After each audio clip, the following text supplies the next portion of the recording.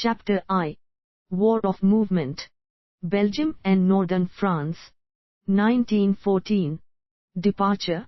Ulm, July 31, 1914. The danger of war hung ominously over the German nation.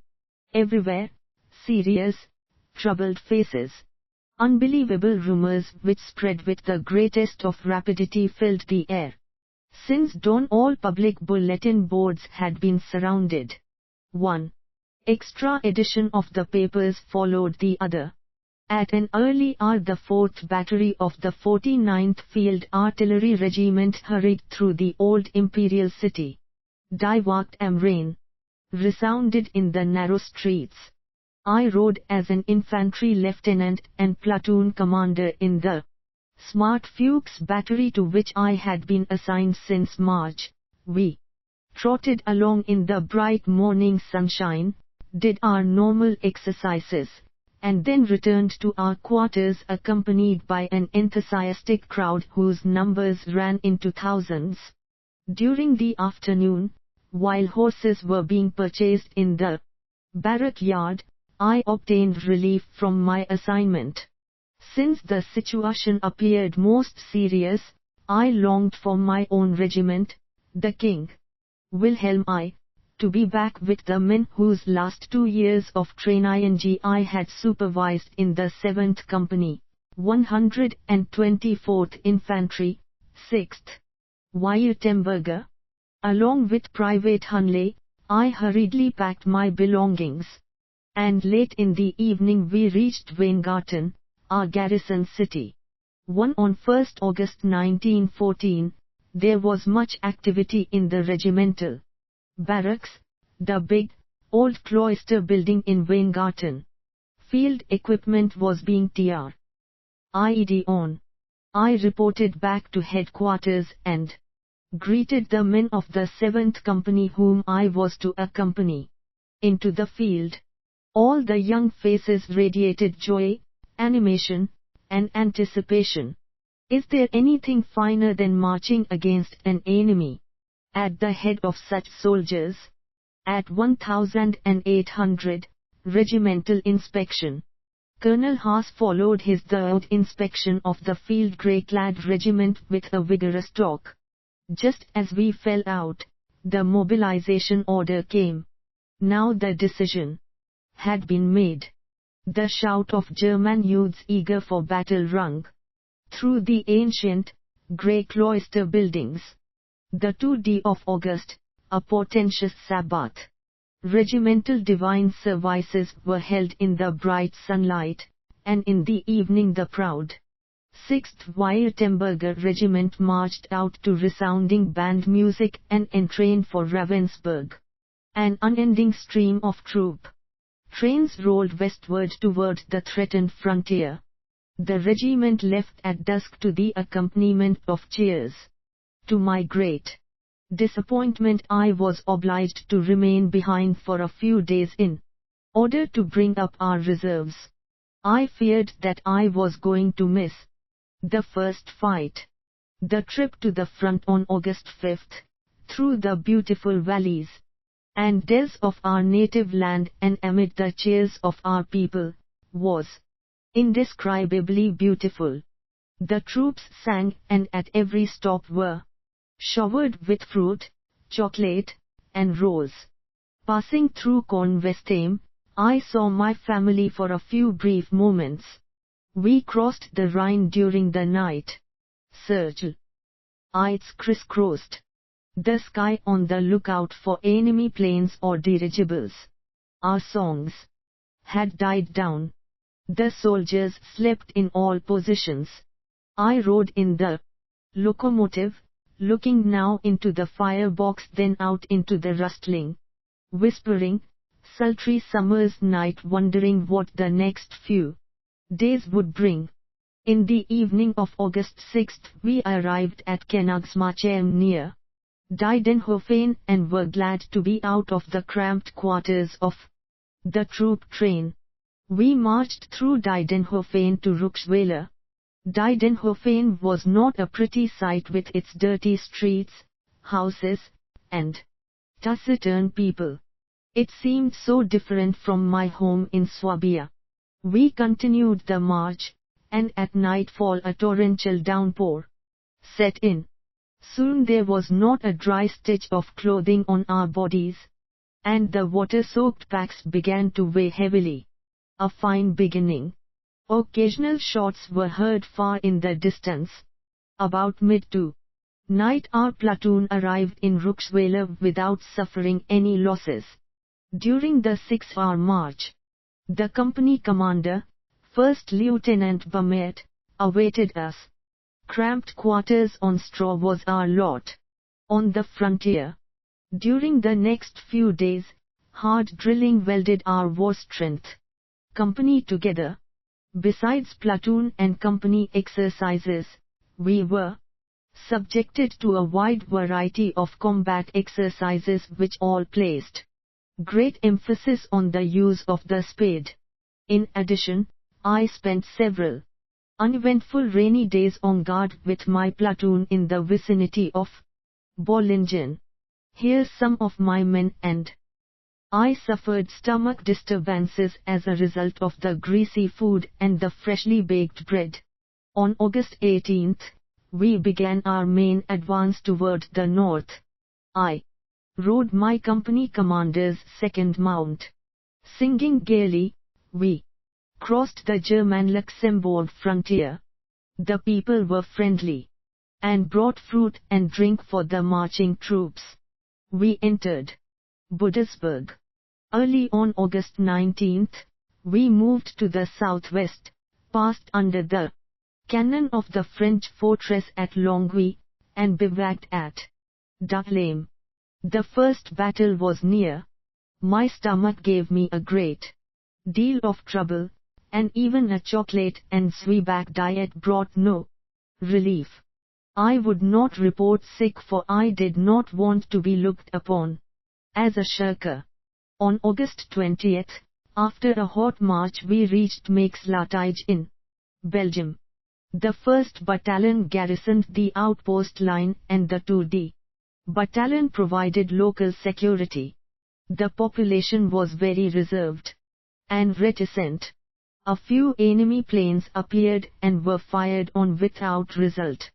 Reconnaissance around Longwy and preparations for the first battle. The next day was to be a day of rest.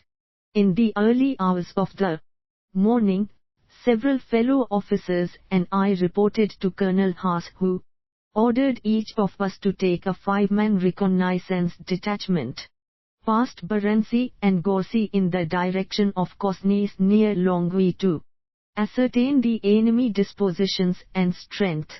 The distance out was 8 miles, and to save time we obtained permission to go by wagon as far as the outpost. Our Belgian dray horse ran away while we were still in Maix-la-Tige, and the upshot was a landing in a manure pile, with only a broken-down wagon to show as a result of our efforts.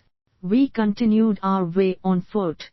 Burdened with the responsibility of human life, we moved forward with a greater degree of caution than was normal in peacetime maneuvers.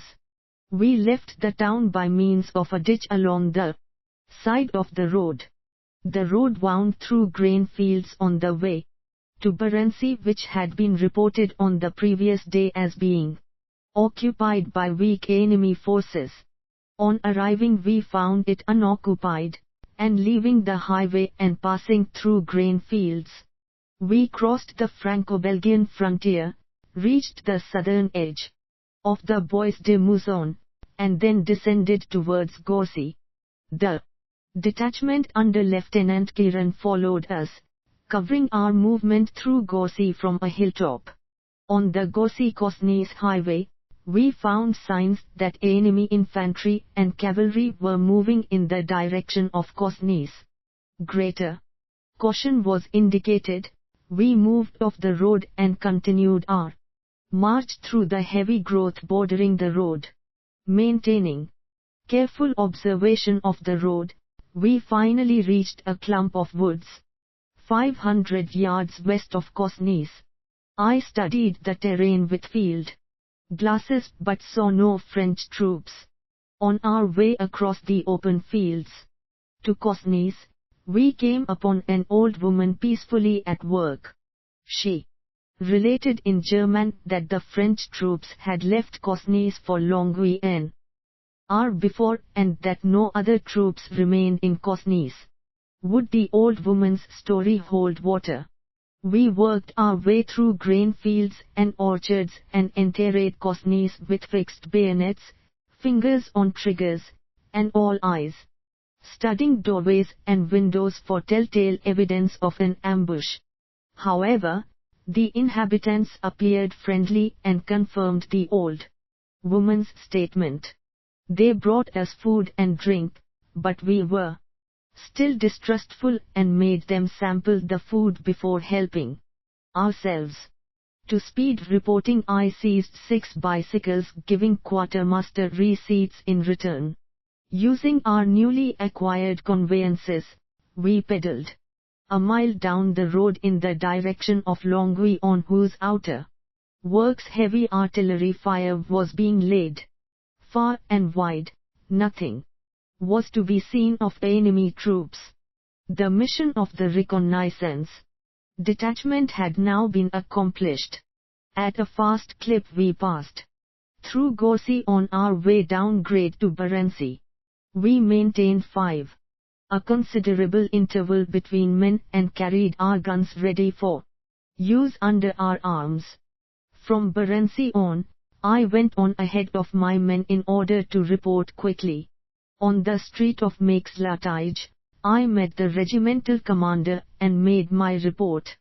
Tired and hungry, I headed for my quarters, looking forward to a few hours' rest.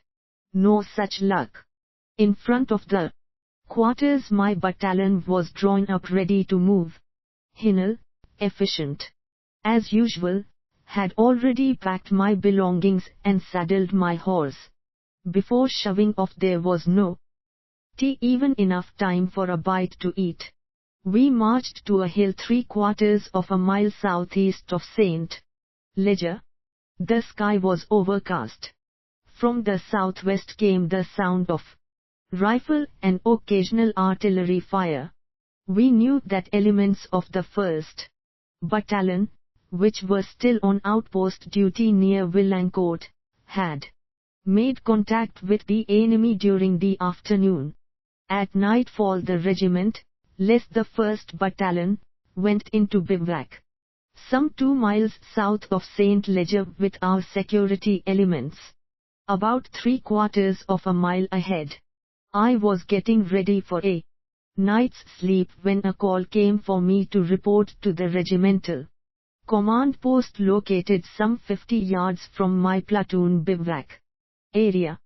Colonel Haas asked whether I would make a trip through the woods to the 1st Battalion at Villancourt. My mission was to give the 1st Battalion the regimental order to retire to Hill 312 by the shortest route possible, and I was appointed battalion guide. Sketch 1. With Sergeant Gauls and 2 men from the 7th Company, I went on my way. We travelled in the dark by compass through the meadowland southeast of Hill 312. Off to the right we heard our own sentries' challenges, now and then a rifle shot. Soon we were climbing a steep, thickly wooded slope. From time to time we halted and listened to the noises of the night. Finally, after a hard climb and feeling our way, we reached the crest of the line of hills west of Villancourt.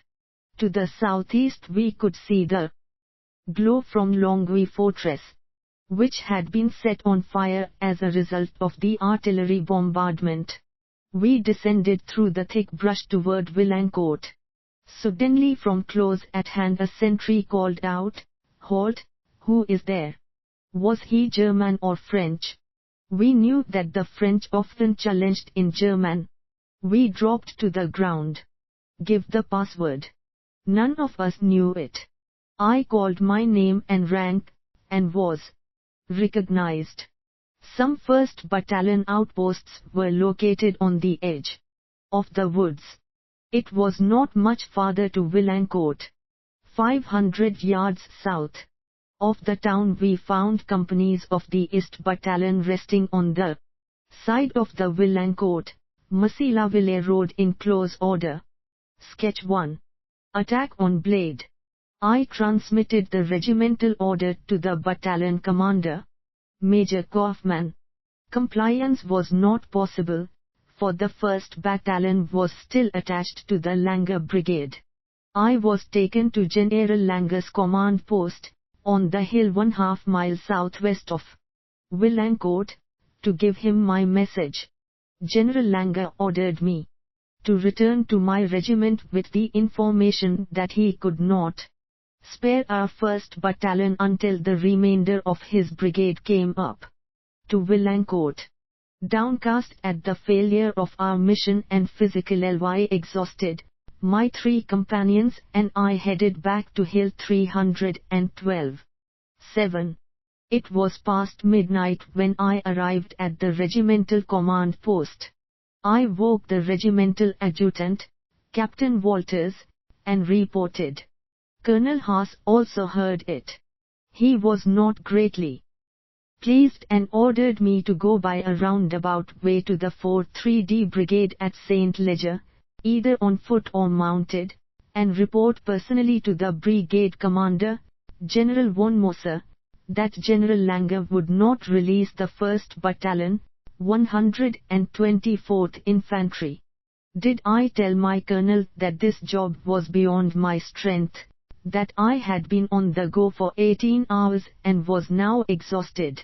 No, although a tough job lay ahead, it had to be done. I groped my way to the company commander's 2nd Mount, tightened the girth and rode off to the north. I found General von Moser in a tent on the hill a short distance southeast of St. Leger. He was extremely displeased at my report and ordered me to return to Villancourt by way of the regimental command post and inform General Langer that the 1st Battalion of the 124th Regiment had to be under regimental control by daybreak. Partly on horseback and partly on foot, uphill and down dale through the dark, dense woods, I made my way some 6 miles back to Villancourt where I carried out my instructions. Dawn was breaking as I got back to the regiment on Hill 312.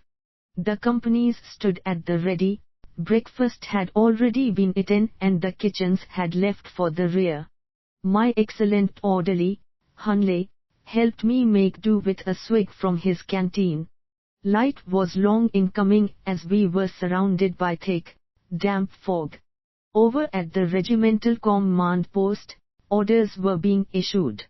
Observations, facing the enemy, the reconnaissance detachment command.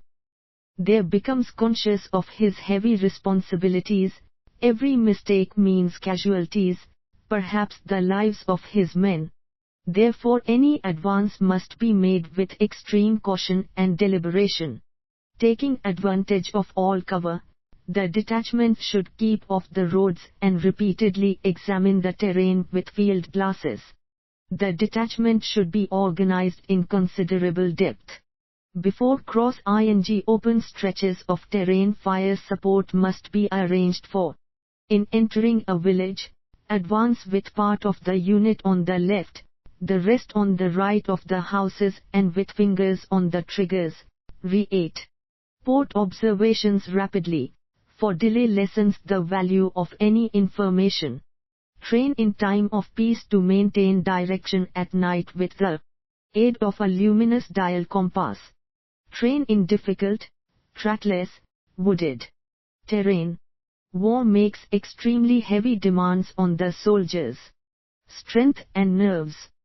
For this reason make heavy demands on your men in peacetime exercises. Action at Blade. About 0500, the 2D Battalion started off for Hill 325 about a mile and a half northeast of Blade. A thick ground fog lay on the Dew-covered fields, limiting visibility to a scant 50 yards, the battalion commander, Major Bader, sent me on ahead to explore the road to Hill 325.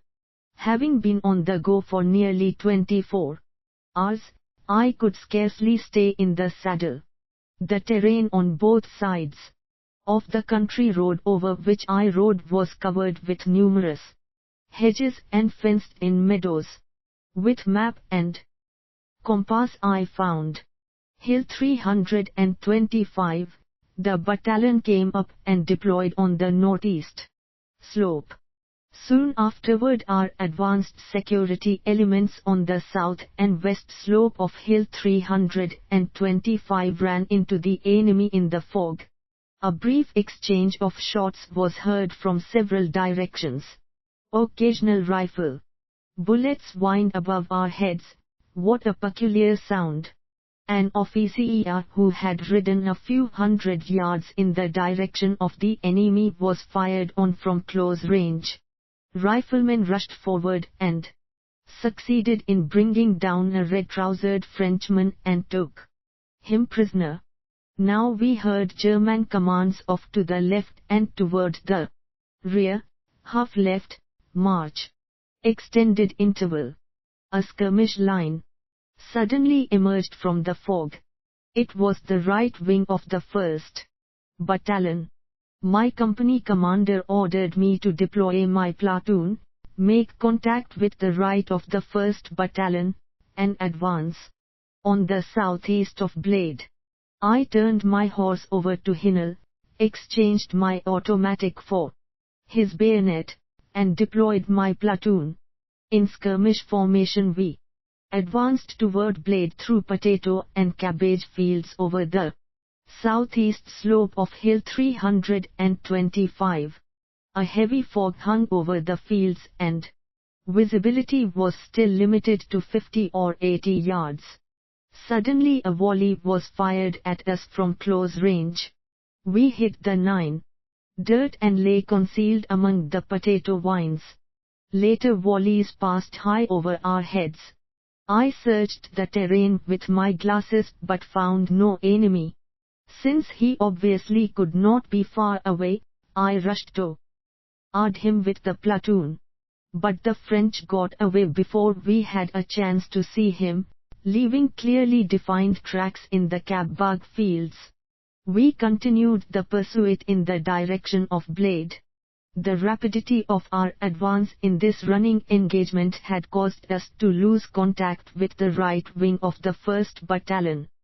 Several additional volleys were fired at the platoon from out of the fog, but each time we charged, the enemy withdrew hastily. We then proceeded about a half-mile without further trouble. Suddenly a high-hedged fence appeared through the fog, and to the right rear we saw the outlines of a farm. At the same time, we began to distinguish a group of tall trees to the left.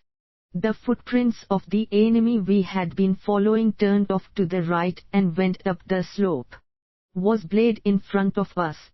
I left the platoon in the shelter of the hedge and sent out a scouting detachment to make contact with our neighbors on the left and with our own outfit. So far the platoon had suffered no casualties.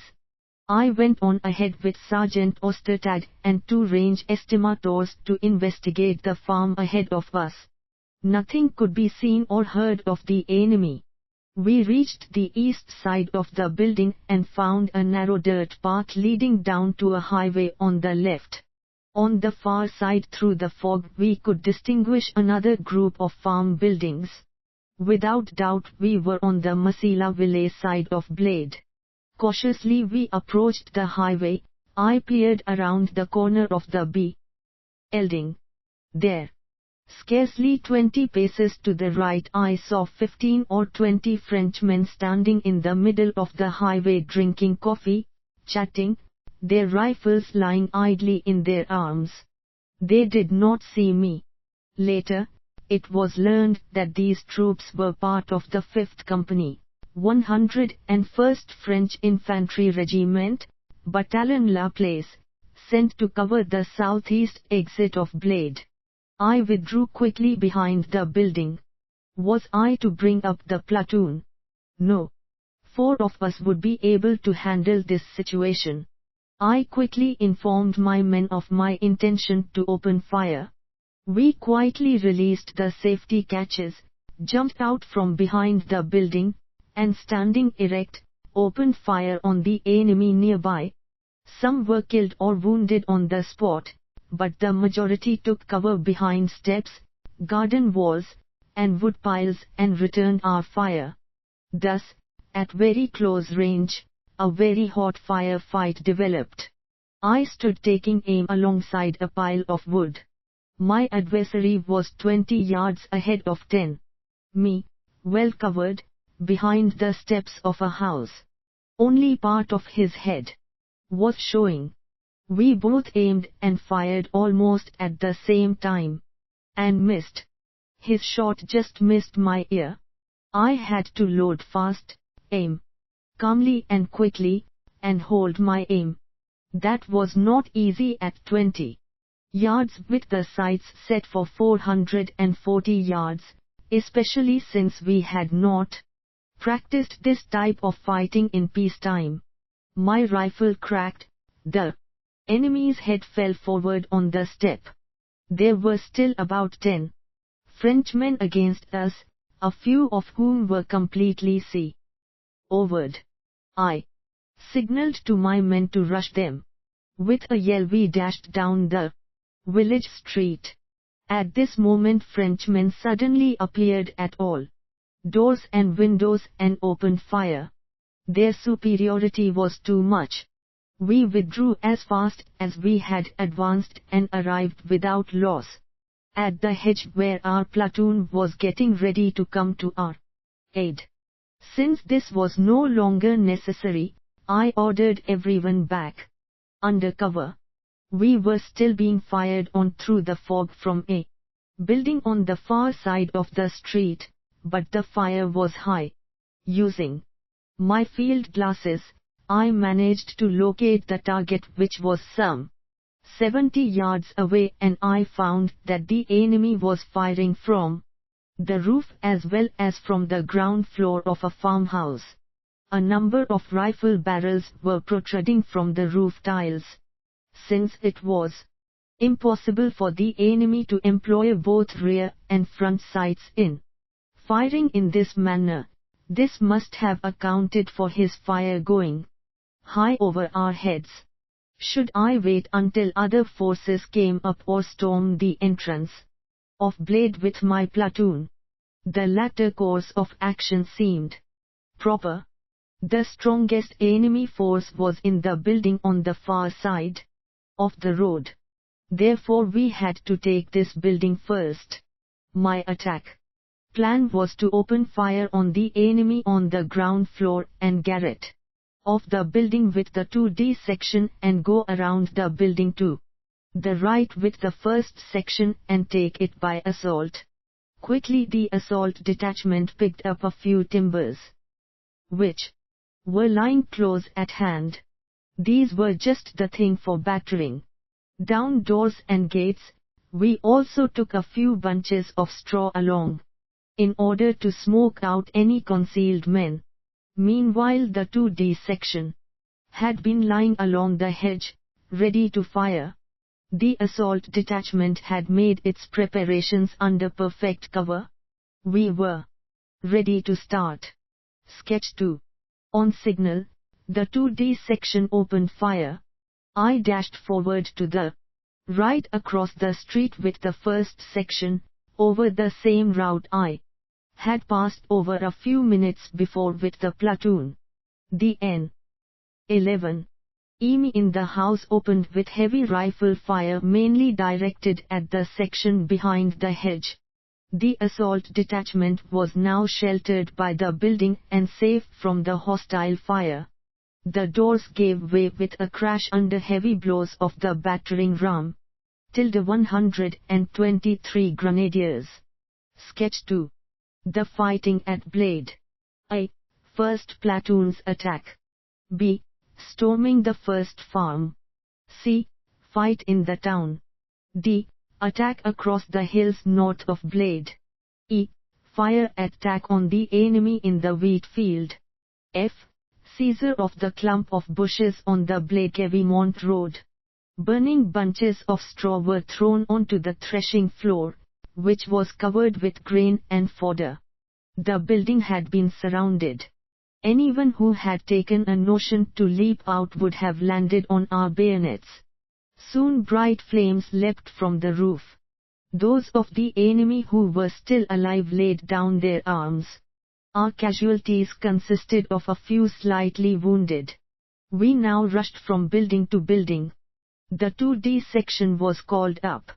Wherever we ran into the enemy, he either surrendered or took cover in the building recesses, from which he was soon routed. Other elements of the 2D battalion which had mingled with those of the 1st battalion now forced their way through the entire village, which was afire in many places. The formations became intermingled. Rifle fire came from all directions and casualties mounted. In a side street I rushed forward to a church surrounded by a wall from which heavy rifle fire was being directed at us. Making use of available cover and rushing from house to house, we approached the enemy. As we advanced to the assault, he gave way, retreated westward, and was soon lost in the fog. We now received very heavy fire on our left flank from the south part of Blade, and our casualties began to increase. On every side one could hear frightened cries for aidmen. An improvised dressing station was set up behind a laundry. A dreadful sight. Most of the wounds were severe. Some of the men cried with pain, others looked death in the eye with the composure of heroes. In the northwest and south portions of Blade the French were still in possession. Behind us the town was ablaze. In the meantime, the sun had dissipated the fog. Nothing more could now be done in Blade, so I assembled everyone within reach, arranged stretcher parties for the wounded, and moved off towards the northeast. I wanted to get out of this cauldron and re-establish contact with my own outfit. Fire, dense, stifling smoke, glowing timbers, crumbling houses, and frightened cattle running wildly among the burning buildings barred our way. Finally, half suffocated, we reached the open. First we took care of the many wounded, then I assembled the formation of about 100 men and headed on to the shallow depression 300 yards northeast of Blade. There, I left the platoon deployed to the west, and went with the section leaders on reconnaissance to E. Next rise in the terrain. To the right and above us lay hill 325 still covered with fog. In the tall fields of grain on its southern slope, we could not recognize friend or foe. Off to the right and about half a mile ahead of us on the far side of a draw, we saw the red breeches of French infantry in company strength on the front edge of a yellow wheat field behind fresh earthworks. They belonged to the 7th Company of the French 101st Infantry Regiment. In the low area to the left and below us, the fight for Burning Blade still raged. Where were our company and the 2D battalion? Were some still in Blade with their bulk farther to the rear? What was I to do? Since I did not wish to remain idle with my platoon, I decided to attack the enemy 13 opposite us in the sector of the 2D battalion.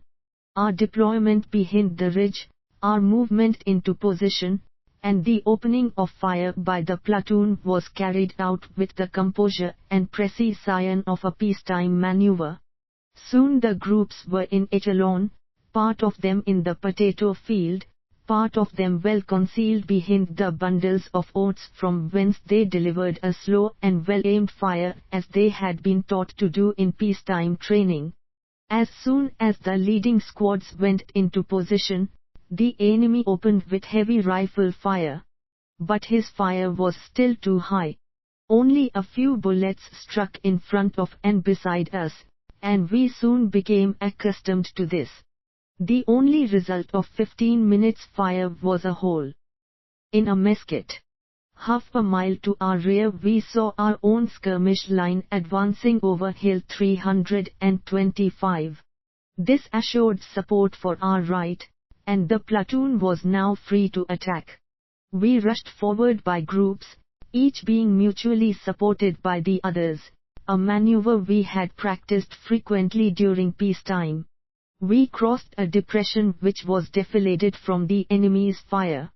Soon I had nearly the whole platoon together in the dead angle on the opposite slope. Thanks to poor enemy marksmanship, we had suffered no casualties up to this time. With fixed bayonets, we worked our way up the rise and to within storming distance of the hostile position. During this movement the enemy's fire did not trouble us, for it passed high over us towards those portions of the platoon that were still a considerable distance behind us. Suddenly, the enemy's fire ceased entirely.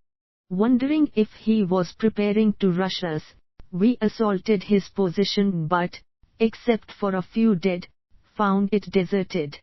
The tracks of the enemy led off to the west through the field in which the grain was as tall as a man. Again I found myself well in advance of my own line with my platoon. I decided to wait until our neighbors on the right came up. The platoon occupied the position they had just gained. Then, together with the commander of the 1st section, a first sergeant of the 6th company, and Sergeant Bentel, I went off on reconnaissance to the west to learn where the enemy had gone. The platoon maintained contact. Some 400 yards north of Blade we reached the road connecting Gevimont and Blade without having encountered the enemy. The road became higher as it went to the north, passing through a cut at this point. On both sides of the road large clumps of bushes interfered with the view to the northwest and west. We used one of these clumps of bushes as an observation post. Strange to say, nothing was to be seen of the retreating enemy. 14. Suddenly, Bentel pointed with his arm to the right, north. Scarcely 150 yards away the grain was moving, and through it we saw the sun's reflection on bright cooking gear piled on top of the tall French packs. The enemy was withdrawing from the fire of our guns which were sweeping the highest portion of the ridge to the west from Hill 325. I estimated that about 100 Frenchmen were coming straight at us in column of files. Not one of them lifted his head above the grain. These soldiers belonged to the 6th Company of the French 101st Infantry Regiment. They had been attacked on the west slope of Hill 325 by elements of the 123d Grenadier Regiment and were now retreating towards the southwest. Was I to call up the remainder of the platoon? No. They could give us better support from their present position. The penetration effect of our rifle ammunition came to mind. 2 or 3 men at this distance. I fired quickly at the head of the column from a standing position. The column dispersed into the field, then, after a few moments, it continued the march in the same direction and in the same formation. Not a single Frenchman raised his head to locate this new enemy who had appeared so suddenly and so close to him. Now the 3 of us fired at the same time. Again the column disappeared for a short time, then split into several parts. and hastily dispersed in a westerly direction toward the Gevy-Montblade highway. We opened with rapid fire on the fleeing enemy. Strange to say, we had not been fired on even though we were standing upright and were plainly visible to the enemy. To the left, on the far side of the clump of bushes where we were standing, Frenchmen came running down the highway. They were easily shot down as we fired at them through a break in the bushes at a range of about 10 yards. We divided our fire, and dozens of Frenchmen were put out of action by the fire of our 3 rifles. The 123d Grenadier Regiment was advancing up the slope on the right. I waved my platoon forward and we proceeded up both sides of the Gevy-Montblade road. Along the way we were surprised to find a number of Frenchmen concealed in the roadside bushes. It took considerable persuasion to make them leave their hiding places and lay down their weapons, since they had been led to believe that the Germans would cut the throat of any prisoner taken. We rounded up more than 50 of them from the bushes and grain fields, members of the 6th and 7th Companies of the French 101st Infantry Regiment, among them a captain and a lieutenant who had suffered a slight arm wound. My men offered cigarettes to the 15 captives, which served to allay their mistrust to a great degree. The 123d Grenadier Regiment had now reached the Gevy-Montblade road at the top of the slope on the right. We were being fired upon from the direction of the forest-covered slopes of Les Mat, a prominence lying about a mile northwest of Blade. As quickly as possible I got the platoon into the cut on the right so they would be under cover, with the intention of resuming the fight with an attack on Les Mat from this point.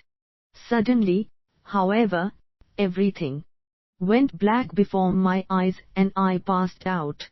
The exertions of the previous day and night, the battle for Blade and for the hill to the north, and, last but not least, the terrible condition of my stomach, had sapped the last ounce of my strength. I must have been unconscious for some time. When I came to, Sergeant Bentel was working over me. French shell and shrapnel were striking intermittently in the vicinity. Our own infantry was retiring toward Hill 325 from the direction of the Les Mat woods. What was it? A retreat. I commandeered part of a line of riflemen, occupied the slope along the Gevy-Montblade road, and ordered them to dig in. From the men I learned that they had sustained heavy casualties in Les Mat woods, had lost their commander, and that their withdrawal was executed on orders from a superior commander. Above all, French artillery wrought great havoc among them. A quarter of an hour later, buglers sounded regimental call and assembly. From all sides parts of the regiment worked their way toward the area west of Blade. One after the other the different companies came in. There were many gaps in their ranks. In its first fight the regiment had lost 25% of its officers and 15% of its men in dead, wounded, and missing. I was deeply grieved to learn that 2 of my best friends had been killed. As soon as the formations had been reordered, the battalions set off toward Gomery through the south part of Blade. Blade presented a terrible sight. Among the smoking ruins lay dead soldiers, civilians, and animals. The troops were told that the opponents of the German Fifth Army had been defeated all along the line and were in retreat, yet in achieving our first victory, our success was considerably tempered by grief over the loss of our comrades. We marched south, but our progress was frequently halted, for in the distance we saw enemy columns on the march. Batteries of the 49th Artillery Regiment trotted ahead and went into position on the right of the highway. By the time we heard their first shots, the enemy columns had disappeared into the distance. 16. Night fell. Nearly dead from fatigue, we finally reached the village of Rouet, which was already more than filled with our own troops. We bivouacked in the open. No straw could be found, and our men were much too tired to search for it. The damp, cold ground kept us from getting a refreshing sleep. Toward morning, it grew chilly, all of us were pitifully cold. During the early morning hours, my complaining stomach made me restless. Finally day dawned. Again thick fog lay over the fields. Observations: it is difficult to maintain contact in fog. During the battle in the fog at Blade, contact was lost soon after meeting the enemy, and it was not possible to re-establish it. Advances through fog by means of a compass must be practiced, since smoke will frequently be employed in a meeting engagement in the fog. The side capable of developing a maximum firepower on contact will get the upper hand, therefore keep the machine guns ready for action at all times during the advance. Fights in inhabited places often take place at extremely short ranges, a few yards. Hand grenades and machine pistols are essential. Provide fire protection before attacking by means of machine guns, mortars and assault guns. An attack in a village is usually accompanied by heavy casualties and should be avoided whenever possible. Pin the enemy down to the village by means of fire, or blind him with smoke and hit him outside the village or town. Tall grain offers good concealment, but shining articles such as bayonets and cooking utensils may betray the location of troops.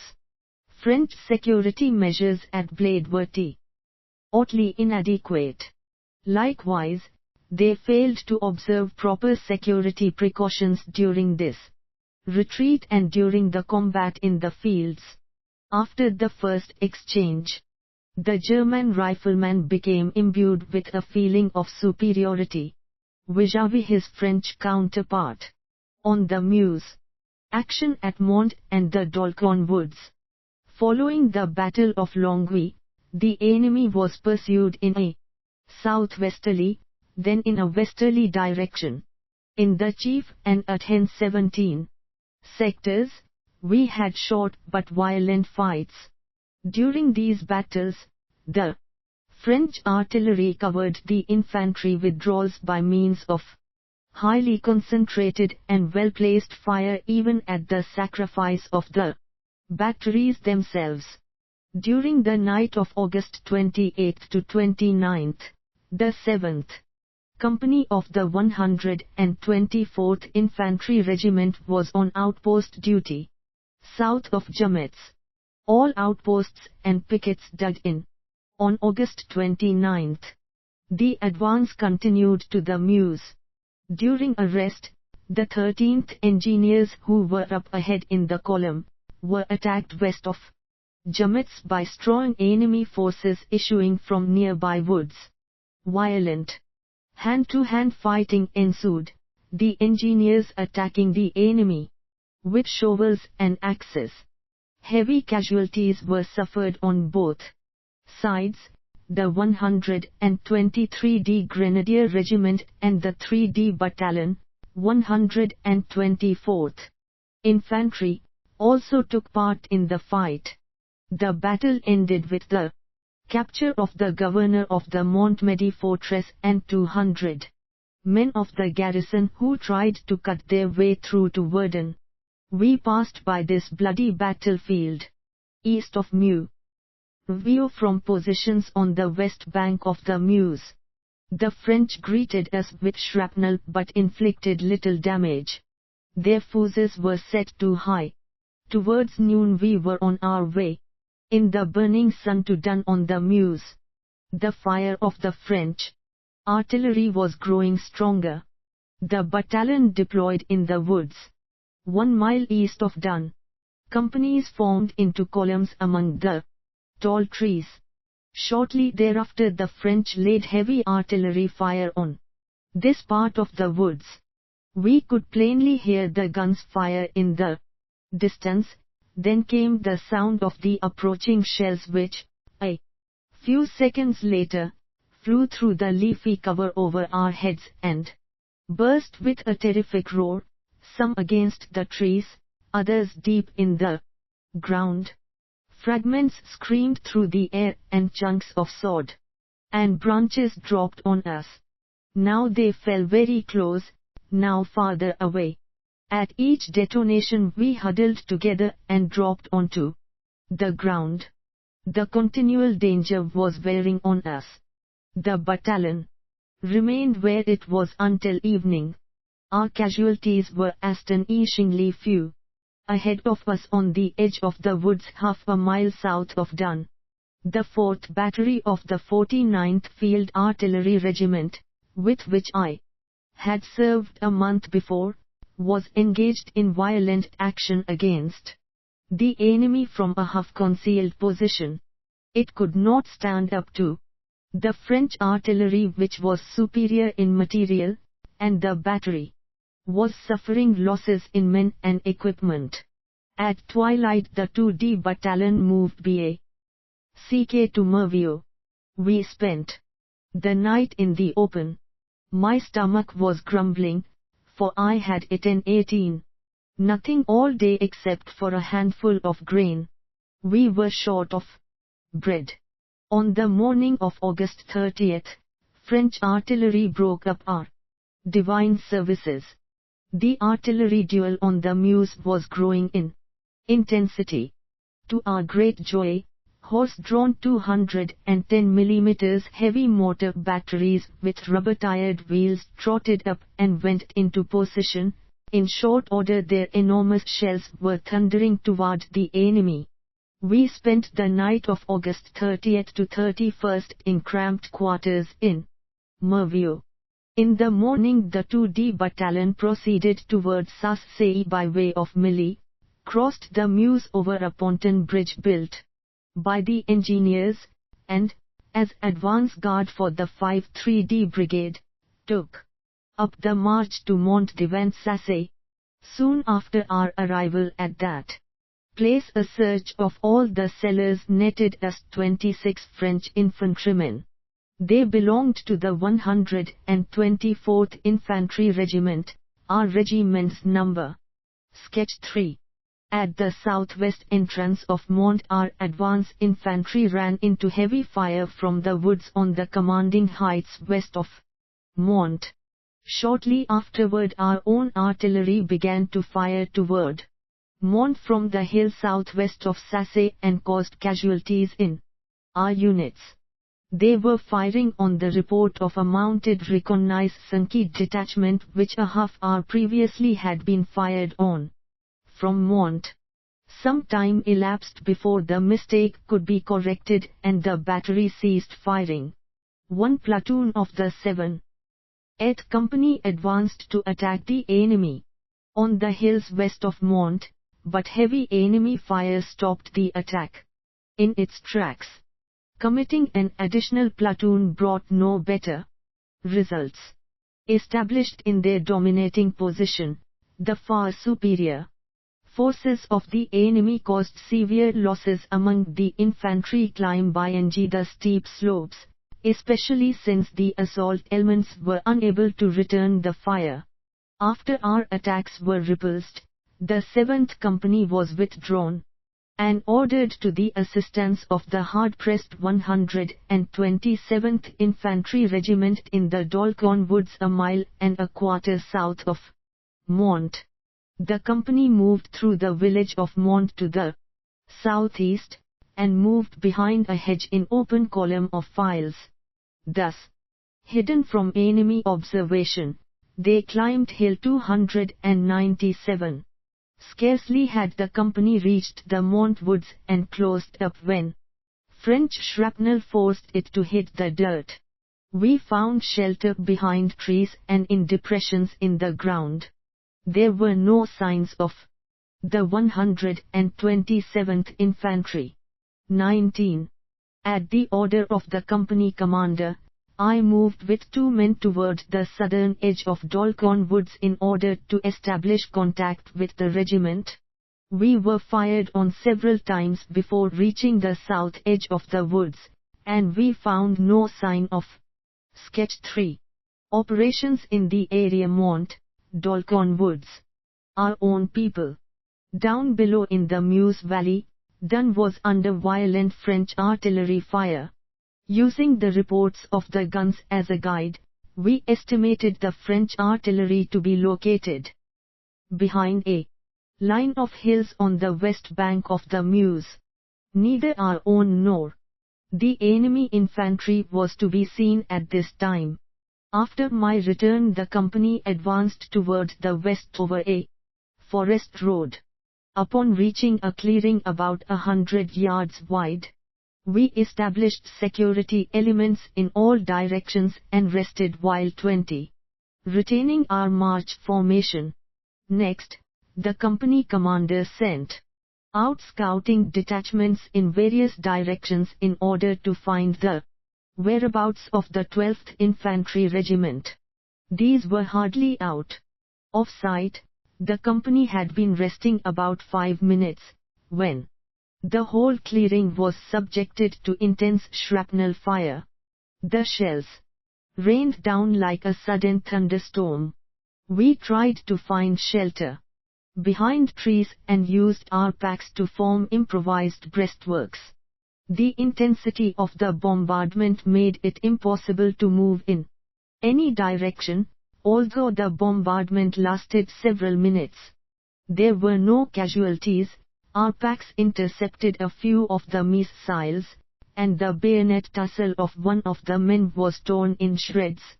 It was a mystery to us how the French artillery so quickly learned of our location in the middle of the forest and how it was possible for them to lay their fire on us in such a short time. Was it just an accident?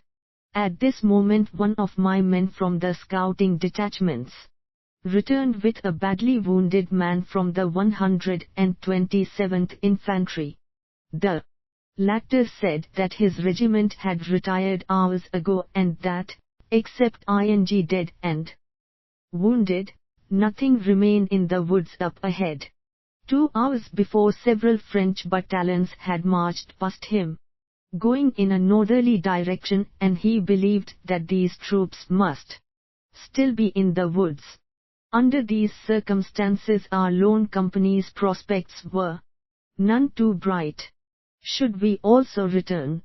The appearance of an infantry battalion on the road behind us solved our problem, and after a conference with the battalion commander, we moved out in a westerly direction as battalion advance guard with my platoon as the point. 5 minutes later, we heard heavy bursts of small arms fire accompanied by considerable shouting. The sounds came from our right, and I estimated the distance to be about 2/3 of a mile. We turned toward the sound of the guns and moved over a narrow trail, both sides of which were covered with a heavy underbrush. On a straight section of trail we could make out some black objects 100 yards ahead. Bullets whining about our ears answered the question as to their identity.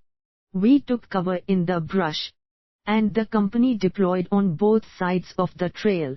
The enemy maintained a heavy volume of fire, but most of it was wild, though we did suffer some injuries from ricochets.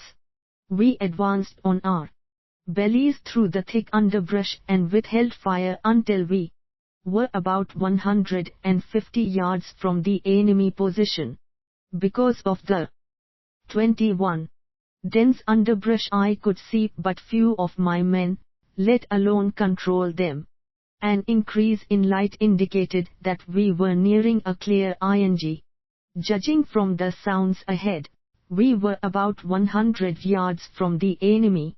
I charged ahead with my platoon and reached the clearing, which turned out to be so overgrown with blackberry bushes that we were unable to cross it.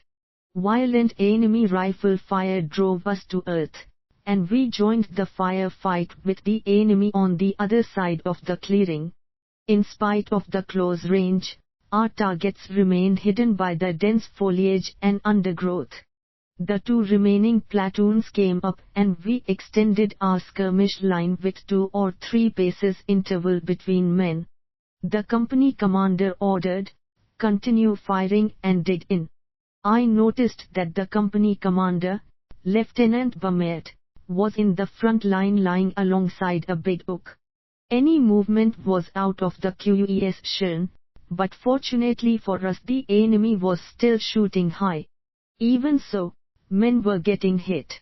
While some riflemen maintained a slow protective fire, the remainder dug in. The condition of the soil did not make this an easy job, and branches and leaves kept raining down. Suddenly we heard firing from a new direction and from behind us. Bullets struck around me, throwing dirt in my face. The man on my left suddenly cried out and rolled on the ground in pain. He had been shot clean through. Crazed with pain, he cried out, "Help! Aid man! I am bleeding to death."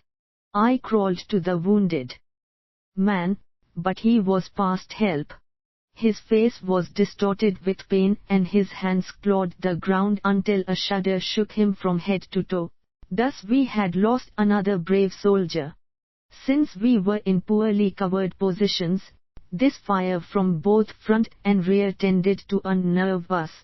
It appeared that elements of our battalion had started their firefight as soon as they came within range of the enemy, and the thick underbrush made it difficult to correct this error. On the right the sound of battle increased, and this brought an increased volume of enemy fire. A bullet smacked into the shovel with which I was digging. A few moments later First Lieutenant Bummet was hit in the leg, and I took command of the company. An attack was being made by German forces on our right, for we could hear drums, bugles, shouting, and the methodical fire of the French machine guns. It was a welcome respite. I ordered the 7th Company to attack, passing around the left of the clearing. The troops rushed forward, glad to get out of a bad spot and determined to fight it out. The enemy decided to defer our meeting and threw a few shots 22 at us, but by the time we had reached the far side of the clearing, he had vanished into the underbrush. We started off in pursuit, my immediate objective being the southern edge of Dolcon Woods, because from there we might be able to inflict additional damage on the retreating enemy as he crossed the open terrain. Thinking that the whole company was right behind me, I hurried on as fast as possible with the leading squads but failed to catch up with the enemy before we reached the southern edge of Dolcon Woods. Ahead of us, to the south on the next rise and on the far side of a wide meadow, was Briar Farm. Behind the same rise and to the right of us we saw a French battery firing up the Meuse Valley in the direction of Dun. Strange to say, no enemy infantry could be located. Judging from appearances, they had retired into the woods. On the west, we now had lost contact within the company, and my total available force was 12 men. From the left a scouting detachment of the 127th Infantry came up and informed me that the 127th Infantry was about to attack from the woods in the direction of the Briar Farm. Soon we saw skirmish lines advancing. on the left. My problem was whether to wait for the remainder of the company or to attack the battery ahead with my 12 men. I decided on the latter in the hope that the remainder of the outfit would follow. By dashes we reached a depression, and some 700 yards west of Briar Farm we started climbing in the direction of the French battery. Judging from the sound of the guns, we were separated by a scant 100 yards. On our left the advance elements of the 127th Infantry were closing in on the farm. It was getting dark. Suddenly our own troops opened fire on us. From the farm, the 127th must have taken us for Frenchmen. The fire became heavier and forced us to the ground. We tried to set them right by waving our helmets and handkerchiefs, but it was no use. There was no cover close to us, and the rifle bullets were striking close about us in the grass. We pressed our bodies to the ground and resigned ourselves to being fired on by our own people, for the second time in the course of a few hours. Seconds seemed like eternity, and I could hear my men groan as the bullets whistled over us. We prayed for darkness since its cover offered us our only chance of salvation. Finally they ceased firing. In order not to draw any more fire, we stayed where we were, and then, after waiting several minutes, we crawled back into the hollow to our rear. We made it. My 12 men were unscathed. It was now too late to attack the French battery, and I had lost 23. My stomach for it. The moon shed a dim light through sparse clouds as we headed back into the Dolcon woods, the scene of the afternoon's battle. We found no trace of the company. Later, I learned that a soldier had told the first sergeant I had been killed in the fight in the woods. The sergeant had assembled the outfit and marched it back to our battalion in the vicinity of Mont. Passing through Dolcon woods, we heard the moans of wounded men all around us. It was a gruesome sound. A low voice from a nearby bush called, "Kamerad, Kamerad." A youngster from the 127th lay with a breast wound on the cold stony ground. The poor lad sobbed as we stooped over him. He did not want to die. We wrapped him in his coat and shelter half, gave him some water, and made him as comfortable as possible. We heard the voices of wounded men on all sides now. One called in a heartbreaking way for his mother. Another prayed. Others were crying with pain, and mingled with these voices we heard the sound of French, "This bless us, comrades." It was terrible to listen to suffering and dying men. We helped friend and foe without distinction, gave them our last piece of bread and our last drop of water.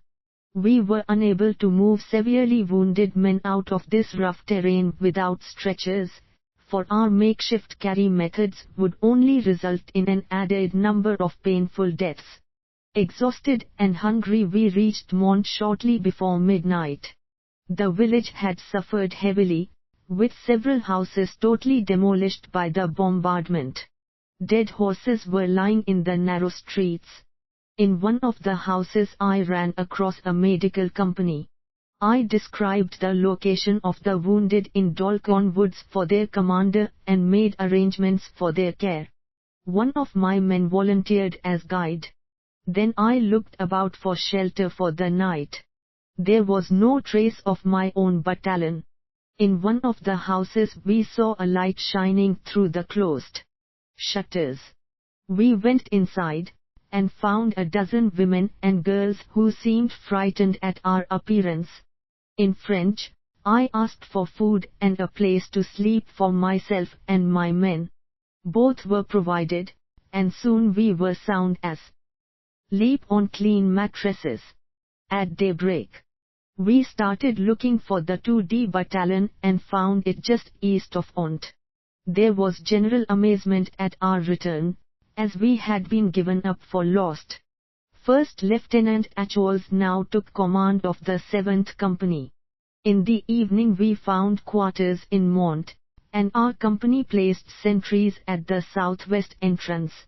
I slept in a 24-bed in regal fashion, but not until I had forced the local French billeting agent to disgorge a couple of bottles of wine for Hunley and myself. Bedbug bites were the souvenirs of my princely couch. Observations: the attack on the engineer company resting at the head of the main body of troops teaches us that all units of a group must provide for their own security. This is especially true in close terrain and when faced with a highly mobile enemy. In the woods east of Dun, the 7th Company was under heavy French artillery fire for a considerable period. Had one of the shells hit the column, at least 2 squads would have been annihilated simultaneously. With the increased power of modern weapons, increased dispersion and digging of foxholes is vital to the safety of any unit. Begin digging in before the first enemy bombardment. 2. Much spade work is better than too little. Sweat saves blood. As is shown by the example at Mont, a thorough search of any locality previously occupied by the enemy is necessary. The 26 captured Frenchmen were perhaps shirkers, or they may have been left behind to ambush us as we moved through the town. The report of a cavalry reconnaissance detachment that it had been fired on from Mont a half-hour before caused our own artillery to fire into Mont while it was actually in the possession of the 124th Infantry. Needless losses resulted. Artillery-infantry liaison must be maintained. The artillery must maintain uninterrupted observation over the field of battle. To march or halt in a closed column within artillery range of the enemy is bad practice, as shown by the French bombardment of the company halted in Dolcon Woods. With modern artillery very heavy casualties would have resulted. The fight in Dolcon Woods emphasizes the difficulties of forest fighting. One sees nothing of the enemy. The bullets strike with a loud crash against trees and branches. Innumerable ricochets fill the air, and it is hard to tell the direction of the enemy fire. It is difficult to maintain direction and contact in the front line. The commander can control only the men closest to him, permitting the remaining troops to get out of hand. Digging shelters in a woods is difficult because of roots. The position of the front line becomes untenable when, as in Dolcon Woods, one's own troops open fire from the rear, for the front line 25 is caught between 2 lines of fire. In advances, as well as in forest fighting, it is advisable to have a maximum number of machine guns well up forward. It will be necessary to fire the machine gun while on the move in case of chance encounters or while engaged in the assault action at Jesnice. In the earliest hours of 2nd September 1914, the battalion headed for Villers-de-Vendôme, where we got a short rest. Then the battalion hurriedly rejoined the regiment and, under a hot sun, marched through Andeville and Rimonville to Landres. The enemy had retreated and the Meuse lay behind us. Morale was high in spite of the battles and exertions of the last few days. The band played as if we were on practice maneuvers. To the south in the direction of Verdun we could see artillery flashes and hear the shell bursts. We marched west in the heat and dust. At Landres, in the afternoon, we suddenly turned southeast. Over miserable paths and through heavily wooded terrain, the 124th Infantry hurried to the assistance of the hard-pressed 11th Reserve Division. In the woods 1 mile northwest of Jesnice, French artillery got the range and greeted us with a shower of shrapnel. The battalion halted and I was sent ahead in the direction of Jesnice to find a road that offered some cover from this artillery fire. Accompanied by a sergeant, I moved through a dense brush to the south edge of the woods where we were forced to take cover because of heavy fire raking the edge of the woods from the right. We continued to the left and discovered a fairly well-protected road. On returning we found the battalion had moved. Hunley was waiting L1 with the horse and reported that the column had marched off to the right. Ahead enemy shells were striking along the edge of the woods. Accompanied by Hunley and the sergeant, I rode forward toward Jesnice, in order to overtake the unit on the road I had just reconnoitered.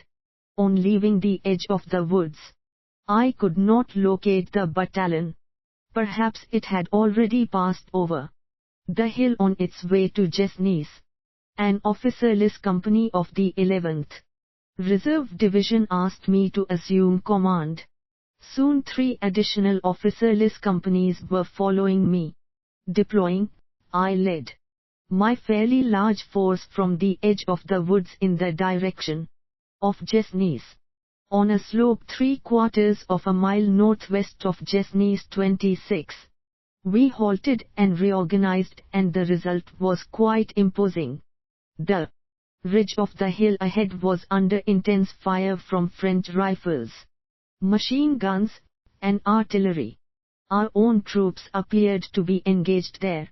While my new formation was being reorganized, I rode forward and tied my horse to a bush on the protected slope, close behind our own skirmish line.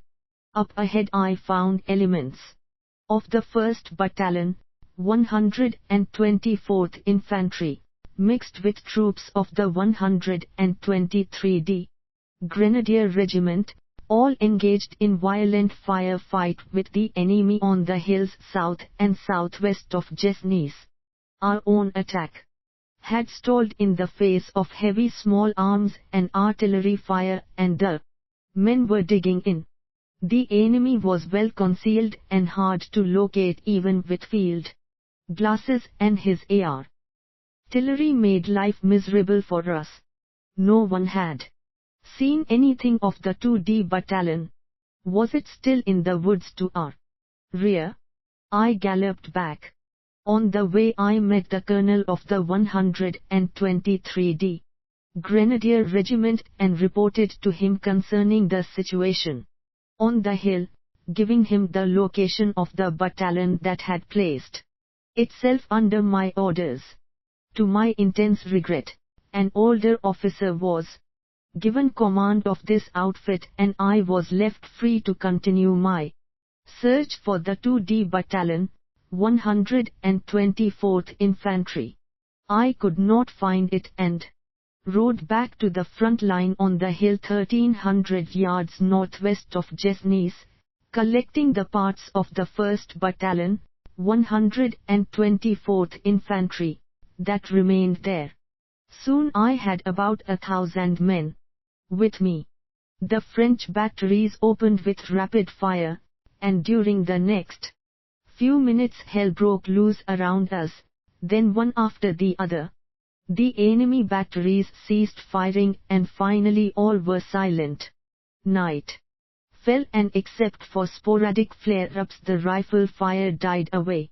I continued looking for the 2D Battalion on the hills west of Jesnice until late, but luck was against me and I returned to my men. All were worn out and hungry for they had not eaten since early morning. Unfortunately I could not supply them with rations and I had my doubts as to whether the kitchens had managed to get through. Jesni's Woods. My intention was to start back at daybreak in the direction of Exerment, where I hoped to locate my regiment. The night passed without incident, and toward morning we had a decided drop in the temperature. My complaining stomach served in place of an alarm clock. At dawn, French small arms fire started in again over a broad front. We retired in the direction of Exerment, and in a hollow a mile and a half east of that place I found the Regimental Command 27 post, near which I located the 2D Battalion, 124th Infantry, which was in regimental reserve. After reporting, I was given a new job. The battalion adjutant was a casualty, and I was ordered to take his place. The food situation was no better here than up forward, and I ate some wheat grains to quiet my protesting stomach. Infantry small arms fire could be heard again, but the artillery had ceased firing. About 0900 the battalion commander took me with him on reconnaissance. The 1st and 2D battalions held the ridge between Exerment and Jesni's. During our ride we had ample opportunity to see the results of the last day's fighting. Dead were everywhere, and among them we recognized the bodies of Captain Reinhardt and Lieutenant Holman, who fell on the preceding day. Our own front line was now dug in, and there was little to see of the enemy, who still held Tronsol Farm. We returned to the battalion. My next job was to find the battalion kitchens and bring them up. This was an imperative task, for the troops had not eaten for more than 30 hours. To complicate matters, no one knew where the field kitchens were. I began by searching Jesni's and Romagan woods, and then proceeded to Romagan. The latter was full of vehicles belonging to the 11th Reserve Division. My next stop was at Jesni's, because I remembered that the kitchens had been ordered there via Exerment, and I had a feeling that I would find them around our front lines. Jesni's was empty, and I headed toward Exerment, which lay in the valley between the two fronts. Firing from the heights on both sides had ceased, and 1 mile southwest of Jesni's I ran into the entire 2D Battalion combat train. My hunch was correct, for they were ahead of the front line. Shortly afterwards some scouts arrived with the information that the regiment was moving forward in a quarter of an hour. Under these circumstances, I left the kitchens where they were. The hills around Tronsol Farm were taken without further opposition. The enemy had withdrawn by the south, leaving a few dead and wounded behind. The regiment bivouacked under canvas in the vicinity of the farm. My horse got a stall in the stable. He was in need of care after several strenuous days and cold nights. Pursuit through the Argonne, action at Pretz. On September 4, we marched to Boreeuils by way of Eglesfone 28, Thine, Very, Cheppy and Varennes. The roads bore testimony to a hurried enemy retreat, abandoned rifles, packs, and vehicles. Because of the heat and the dusty condition of the road, we made slow progress, reaching Boreeuils late at night. During the night, my ailing stomach again robbed me of sleep. The next day we marched through the Argonne to Briceaux, passing Clermont and Les Ilettes. We did not make contact with the enemy, and we knew that their rear guard had pulled out an hour ahead of us. Verdun was 17 miles northeast of Briceaux. We were well quartered in Briceaux, but nobody was very hard to please. A mattress and a bite to eat were adequate. Captain Ulrich took command of the 2D Battalion. At daybreak, September 6, we sent out a mounted reconnaissance detachment which was fired on from the woods. A bit south of Oaks. At about 0900 the regiment left Oaks, moving deployed to the southwest. At Long's boys are leading. Elements ran into the enemy. The 1st Battalion attacked and quickly seized the Triancourt, Pretz highway. A few French troops were taken prisoner. The 1st Battalion pushed down the road toward Pretz with the 2D Battalion following. Tall woods lined both sides of the highway. To the left there was violent fighting. On reaching the southern edge of the woods, the 1st Battalion ran into stronger enemy forces. A hot firefight started at less than 100 yards range. But once again the French artillery made the going rough. Apparently they were well supplied with ammunition and they delivered a most effective and flexible fire.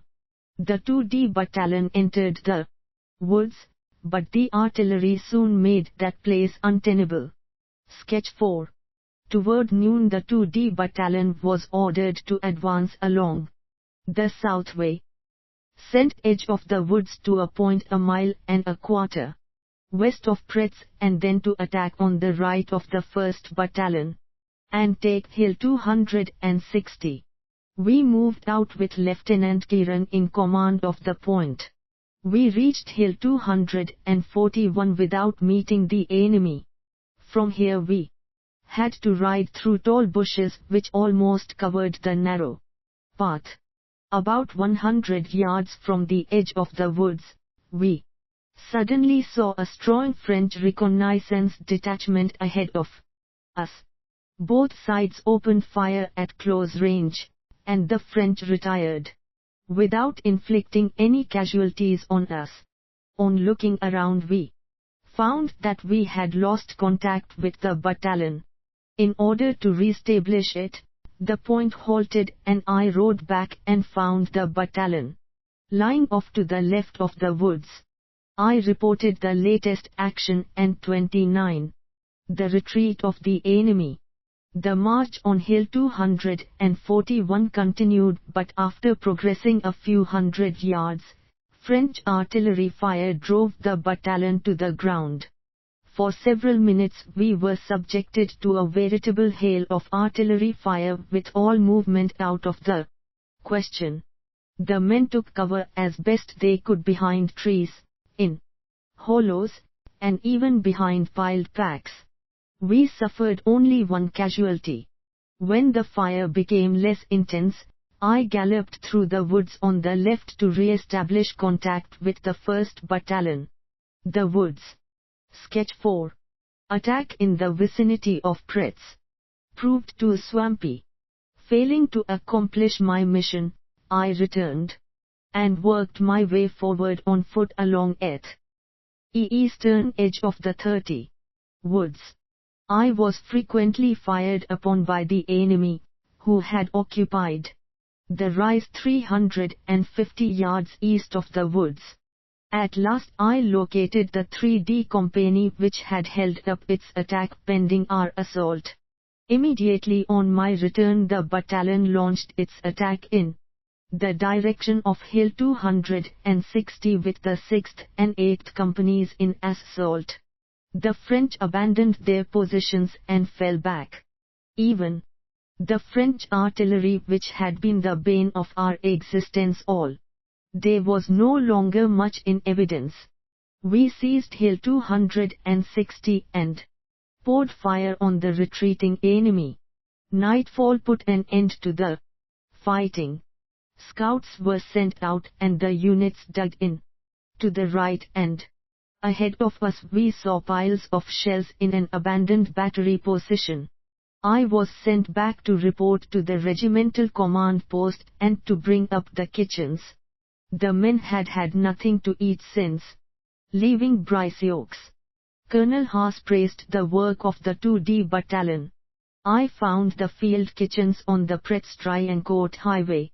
They reached the battalion at 2100, and the hungry men finally got some hot food. We now had a telephone line to the regimental command post. And it was after midnight when we received the next day's order. Our own scouts came and went. Although the enemy did not bother us, there was little time for rest. Attack of Defoe Woods. During the night our reconnaissance elements were able to determine that the enemy had taken up a defensive position some 2 miles distant in Definite Woods. The regiment ordered the 2D Battalion to cross the highway at 0600 and take the woods. Units from the 123d Grenadier Regiment were to advance on our right. Sketch 5. At HR the battalion attacked with 2 companies, 6th and 7th, in the assault and 2 companies, STH and 8th, echeloned to the left rear. Our left flank advanced toward the northeast corner of the woods. I rode between the 6th and 7th companies. There was no sign of the grenadiers on our right. At this point we received this order: stay the advance. Remain where you are. I transmitted the order and galloped back to the regimental command post on Hill 260 to find out the why and wherefore of the order. Colonel Haas wanted the attack held up until the 123d could 31 get going, and he had no idea when that would be. In the meantime, the French artillery had become active and was laying its fire on the 2 reserve companies which were bunched together in the open. Rembercourt to Woubicourt. Sketch 5. Assault on the Defoe Woods. A. Battle near Pretz on August 6. B. Position at which attack was halted August 7. C. Storming of Defoe Woods. D. Rommel's movement to cut off French retreat. The French artillery observers had an excellent view of our lines. From the northern edge of the woods, I dashed forward with the battalion order for the assault echelon to entrench in the potato fields and vegetable plots.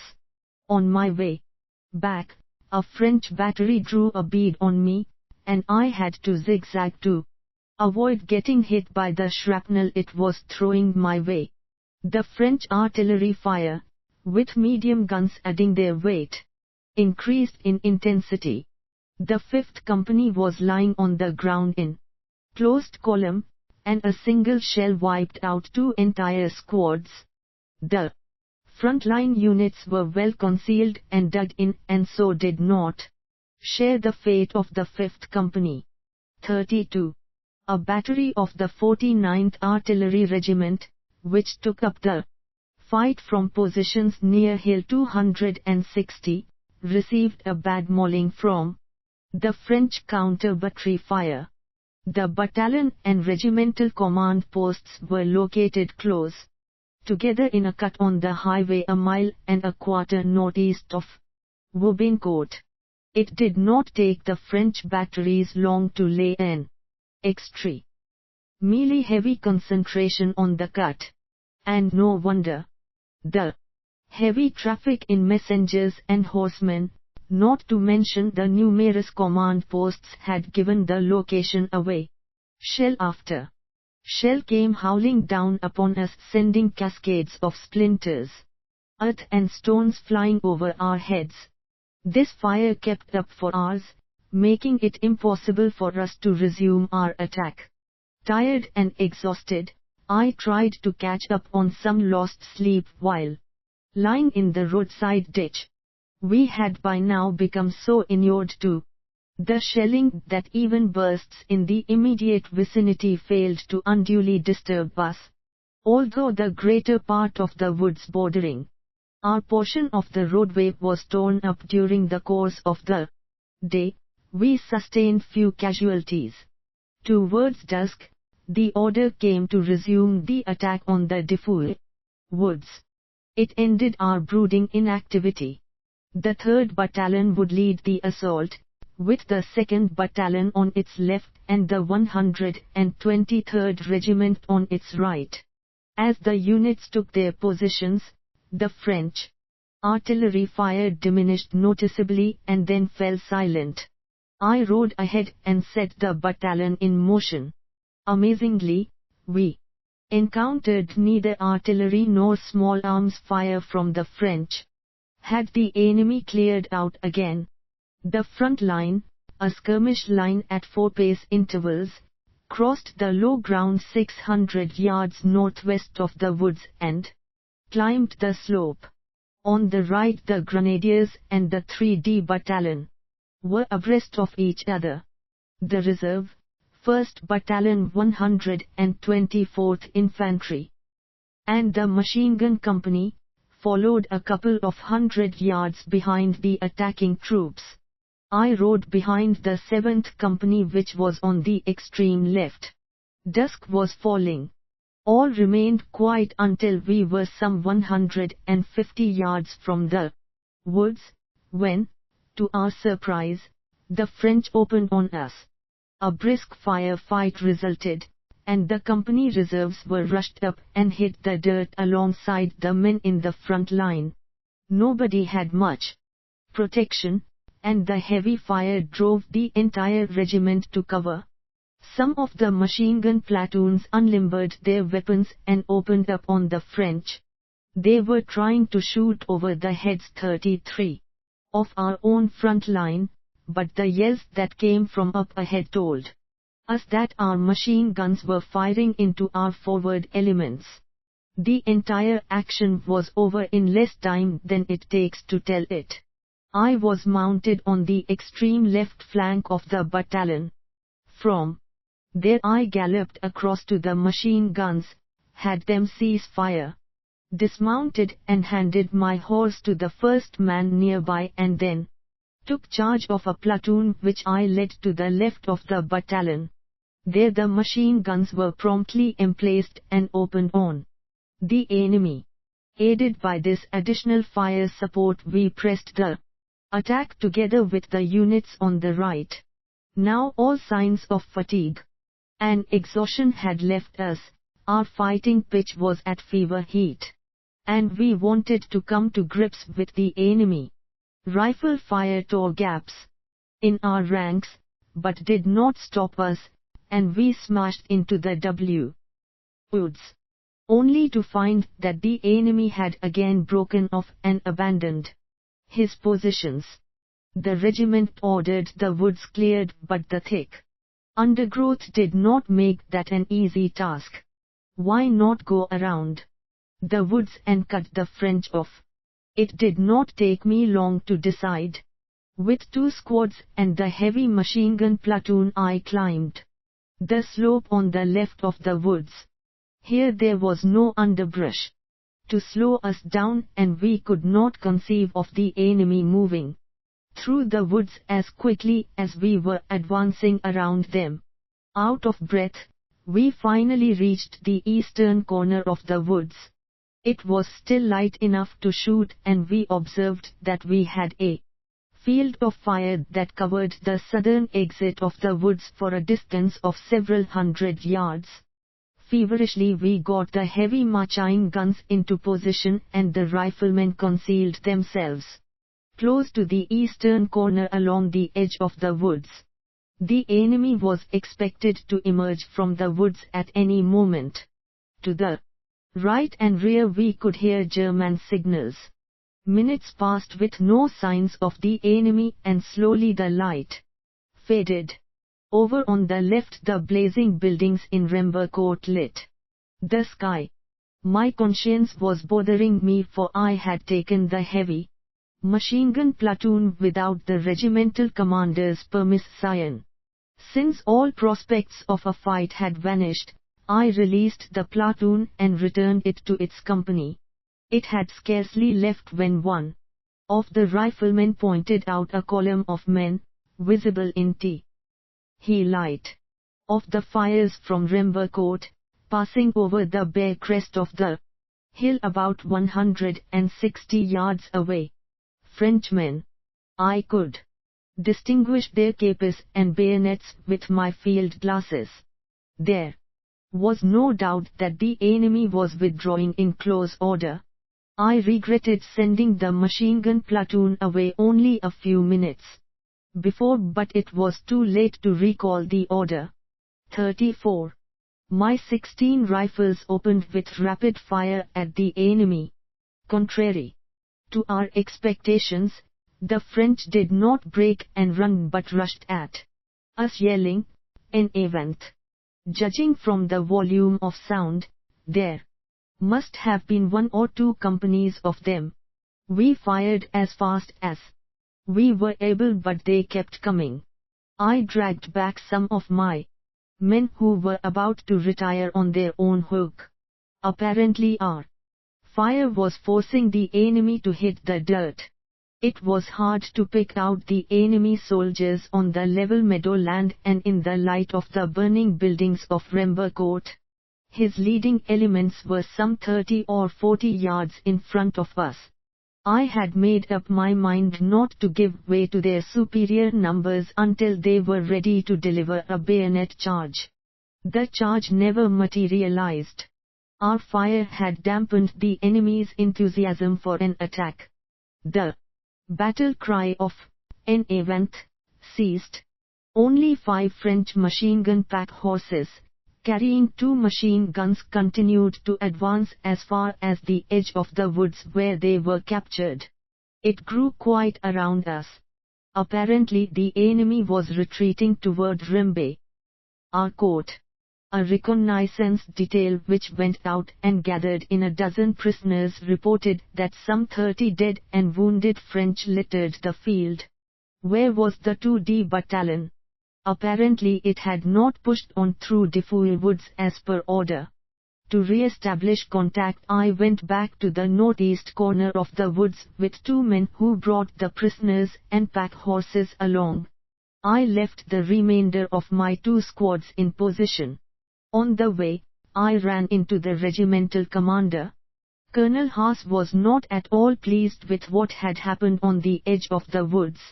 His opinion was that I had not been firing on Frenchmen but on elements of the Grenadier Regiment. Even the prisoners and pack horses with their machine guns failed to convince him. Observations: the attack on September 7 against the Defoe woods had to be carried out over terrain that was 2 miles in width and offered little or no cover. On regimental order, the attack was held up because the unit on the right had not advanced. At the same time, the French artillery began a heavy bombardment.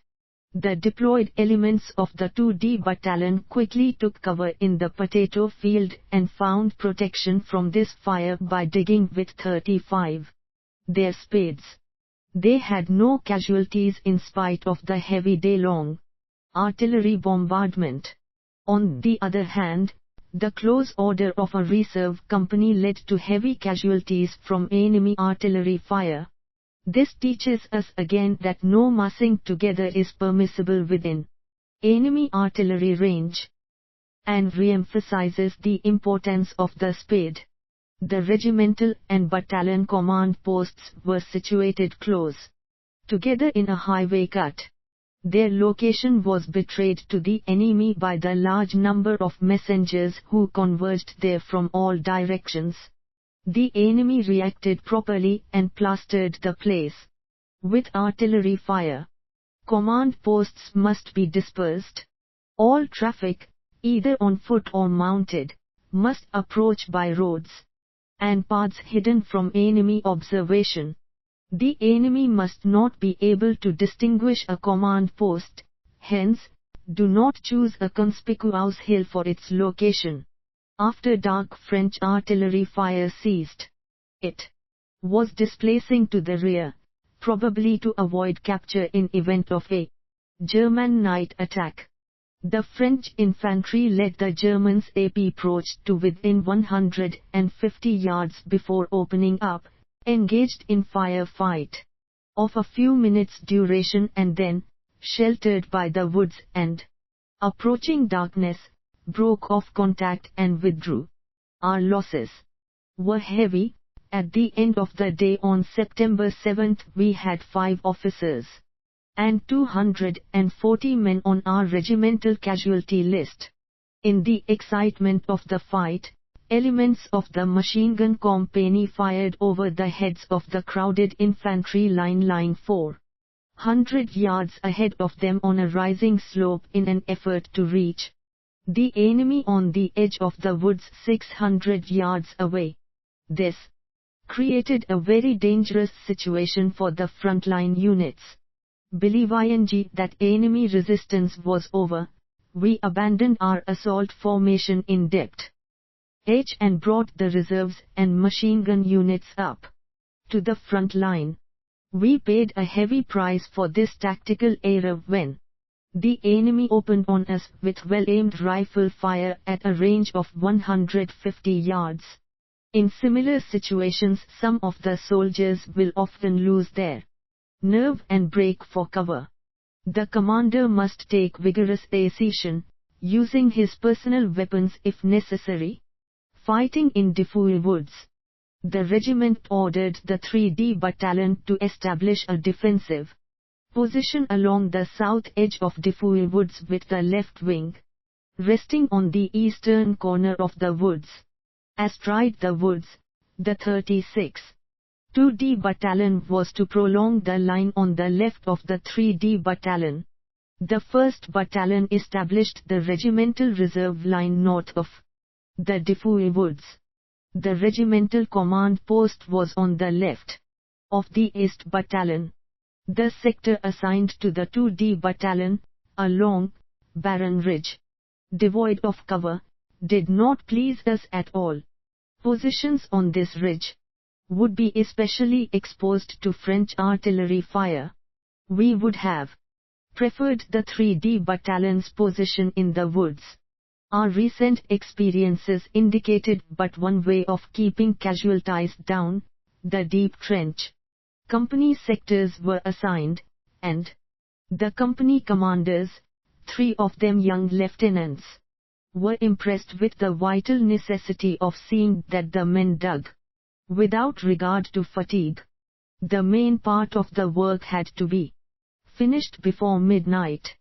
Between then and daybreak a few hours tea could be taken, but shortly before dawn the work had to be continued. The trenches were to be 5.5 feet deep. Soon the whole battalion was hard at it.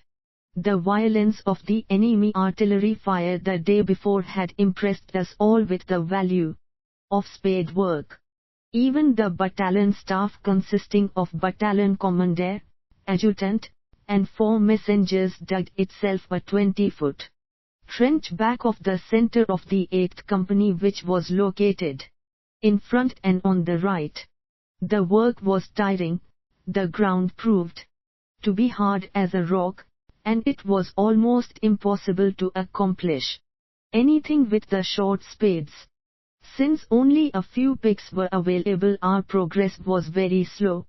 The men had not eaten since 0500, and at 2230 the battalion commander sent me to Pretz to bring up the kitchens. I got back at midnight with mail as well as food. This was the first mail we had received since the outbreak of the war. At the end of several hours digging, the trench was some 18 inches deep, which was certainly insufficient protection from hostile artillery fire. That meant more work before morning, but right now, at midnight, the men were completely exhausted. First they must be fed and get some rest. The kitchens arrived, the men were given food, and mail was distributed.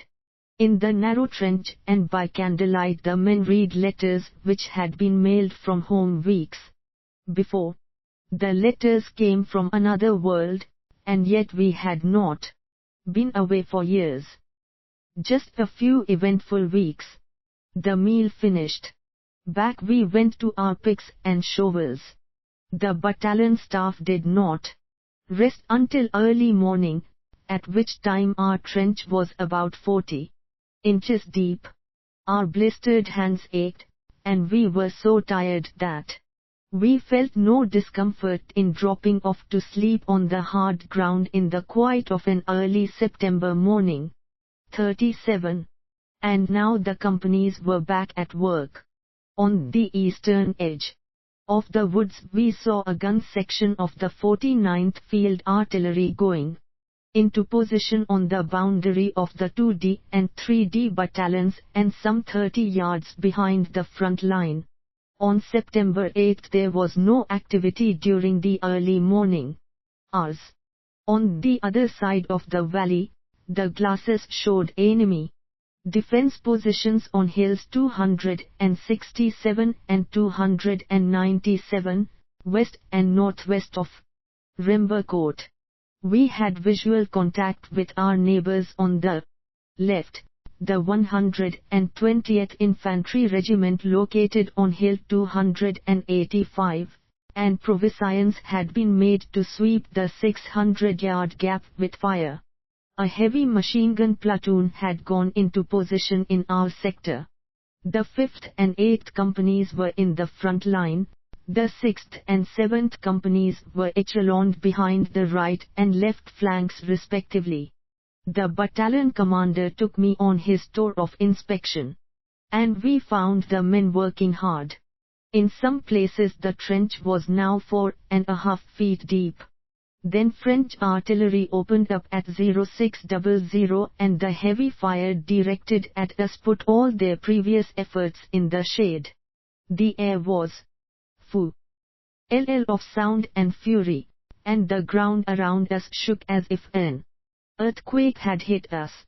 Most of the fire was with time fuses which burst over us, but some impact fuses were also being used. We lay huddled in our miserable trench with little protection against fragments from shells that burst in our vicinity. The bombardment maintained this intensity for several hours. On one occasion a shell struck the slope above us and rolled back into our trench, but luckily it was a dud. All of us were working to deepen the trench, and we used any tool that came to hand, picks, shovels, knives, mess tins, and even bare hands. One could see the men cringe as a shell burst in their vicinity. Along about noon, the enemy fire slackened and gave us our first opportunity to send runners out to the companies. Everything was in order, and there were no signs of French infantry. Fortunately, our casualty rate during the bombardment was only some 3%, much less than we had feared it would be. The enemy soon stepped up the intensity of fire again. He must have had enormous quantities of artillery ammunition on hand. In contrast to this, our artillery was silent during most of the day, a silence imposed by a dearth of ammunition. The French artillery kept it up all afternoon, but by now our trenches were 70 inches deep. Some men had dug foxholes for themselves in the front wall of the trench. Not even time fuse fragments could reach them there, and it 20 inches of hard 38 soil above them. They had protection even against shells with impact fuses. Toward evening the enemy raised his volume of fire to a terrific pitch and threw everything he had at us. A thick pall of black smoke from his medium artillery drifted across our positions. Shells plowed up the slope and filled the air with dirt and stones. This might have been their preparation for an infantry attack. Let them come, we said. We had been waiting for them all day. The French artillery ceased fire as suddenly as it had begun, and the infantry attack did not come. We crawled out of our holes, and I made a tour of the 4 companies. The casualties were surprisingly small, 16 men out of the battalion, and in spite of the severe nervous strain, the men were in the best of spirits. Their digging before and during the bombardment had paid big dividends. The last rays of the setting sun lighted up the battlefield. Over. To the right we saw the 2 guns of the 49th Field Artillery and about them their crews dead or badly wounded. The platoon's cover was such that shooting was impossible. It looked just as bad for the 3D battalion in the woods on our right. Their dense undergrowth made entrenching practically impossible. Concentrated French artillery fire, especially flanking fire, had its effect heightened by damaged trees which fell on the troops and played havoc with various companies. I went back to the regiment Tal command post for orders and food. Colonel Haas was badly broken up over the heavy casualties in the 3D battalion, which had to withdraw from the woods. The 2D battalion was ordered to hold the hill to the east of the woods. The 2D battalion was ordered to hold the hill to the east of Defoe Woods, without support on either flank. In conclusion, Colonel Haas said, "The 124th Regiment will die in its positions." On my return to the battalion, the right flank of the 8th Company was redeployed on a front curving to the rear. The 6th Company took up a position with its front along the eastern edge of Defoe Woods and dug in. The other units continued improving their positions and the field kitchens arrived shortly before midnight. Again, they brought mail with them. It was a repetition of the preceding night, the men resting for a few hours on the bare ground. The following day, the French artillery began firing at the same hour as on September 8, but from our good deep position we paid small attention to it. Part of the time we had telephone connections with the regiment, but shells kept breaking the line. I spent considerable 39 time with the 5th Company and examined the enemy's positions. With Sergeant Bentel, of the 7th Company, the French artillery was principally in open positions, and even the French infantry was exhibiting a great lack of caution. I prepared a report, complete with sketches, and sent it through the battalion to the regiment, and along with the request that artillery observers be sent forward to the 2D battalion. The left of the 120th Infantry was on the south slope of hill, 285 and some 600 yards away, with the French across the way along the railroad tracks. French reserves were massed in a cut half a mile west of Vaux-Murray Station. From a knoll to our left we could reach them with flanking fire and probably cause considerable damage. I suggested this to the machine gun platoon commander, but he had his doubts and declined taking matters into my own hands. I assumed command of the platoon, being well aware that we would have to work at top speed if we wished to avoid countermeasures from the French artillery. Within a few minutes our machine guns were firing into the massed enemy reserves, causing much confusion and a number of casualties. Our mission accomplished, we pulled out in a hurry and headed for cover. French counter-battery fire that followed hit empty positions. We suffered no losses, but during the operation the machine gun platoon commander complained to the regimental commander regarding my arbitrary assumption of command. My explanation to the regimental command post was satisfactory and the matter ended. During the day several artillery observers arrived in our sector. The layout of the French artillery was given them, but their ammunition supply was so small that the enemy artillery was not disturbed by our weak fire. However, one of our heavy batteries forced the enemy batteries located in Rembercourt to displace. The evening was a repetition of the previous day. The French artillery, kissed us goodnight, by firing enormous quantities of ammunition. Then silence reigned. As far as we could make out, the French artillery was displacing to the rear. We resumed our work in order to make our shelters bomb-proof. And several detachments went into the woods to cut trees. Fortunately, our casualties were lower than the day before, some occurring in the 6th Company as a result of flanking fire delivered against it. At about 2200 the field kitchens arrived and First Sergeant Rothenhossel of the 7th Company brought a bottle of red wine and a bundle of straw.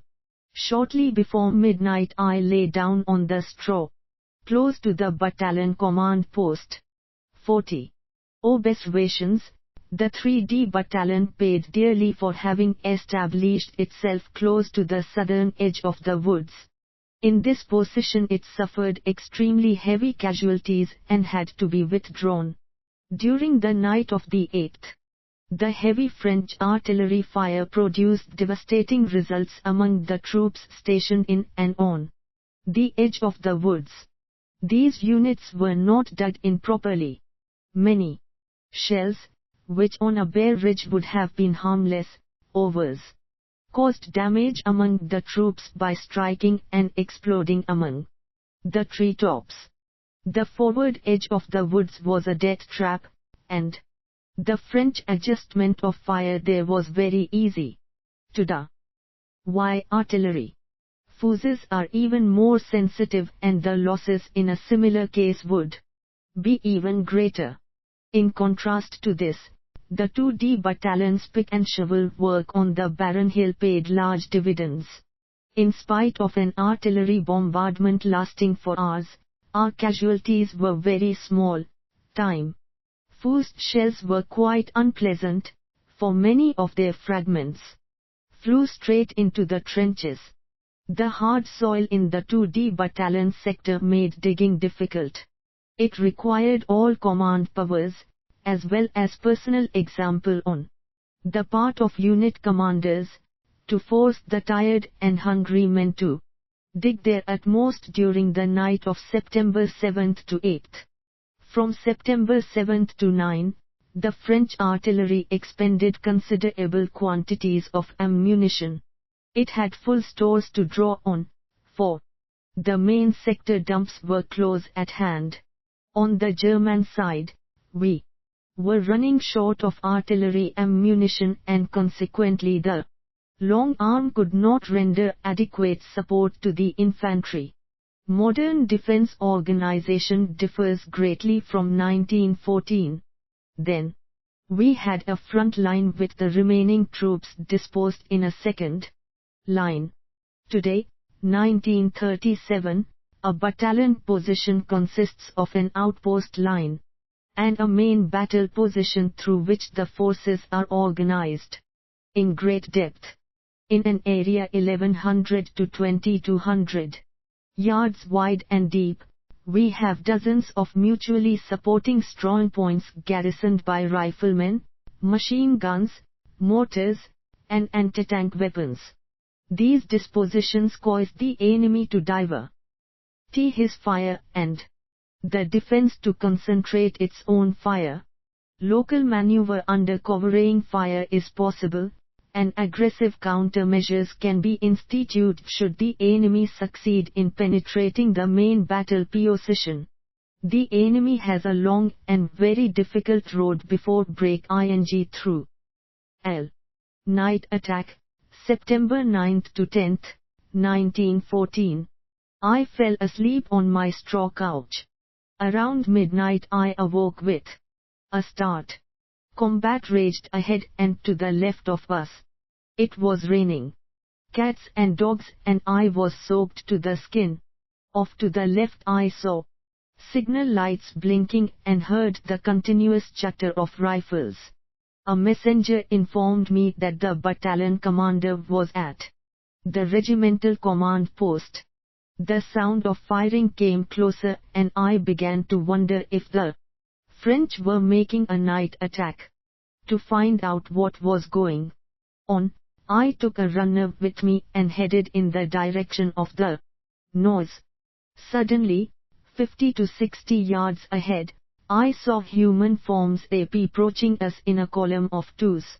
I thought them to be French, who had penetrated the gap between the 124th and the 120th Infantry regiments and were trying to strike the 2D battalion in flank and rear. As they came closer and closer, I wondered what we should do. I decided to rush off to the right to inform Count von Rommel, captain of the 6th Company, of the situation and request that a platoon be placed under my orders. The request was granted and I deployed my men and approached the enemy. When the light of distant flares allowed us to distinguish the outlines of the column, I ordered my men into position with rifles unlocked. I was still uncertain as to identities and challenged the column when it was some 50 yards distant. The 7th Company answered back. The company commander, a young lieutenant, was withdrawing from his position, echeloned to the left rear of the battalion, and was trying to move a quarter of a mile to the rear. His explanation was that there was going to be a fight and that his company was in the second line. Little pleased by his actions, I gave him a short tactical lecture. I still get the cold shivers when I think that I came close to firing on my own recruits. Shortly afterward, the battalion commander returned from regimental headquarters with the regimental order for a night attack. Our battalion, in front line in the regiment, was to take Hill 287, about 500 yards north of Rembercourt, by storm. The adjoining regiments, the 123d Grenadier Regiment on the right, and the 120th Infantry Regiment on the left, were to attack at the same time. The time of the attack had not been decided on, but the battalion was to get ready immediately. The order promised a release from the hell of French artillery fire. The objective was not far away, and we wished that the French artillery positions on the hills around Rembercourt were also included. Sketch 6, 42. In a pouring rain and in pitch darkness, the battalion got ready for the attack on the left of the former sector. Bayonets were fixed, rifles unlocked. The password was, "Victory or Death." On the left, there had been activity for quite some time. Rifle fire flared up and then died in one sector only to come to life somewhere else. Sketch 6. Night attack against Rembercourt. The 1st Battalion had come up. The regimental commander was with the 2D Battalion. Our information about the enemy was limited to a knowledge that he was along the railroad and in cuts south of the railroad and along the Somme-Rembercourt road. Our men waited anxiously for HR. By this time they had been 43, soaked to the skin for hours and frozen with cold. Hours passed. Finally at 0300 we got the attack order. In massed formation the battalion plunged down the slope onto the enemy along the railway, overran him, seized the cuts on the Somme-Rembercourt highway, and stormed Hill 287. Wherever the enemy resisted he was dispatched with the bayonet, the rest of the battalion bypassing the local point of resistance. With all 4 companies in line the battalion occupied Hill 287. Since units attacking on our right and left had not kept pace with us, we deployed both of our flanks on a front curved toward the rear to protect ourselves. Units were badly mixed and reorganization proceeded slowly. Dawn began to break and the rain started to let up. The units were digging furiously to provide protection from the French artillery fire which was expected shortly. Work progressed very slowly in the wet, clayey soil. Over and over, shovels became coated with a thick, sticky coat of clay and had to be cleaned. And now, in the grey morning light, the shape of the hills around Rembercourt became plainly discernible. They dominated our new position. Suddenly our outpost sounded the alarm. Large masses of Frenchmen had been observed in the depression on the north side of Rembercourt. At the moment of the alarm I was on the battalion right flank, with Captain Count von Rumbeld's 6th Company. Closed columns of Frenchmen were marching into Rembercourt from the northwest. The 6th Company and parts of the 7th Company opened fire, and a very lively firefight got underway at 300 to 400 yards range. Some French tried to find protection up the slope in the streets of Rembercourt, but the majority returned our fire. Most of our boys were so glad to have a Frenchman in their sights that they fired standing. After about a quarter of an hour the enemy fire slackened. In front of us at the north entrance to Rembercourt, there were large numbers of dead and wounded, and our own zeal was responsible for the large gaps in our own ranks. The morning's fight was more expensive than the night attack. We regretted not having been allowed to storm the village of Rembercourt and the hills on both sides of it. Our fighting spirit was unbroken in spite of all we had passed through, and we wanted to be at grips with the French infantry which, so far, had proven inferior to us in all engagements. After the firefight died down all units continued to dig. Before they were a foot into the ground the French artillery let loose in 44. Its accustomed manner and prevented their work in the open. So far the battalion staff had had little time to provide shelter for itself. The fight on Hill 287 and at the north entrance of Rembercourt having kept us constantly on the go. Now a French battery was firing at us from an uncovered position on the hill just west of Rembercourt. The range was scarcely more than 1100 yards. Fortunately there was a high percentage of duds because of the wet ground. We dived into plowed furrows to avoid the enemy's shells and covered ourselves with bundles of oats in hope of escaping the eyes of the enemy observers. The heavens opened again, and our furrows turned into rivers.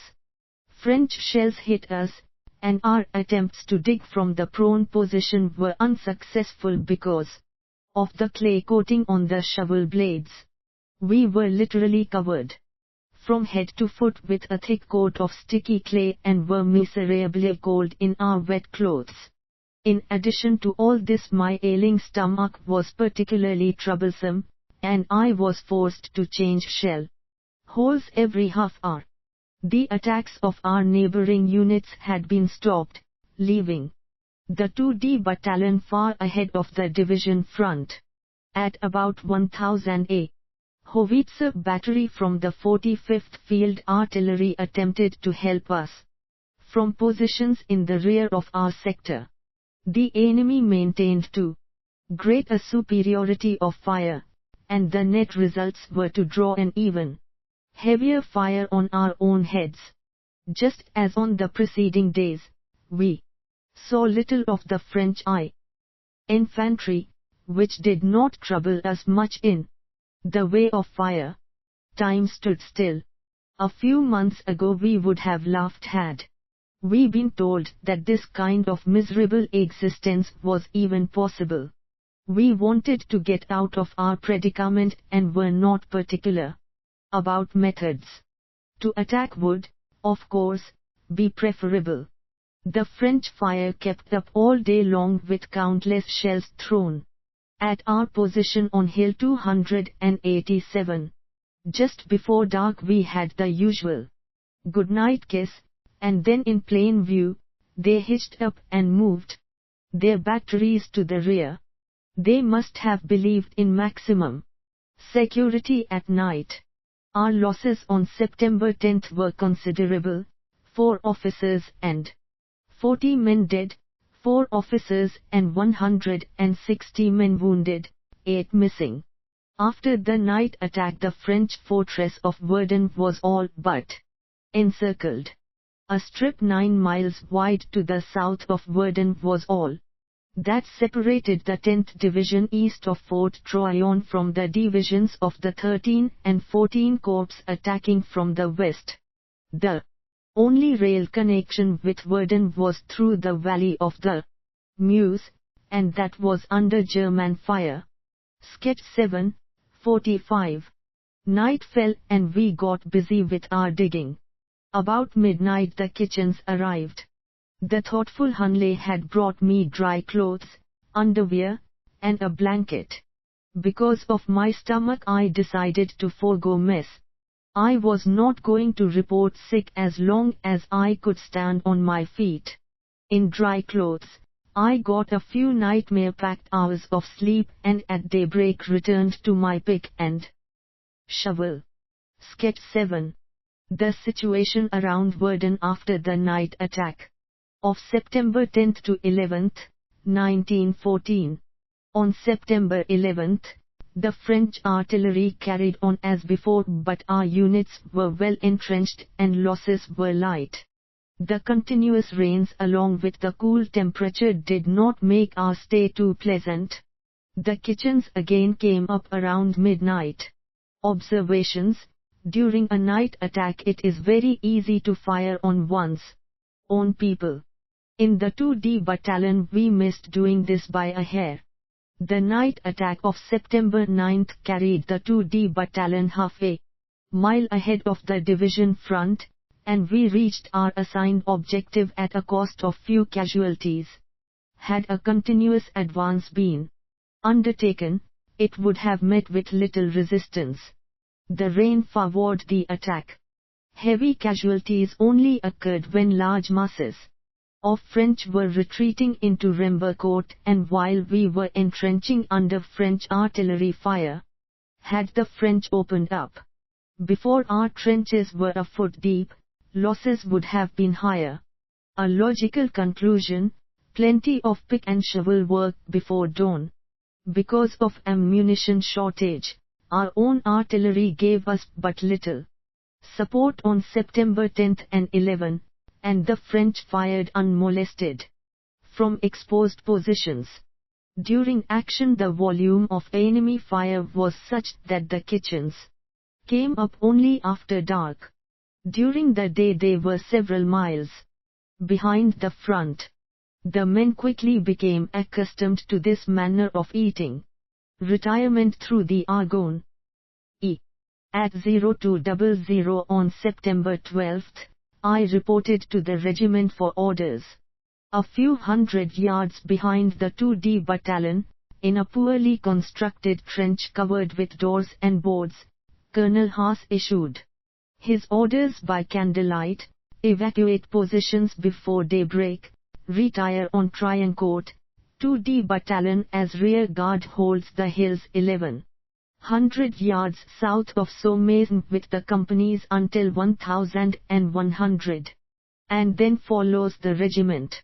On the one hand we were heartily glad to get out of this devil's cauldron, yet on the other we could not realize that we were to retreat. Certainly pressure on our front was not the reason. What a shame that the fortress of Verdun, which lay 20 miles to our rear and was cut off from rail connection with the rest of France, was to be given a breather. Well, the High Command had the big picture and must have had its reasons. Perhaps we were needed somewhere else. Rommel is mistaken in saying that Verdun's rail connections were cut. They were, however, as his map, sketch 7, and previous statement indicate, in a precarious situation. Pub. 47. Before dawn the 2D battalion broke contact with the enemy.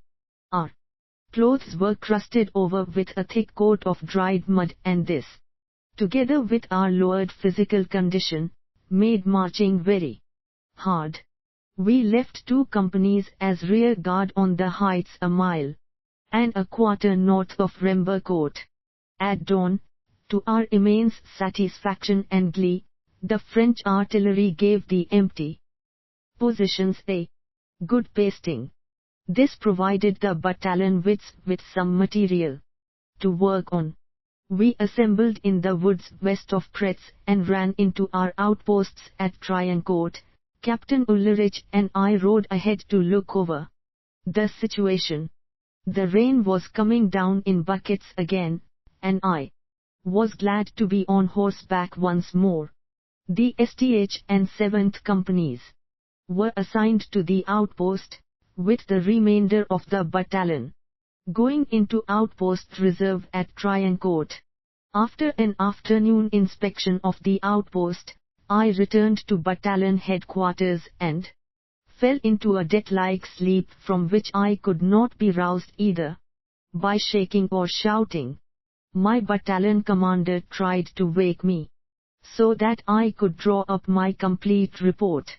On September 13th, I was called on the carpet because of this incident, but I had no recollection of their trying to wake me. At 0600 on September 13th, we were on our way back to the regiment. After passing Briceaux, we headed through the Argonne.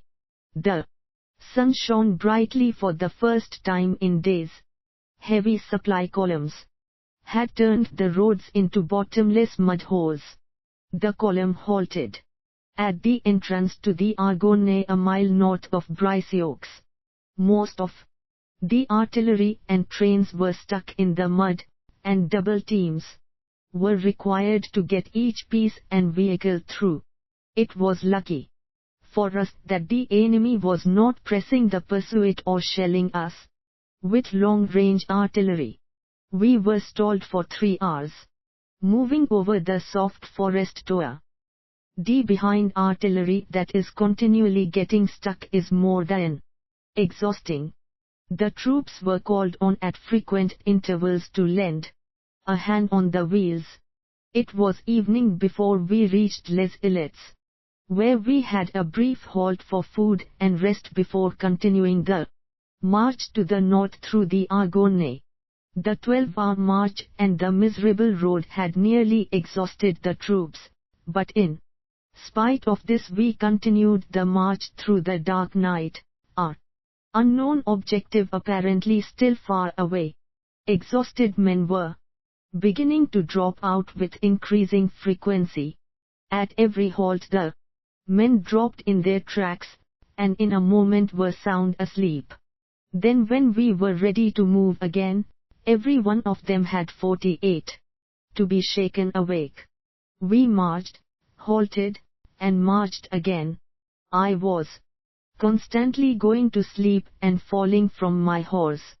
It was past midnight as we approached Varennes. The city hall was on fire, a fearful yet beautiful sight. I was given the mission of riding ahead to look for quarters in Montblainville, but the little town had only a few beds and no straw. At 0630 on September 14th, the silent and exhausted regiment stumbled through the dark streets. Billeting took little time, and within a few minutes Montblainville was again as silent as a grave. Everyone was fast asleep and quite unconscious of the hardness of his bed. The same day, Major Saltzman took command of the battalion. In the afternoon we marched to Aiguesfontaine, where we found cramped and dirty quarters. The battalion staff was quartered in a small verminous room, but this was better than being out in the heavy rain which had just started again. My stomach was now in a terrible condition both day and night. I lost consciousness frequently. During the succeeding days and nights, the French artillery bombarded all villages behind the front, including Aigles-Fontaine. We dug in near the town. On September 18 we marched to Sommerens to get a few days' rest.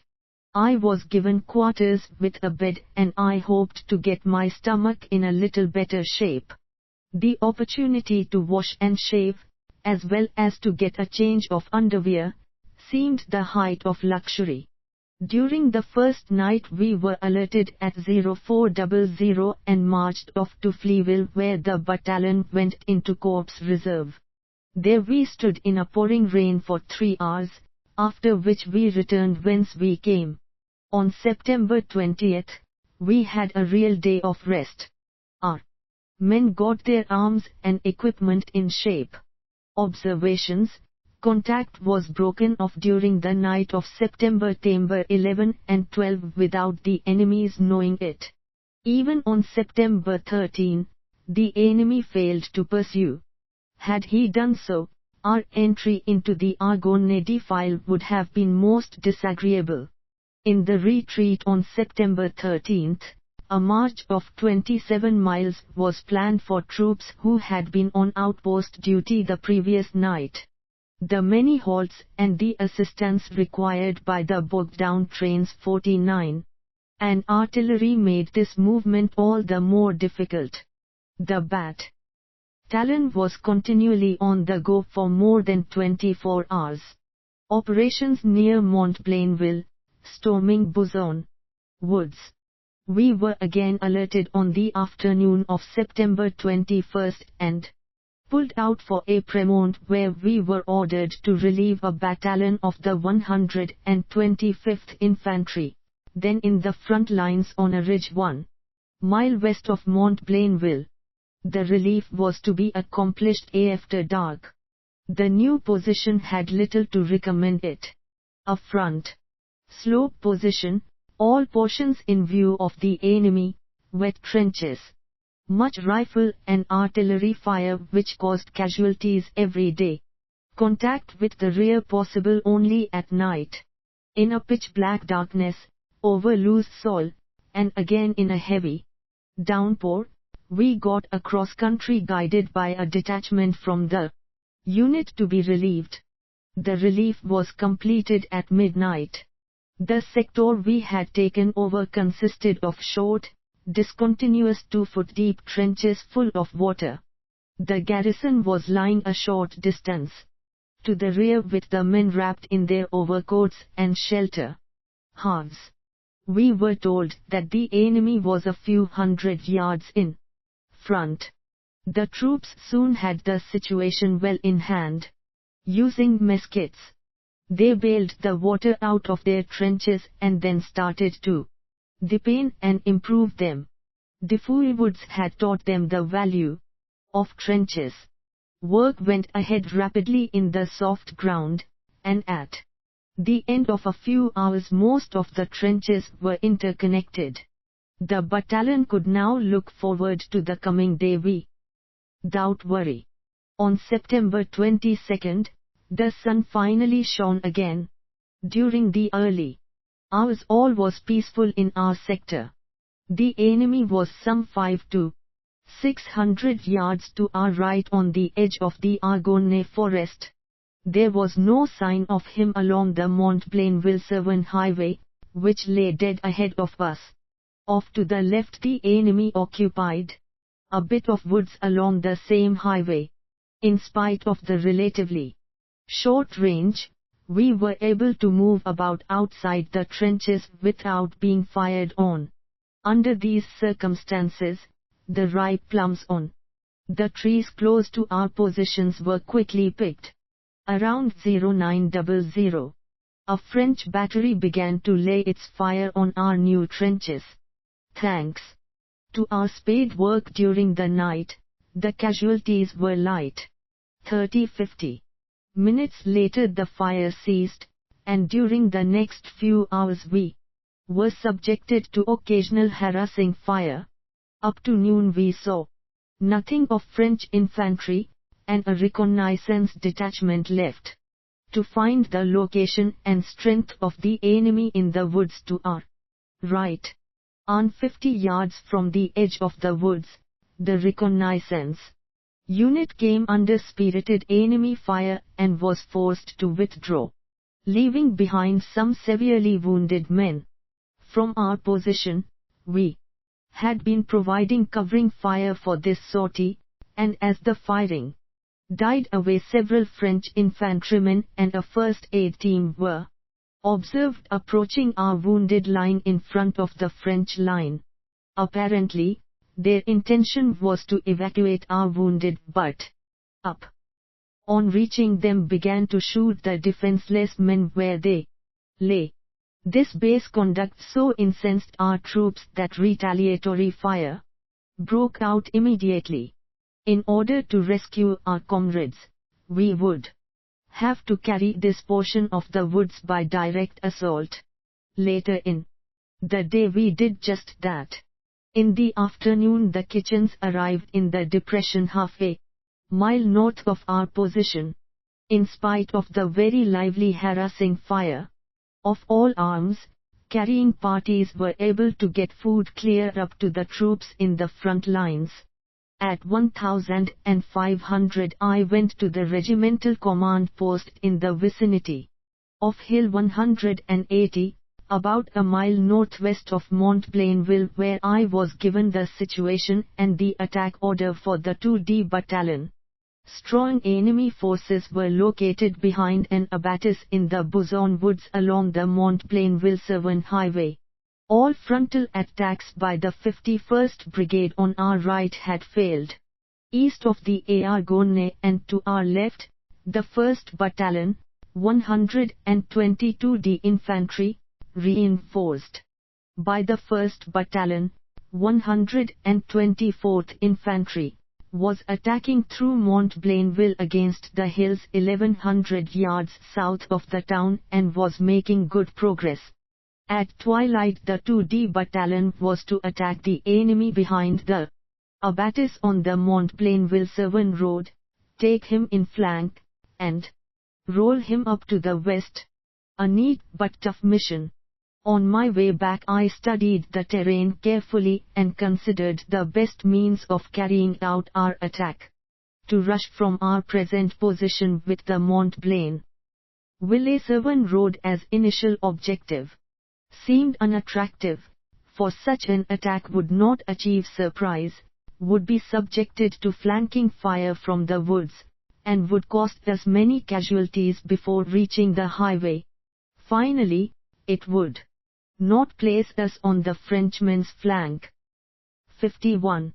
Having transmitted the regimental order, I made the following suggestion to the battalion commander.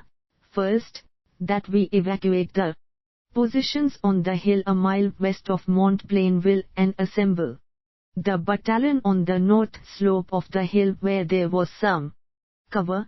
Then, in a formation of considerable depth, advance up the draw to the east of our present position and seize the small woods 700 yards west of Montplainville. Sketch 8. This small woods had been shelled by our artillery a short time before and to all appearances was deserted. It was possible on account of the topography to execute our movements without being observed by the enemy. Once in the woods, the battalion could deploy to the west preparatory to an attack south of the highway against the eastern edge of the Argonne. Such an attack would strike the flank of the enemy lying along the Montplainville-Severn highway. If we moved out immediately we could still attack in the twilight. My proposal was translated into action. By going back a man at a time, platoon after platoon managed to evacuate the positions. On the south slope, a few men were slightly wounded by lively rifle fire. The whole battalion was soon assembled on the north slope. The enemy continued to fire at the empty positions. We advanced in column of files, the battalion staff leading, toward the small woods 700 yards west of Mont Blainville. The Frenchmen, oblivious of our departure, were still pasting our empty positions.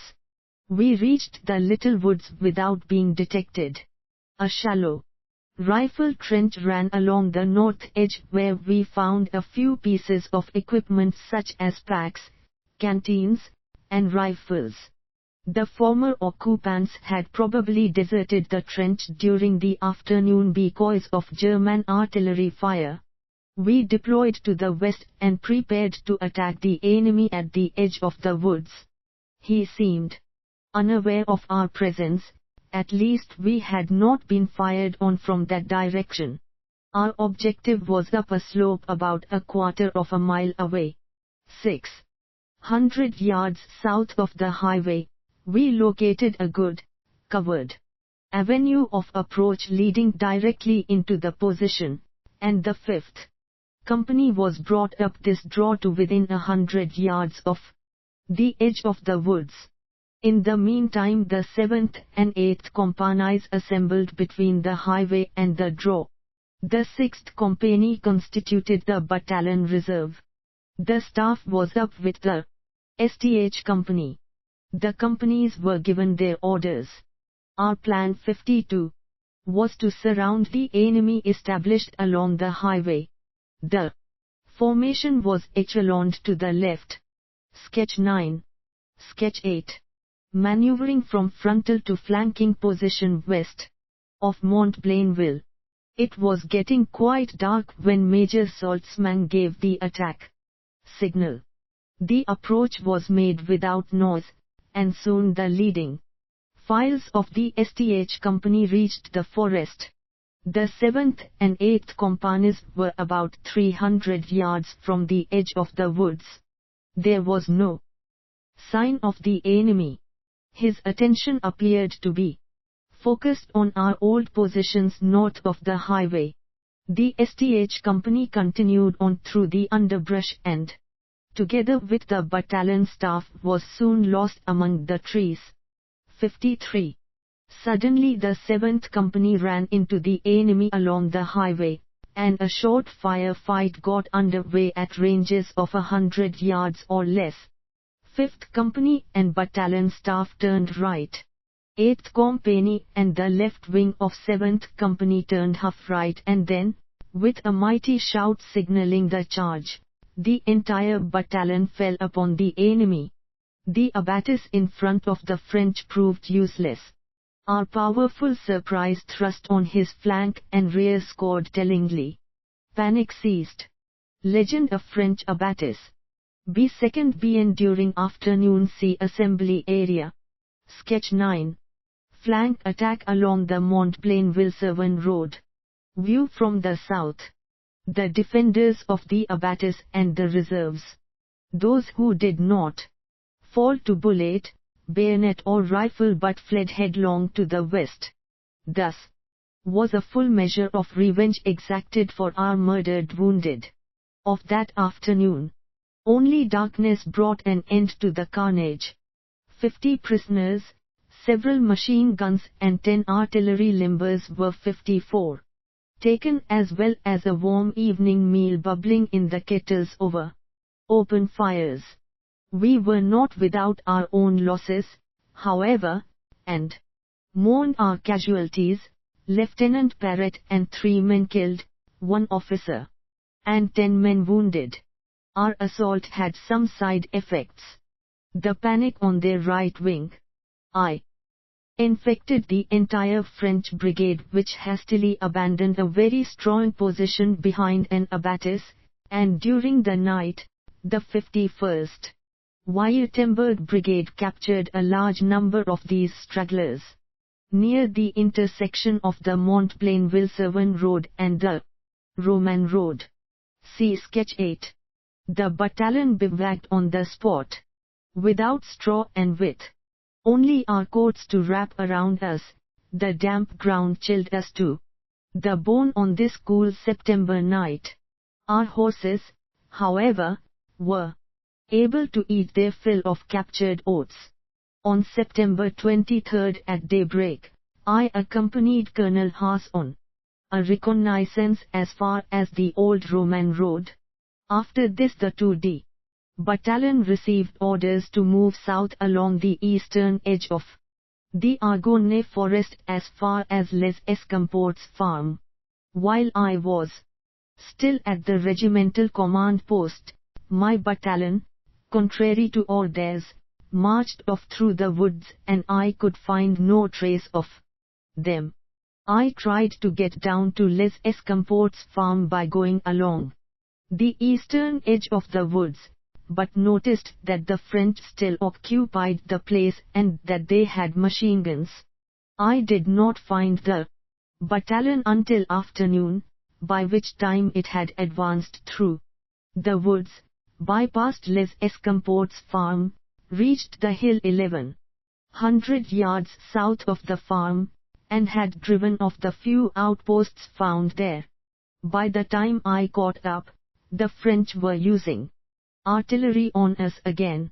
It is a mystery to me how they obtained our location in the middle of a woods and how they managed to deliver effective fire in so short a time.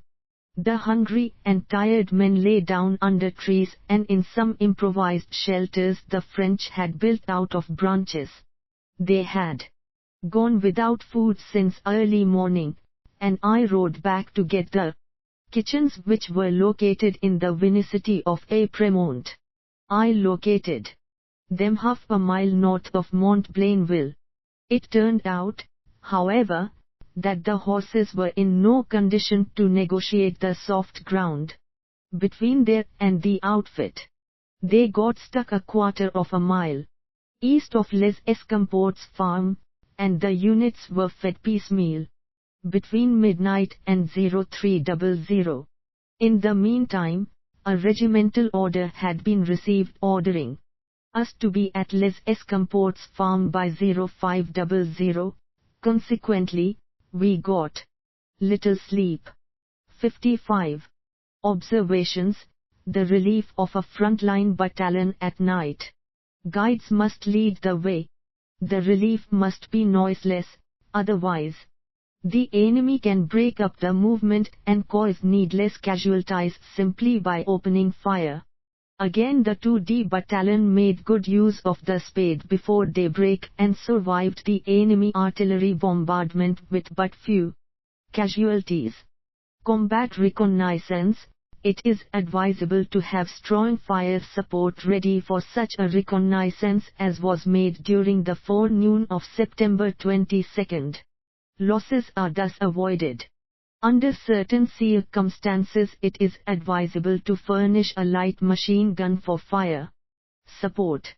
On September 22, the 2D battalion succeeded in evacuating a position on a forward slope in daylight with few casualties in spite of the fact that the enemy was only 600 yards away.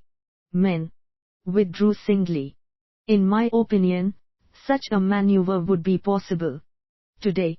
Of course, the enemy would have to be held down by artillery and heavy infantry weapons.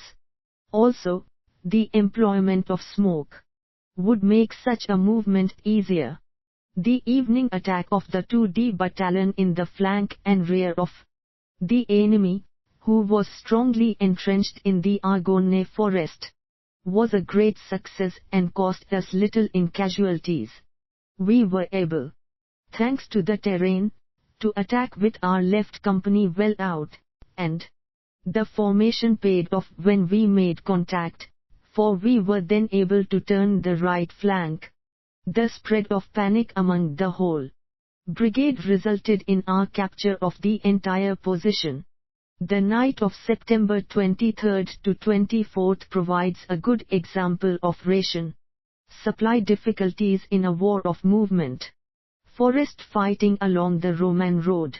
As ordered, the 2D battalion arrived at Les Escamports farm at 0500 on September 24. We halted and rested in a small, dark farmhouse room, Colonel Haas ordered the Saltzman Battalion to move through the forest and seize and hold the intersection of Fort de Paris, Varennes Road and Old Roman Road. Sketch 10.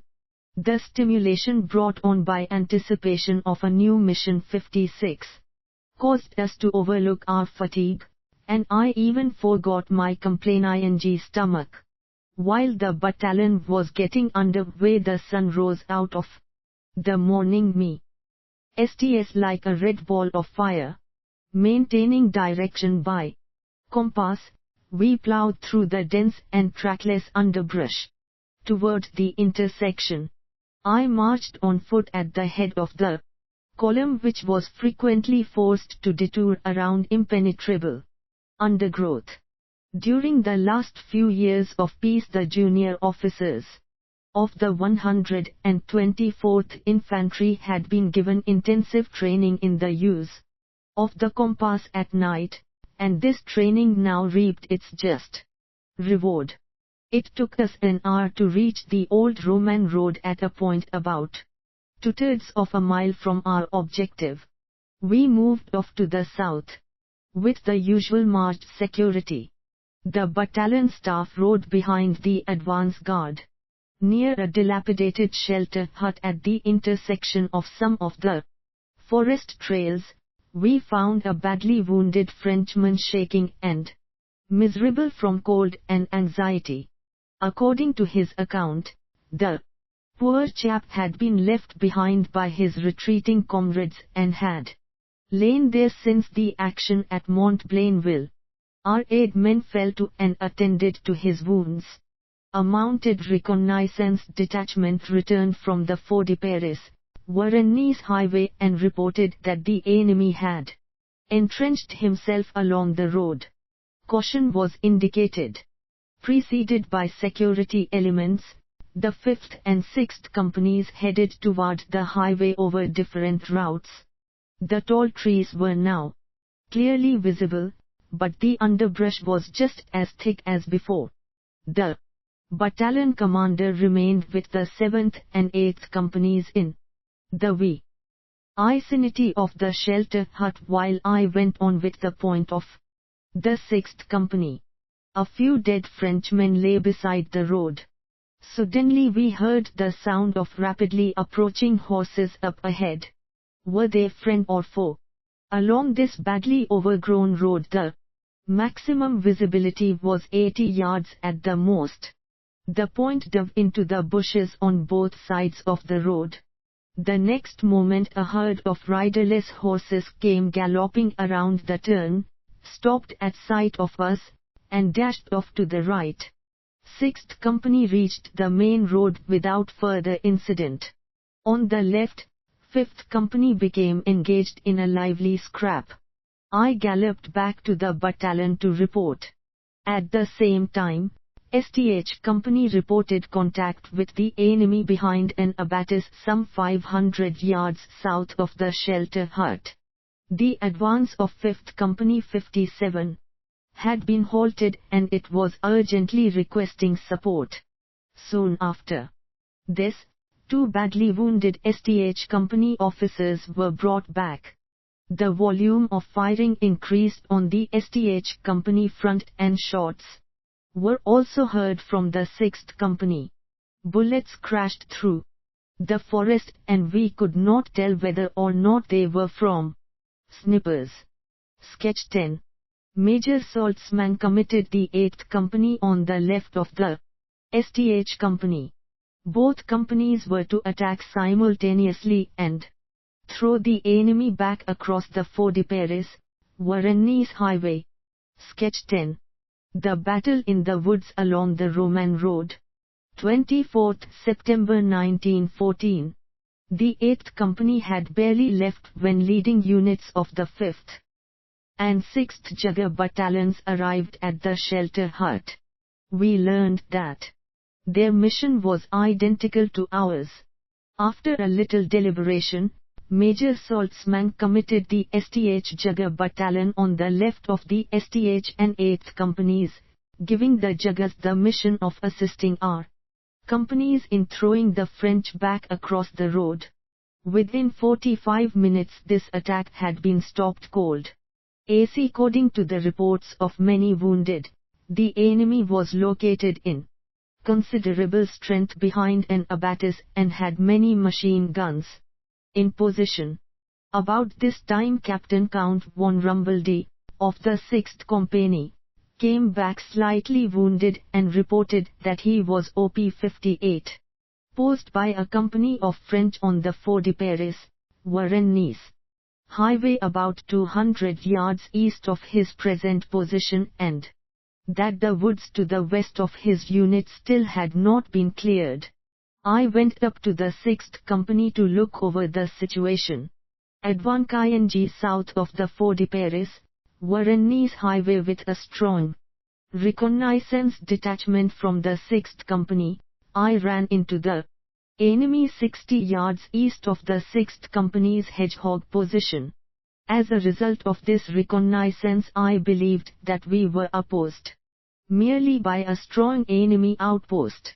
On returning to the battalion, I recommended that we attack along both sides of the road to seize Varennes. The 6th Company going straight down the road while the 7th Company and the 6th Jaguar Battalion attacked on either side of the road. This maneuver would take the enemy now holding up the others in flank. Before any action transpired, we received a regimental order to clear the Varennes highway. The STH and 6th Jaguar battalions were attached to the 2D battalion for this operation. At this same time, the 6th Company reported that closed columns of French were approaching from the direction of Fort de Paris, so it was high time to clear up the situation in the east. We got ready for the attack as fast as possible. The 6th Jaguar Battalion was to move south of the highway with its left flank on the road. The 7th Company was committed to the north of the road. The 6th Company was to attack on the left of the 7th Company. After leaving strong security detachments on the Fort de Paris road, when all units had reported themselves ready, they moved forward to the attack. The battalion staff followed the 7th Company. 100 yards from the jump-off we were forced to the ground by heavy enemy fire. We could hardly see more than 25 yards through the thick undergrowth and could see nothing of the enemy. Our companies opened fire and worked toward the invisible enemy by means of short rushes. Because of the deafening sound of the rifles, it was impossible to approximate the distance to the enemy. His fire increased in intensity. Our attack was halted. In order to get the 7th Company moving forward again, Major Saltzman and I got into the front line. I took a rifle and ammunition from a wounded man and took command of a couple of squads. It was impossible to handle a larger unit in those woods. Several times we rushed through the bushes toward the enemy, whom we supposed to be very close.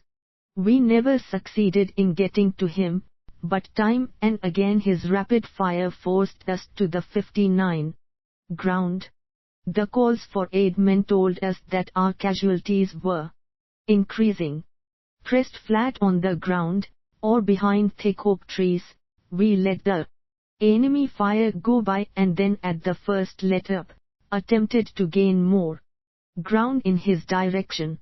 It was becoming harder to get the men to move forward, consequently we gained ground slowly. Judging from the sound of the fighting, our neighbors were about abreast of us. Once again we rushed the enemy in the bushes ahead of us. A little group of my former recruits came with me through the underbrush. Again the enemy fired madly. Finally, scarcely 20 paces ahead I saw 5 Frenchmen firing from the standing position. Instantly my gun was at my shoulder. 2 Frenchmen, standing one behind the other, dropped to the ground as my rifle cracked. I still was faced by three of them. Apparently my men sought shelter behind me and couldn't help me. I fired again. The rifle misfired. I quickly opened the magazine and found it empty. The nearness of the enemy left no time for reloading, nor was any shelter close at hand. There was no use thinking of escape. The bayonet was my only hope. I had been an enthusiastic bayonet fighter in time of peace and had acquired considerable proficiency. Even with odds of 3-1 against me, I had complete confidence in the weapon and in my ability. As I rushed forward, the enemy fired. Struck, I went head over heels and wound up a few paces in front of the enemy. A bullet, entering sideways, had shattered my upper left leg, and blood spurted from a wound as large as my fist. At any moment I expected a bullet or bayonet thrust. I tried to close the wound with my right hand and, at the same time, to roll behind an oak. For many minutes I lay there between the two fronts. Finally my men broke through the bushes and the enemy retreated. Lance Corporal Roch and Private Rutschman took care of me. A coat belt served as tourniquet and they bandaged my wound. Then they carried me back to the hut in a shelter half. From up ahead word came that the enemy, leaving 200 prisoners, had been driven from behind his abattis and out of the woods. Our own casualties had been considerable, 30 dead, including 2 officers, and 8 wounded, including 4 officers for the 2D battalion alone. As it was later reported in the regimental history, this was the 3rd time in 3 days that the battalion had distinguished itself. It was tough leaving these brave men. As the sun set, 2 men 60 carried me back to Montplainville in a shelter half attached to 2 poles. I felt but little pain, yet I fainted from loss of blood. When I regained in consciousness in a Montplainville barn, Schnitzer, the battalion surgeon, was working over me. Hunley had brought him. My wound was dressed again, and I was loaded into an ambulance beside 3 wounded, groaning comrades. We left for the field hospital, the horses trotting over the shell-torn road. The jolting which resulted caused me great pain. When we arrived around midnight, one of the men beside me was already dead. The field hospital was overcrowded. Blanketed men lay in rows along the highway. 2 doctors worked feverishly. They re-examined me and gave me a place on some straw in a room. At daylight an ambulance took me to the base hospital at Sterna, where, a few days later, I was decorated with the Iron Cross, 2nd class. In the middle of October, after having had an operation, I was taken home in a private car that had been placed at the Army's disposal. Observations: the enemy along the Fort de Paris, Varennes highway made it most difficult for the 2D battalion to accomplish its mission. 3 battalions were finally engaged in the attack in the woods, and it was only after sustaining heavy losses that they were able to drive the enemy from the dense woods.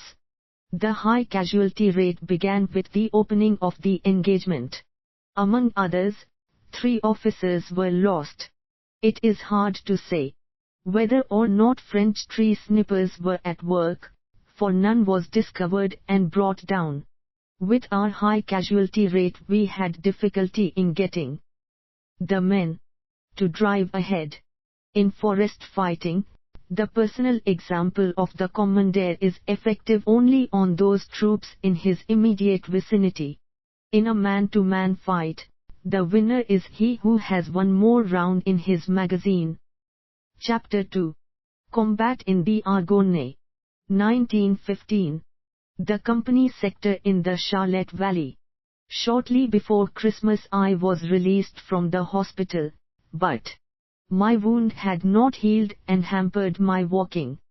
Service in a replacement battalion was distasteful, so I returned to my outfit. In the middle of January, 1915, I joined the regiment in the western part of the Argonne. The bottomless road from Binneville to the regimental command post was indicative of conditions in the Argonne forest. I assumed command of the 9th Company, which needed a commander. A narrow corduroy footpath led forward from the regimental command post for a distance of about half a mile. Occasional rifle bullets flew through the winter woods and a few shells whistled overhead, forcing me to dive for cover in the deep clayey communications trench. By the time I arrived at my company command post, my uniform had lost the telltale marks of the soldier returning from leave. I assumed command of about 200 bearded warriors and a 440-yard company sector of the front line. A French reception committee greeted me with a concentration of whiz-bangs. The position consisted of a continuous trench reinforced by numerous breastworks. Several communication trenches led to the rear. Shortages in barbed wire prevented the erection of obstacles out in front.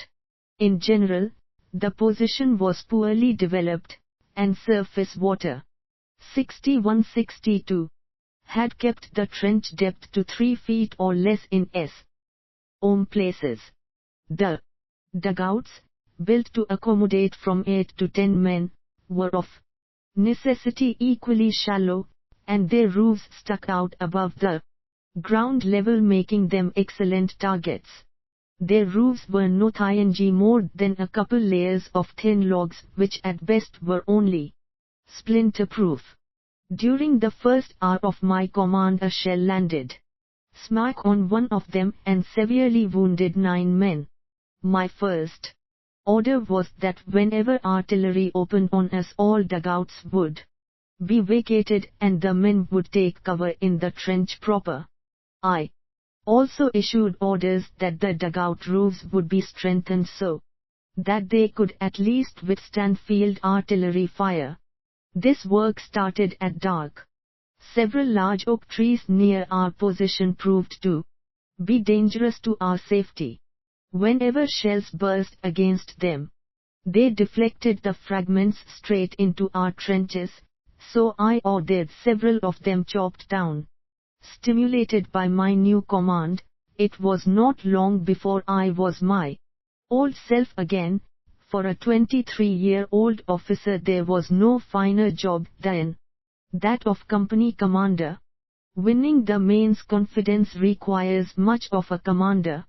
He must exercise care and caution, look after his men, live under the same hardships, and, above all, apply self-discipline.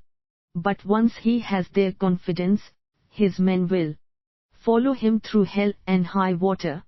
Each day brought plenty of work. We lacked boards, nails, clamps, roofing paper, wire, and tools. The headquarters dugout, which I share with a platoon commander, was 4.5 feet high and contained a table and cot made of beech sticks tied together with wire and string. The walls were bare earth, and water trickled down constantly. During wet weather, water also leaked through the roof, which was made of 2 layers of oak trunks and a thin layer of earth. Every 4 hours the dugout had to be bailed to prevent flooding us out. We built fires only at night, and in damp winter weather were cold all the time. We could not see anything of the enemy position across from us, because of the thick underbrush. The French were in better shape. than we. They did not have to cut trees for lumber, for they received all the necessary materials from their supply dumps. Their location in extremely thick woods and our shortages in artillery ammunition limited the amount of harassing fire to which they were subjected. The enemy positions were some 300 yards away on the other side of the small valley. To hinder our work parties, the enemy frequently sprayed us with small arms fire. 63. Pleasant as this was, we disliked the whiz-bangs even more because of the short time interval between their discharge and impact. Whoever was caught in the open by one of these shells hit the dirt immediately if he hoped to avoid being hit by the shell fragments. Toward the end of January 1915, it rained and snowed on alternate days, and from January 23 to 26 the company went into reserve. We about 500 feet behind the front line. There the dugouts were still worse, hostile artillery fire more troublesome, and daily losses equal to those up front. The company was used for service work, i.e., transport of materials, construction of dugouts, improving communication trenches, and laying out corduroy footpaths. We were glad when the time came for us to go forward. Again, morale was high and officers and men alike were willing to endure any hardship in order to defend our native land and achieve the final victory. On January 27, 2 of my men and I went on reconnaissance, which took us up a trench leading toward the enemy from the left of my company sector. At this time we were located in an old French position which had been taken on 31 December 1914. After removing some obstacles in the trench we proceeded cautiously, and about 40 yards down the trench we came upon some dead Frenchmen who had probably been lying unburied between the fronts since the attack. To the left of the trench was a small graveyard and, at the end some 100 yards from our own position, a deserted medical aid station which, located in the deepest depression between the lines, was well dug in, well sheltered, and capable of holding 20 men. During the tour we saw nothing of the enemy although he delivered his usual harassing fire against our positions. Judging from the sound of his weapons he was about 500 feet away on the other side of the valley. I decided to turn the dugout into an advanced strong point, and we started work that same afternoon. From this position we could even hear the French talking across the way. I did not believe it wise to send any scouts forward, for they would have had too hard a time getting through the dense underbrush without being seen, and they would have been shot before obtaining any worthwhile information. Attack of 29 January 1915. In order to pin down as many enemy forces as possible in the Argonne, small diversionary attacks were ordered for 29 January 1964. 1915, and all regiments of the 27th Division were to participate. Following the blowing of a French mine shaft we had discovered, our regiment was to conduct a heavy raid in the 2D Battalion sector on the right. While this raid was in progress our artillery would open up and pin down the enemy in the 3D Battalion sector in front of the 10th Company, forward on the right, and the 9th Company, forward on the left. For this purpose a howitzer battery from the 49th Field Artillery was made available and it completed its registration on 27 and 28 January. Although the 10th Company would have to move from its position during the operation, The 9th Company was not to advance but was to cut off all enemy attempts to escape on the flank. January 29th dawned cold with the ground frozen. At the start of the operation I was up forward in our new strong point with 3 rifle squads. We were 100 yards ahead of our positions and heard our own shells whistling overhead, some striking the trees, others landing to our rear. Then they blew the mine, and earth, sticks, and stones rained on the landscape. Hand grenade blasts from the right and intense small arms fire followed the explosion. A lone Frenchman ran up to our position and was shot. A few minutes later the adjutant of the 3D battalion came up, reported that the attack on the right was going well, and said the battalion commander wished to know if the 9th Company cared to join in the fun. We certainly would. Anything to get out of these trenches and this continually having to take cover. I realized that I could not move my company from our trenches in deployed formation, for enemy artillery and machine guns had our range and any advance on our part would be reported by his treetop observers. To avoid this I had my men crawl up a trench that extended to the front from the right of our position. After they reached the end of the trail, they deployed to the left, and after about 15 minutes the company was assembled in an area 100 yards in front of our position and on the slope leading down to the enemy. Carefully we crawled through the bare underbrush toward the enemy, but before we could reach the hollow he opened on us with rifle and machine gun fire that stopped us cold. There was no cover, and we could hear the bullets slam into the frozen ground.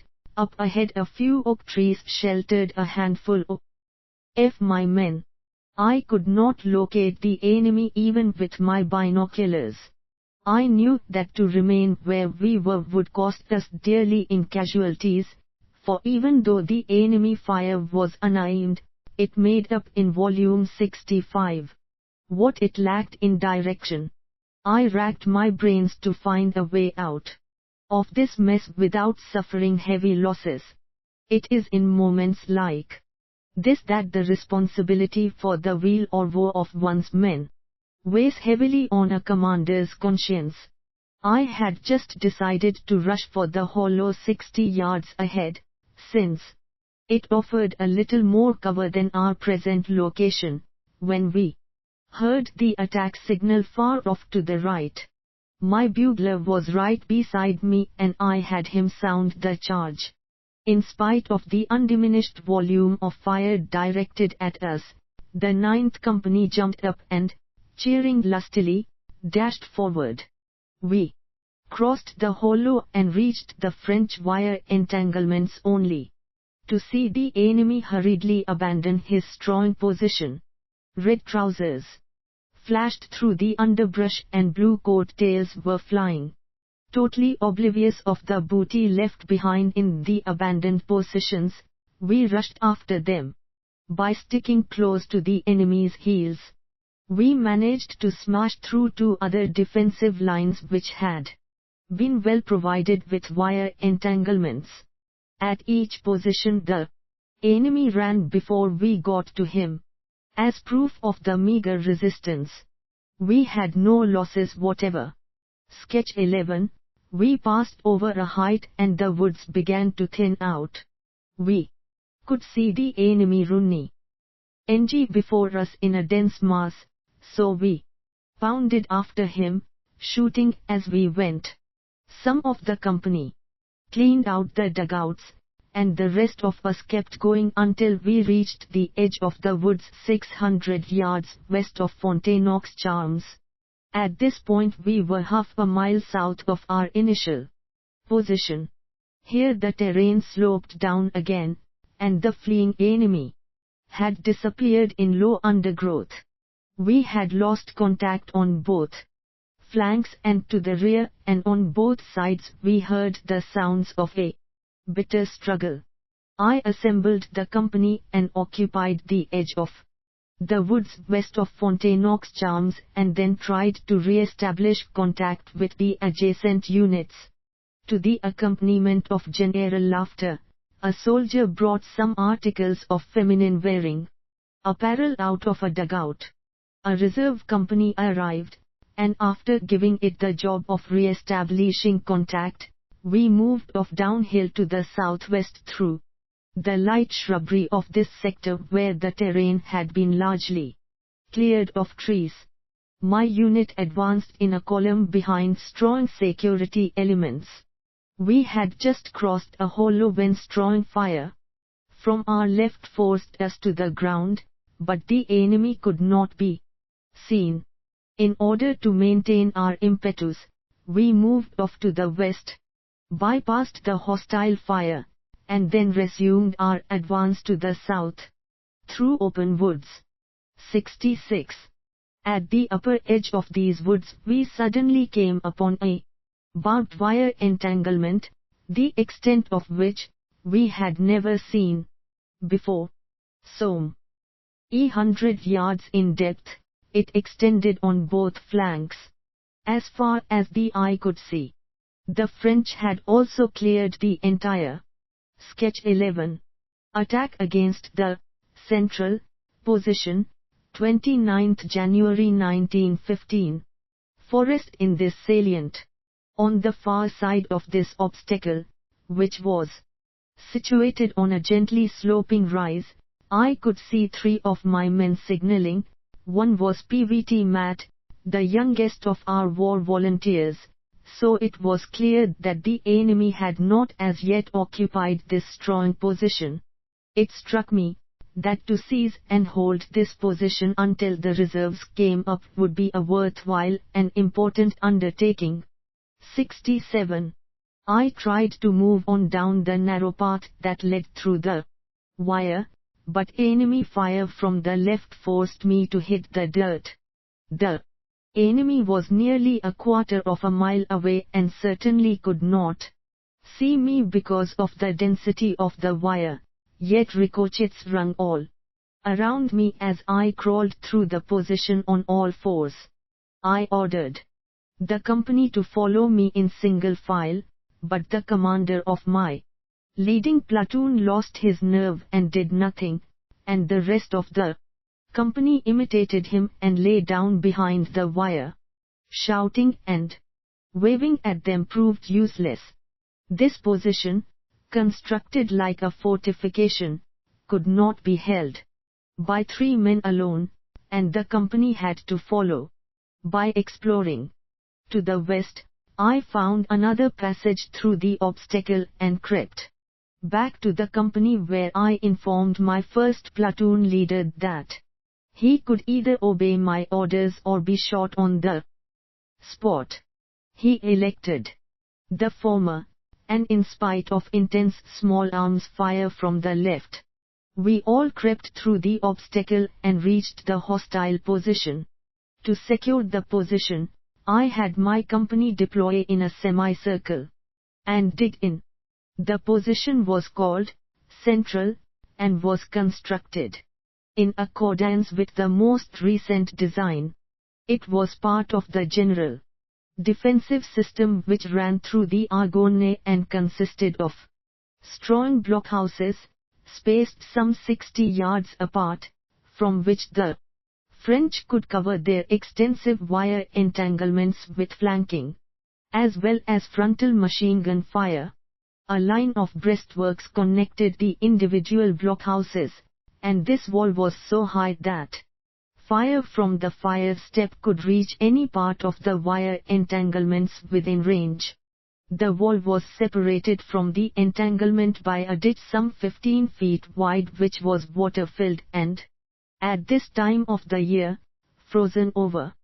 Deep dugouts were provided behind the wall, and a narrow road ran along some 11 yards from it. The height of the wall was such as to offer concealment to any vehicles using the road. From the left we were subjected to considerable small arms fire, while over on the right the installations appeared to be unoccupied. Around 0900 I sent the following written message to my battalion. 9th Company has occupied some strong French earthworks located 1 mile south of our line of departure. We hold a section running through the forest. Request immediate support and a resupply in machine gun ammunition and hand grenades. Meanwhile, the troops were trying to make an impression on the frozen ground with their spades, but it was only by using the few available picks and mattocks that we made any progress. We had 68 been working for some 30 minutes when the left outpost reported that the enemy was retiring through the wire some 600 yards to the east in closed column. I had one platoon open fire. Part of the enemy headed for cover, but others who were still north of the obstacle turned farther to the east and apparently reached the covered road behind the works, for very shortly after our opening fire we were attacked from that direction. Since our digging was producing little worth mentioning, I looked for another place to locate the company. 200 yards to the right I found a bend in the enemy position which would serve as an excellent place to hold if we were to maintain our bridgehead in the enemy works. The company fought its way to the new position, called Labaudet, where we quickly improvised defenses with the many tree trunks scattered about. From here, we opened a lively and independent fire against the enemy force on the right and brought him to a halt about 300 yards away. He chose to dig in at that point, and shortly thereafter his fire slackened and then ceased. My bridgehead included 4 blockhouses, my company being deployed in a semicircle lay with a platoon of 50 men in concealed reserve between the wire entanglement and the position. Here another narrow zigzag passage led through the wire field. Time passed and we began getting anxious about our reinforcements and supplies. Suddenly reports from the right indicated that more French were retreating through the wire some 50 yards from us. The platoon leader wanted to know if he should open fire. What else was there for us to do? We were about to get into a nasty scrap, and there was no use allowing the French to start it free from casualties. If we fired at once, then the French would turn to the west and get into the position through the next passage. It was also possible that they might get across our line of communication and so surround us. I opened fire. Sketch 12. From the high French breastworks rapid fire struck the nearby enemy, and a bitter struggle developed, with the French fighting bravely. Fortunately most of the new enemy, estimated as 1 battalion, turned off to the west, traversed the wire entanglements 350 yards away, and moved toward us from the west on a broad front. The ring about the 9th Company closed, leaving but one narrow path through the wire to connect us with battalion. Even that lifeline was swept by enemy fire from the east and west. On the right our heavy fire kept the enemy pinned to the ground, but the 69 enemy on the left had made progress and was getting dangerously close. Ammunition was getting scarce, and I stripped the reserve. Sketch 12. Attack against the central position, January 29, 1915. View from the south. A. 3rd French position. B. 9th Company exploits the breakthrough and penetrates as far as the central position. C. 9th Company holds portions of central and labor their positions. D. Attack prior to breaking off combat. E. Route of withdrawal. Platoon of most of its equipment. I decreased the rate of fire in order to conserve ammunition as long as possible, but the enemy on The West kept crawling closer.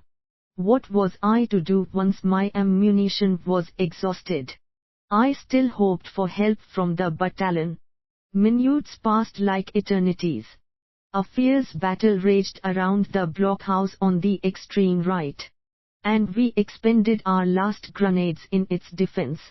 A few minutes 70 later, about 1030, a French assault squad succeeded in taking it and used its embrasures to pour rifle and machine gun fire into our backs. This report reached me at the same moment that a battalion order was shouted across the entanglement by a runner. Battalion is in position half a mile to the north and is digging in. Rommel's company to withdraw, support not possible. Again the front line was calling for ammunition, and we had enough for only 10 more minutes. Now for a decision. Should we break off the engagement and run back through the narrow passage in the wire entanglement, under a heavy crossfire? Such a maneuver would, at a minimum, cost 50% in casualties. The alternative was to fire the rest of our ammunition and then surrender. The last resort was out. I had one other line of action, namely, to attack the enemy, disorganize him, and then withdraw. Therein lay our only possible salvation. To be sure, the enemy was far superior in numbers, but French infantry had yet to withstand an attack by my riflemen. If the enemy in the west were thrown back, we would have a chance of getting through the obstacle and only have to worry about the fire of the more distant enemy on the east. Speed was the keynote of success, for we had to be gone before those we had attacked could recover from their surprise. I lost no time in issuing my attack order. Everyone knew how desperate the situation was, and all were resolved to do their utmost. The reserve platoon drove to the right, recapturing the lost blockhouse and carrying the whole line along with its impetus. The enemy broke and ran, with the French running away to the west. The proper moment to break off combat had come. We hurried eastwards and negotiated the wire entanglement in single file as fast as possible. The French on the east opened up on us, but a running target was not too profitable at a range of 300 yards. Even so, they got a few hits. By the time the enemy on the west had recovered and returned to the attack, I had the bulk of my outfit on the safe side of the wire. Aside from 5 severely wounded dead men who could not be carried along, the company reached the battalion position without further incident. The battalion, with my company on the left, was established in the dense forest directly south of the 3 occupied French positions. The 1st Battalion was having trouble and was out of direct contact with our left, but by means of liaison squads we managed to keep in touch with their right. My company dug in some 71 yards from the forest edge. Digging in the frozen ground was no fun. So far the French artillery had devoted its entire attention to our old position and to the rear areas, and during the attack we had been spared its attention, probably due to poor infantry-artillery liaison. This had been remedied now, and we were subjected to a very heavy volume of retaliatory fire which interfered with our digging since the forward edge of the forest received particular attention. I prepared a complete report of the morning's action on a message form and attached a sketch of the central and Labordere positions. Late in the afternoon of January 29, following a heavy artillery preparation, the enemy counterattacked. Masses of fresh troops stormed through the underbrush, urged on by bugle calls and shouted commands, only to be met by our small arms fire. They fell, sought cover, and returned our fire. Here and there a small group tried to work its way closer, but in vain. Our defensive fire smothered the attack with heavy losses, and large numbers of dead and wounded lay close to our lines. Under cover of darkness the French withdrew to the edge of the forest 100 yards away, and dug in. The infantry fire died down, and we too began to dig, for our own trenches were only 20 inches deep. Before we could get much deeper, French artillery shells began dropping among us. These were steel-cased rounds of American design which were burst all around and sending jagged steel fragments shrieking through the winter night to snap off good-sized trees as if they were matchsticks. Our positions offered inadequate cover for the harassing fire, which, with few breaks, kept up all night.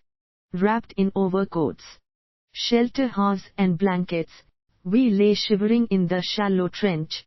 I could hear the men jump as each new concentration hit near us.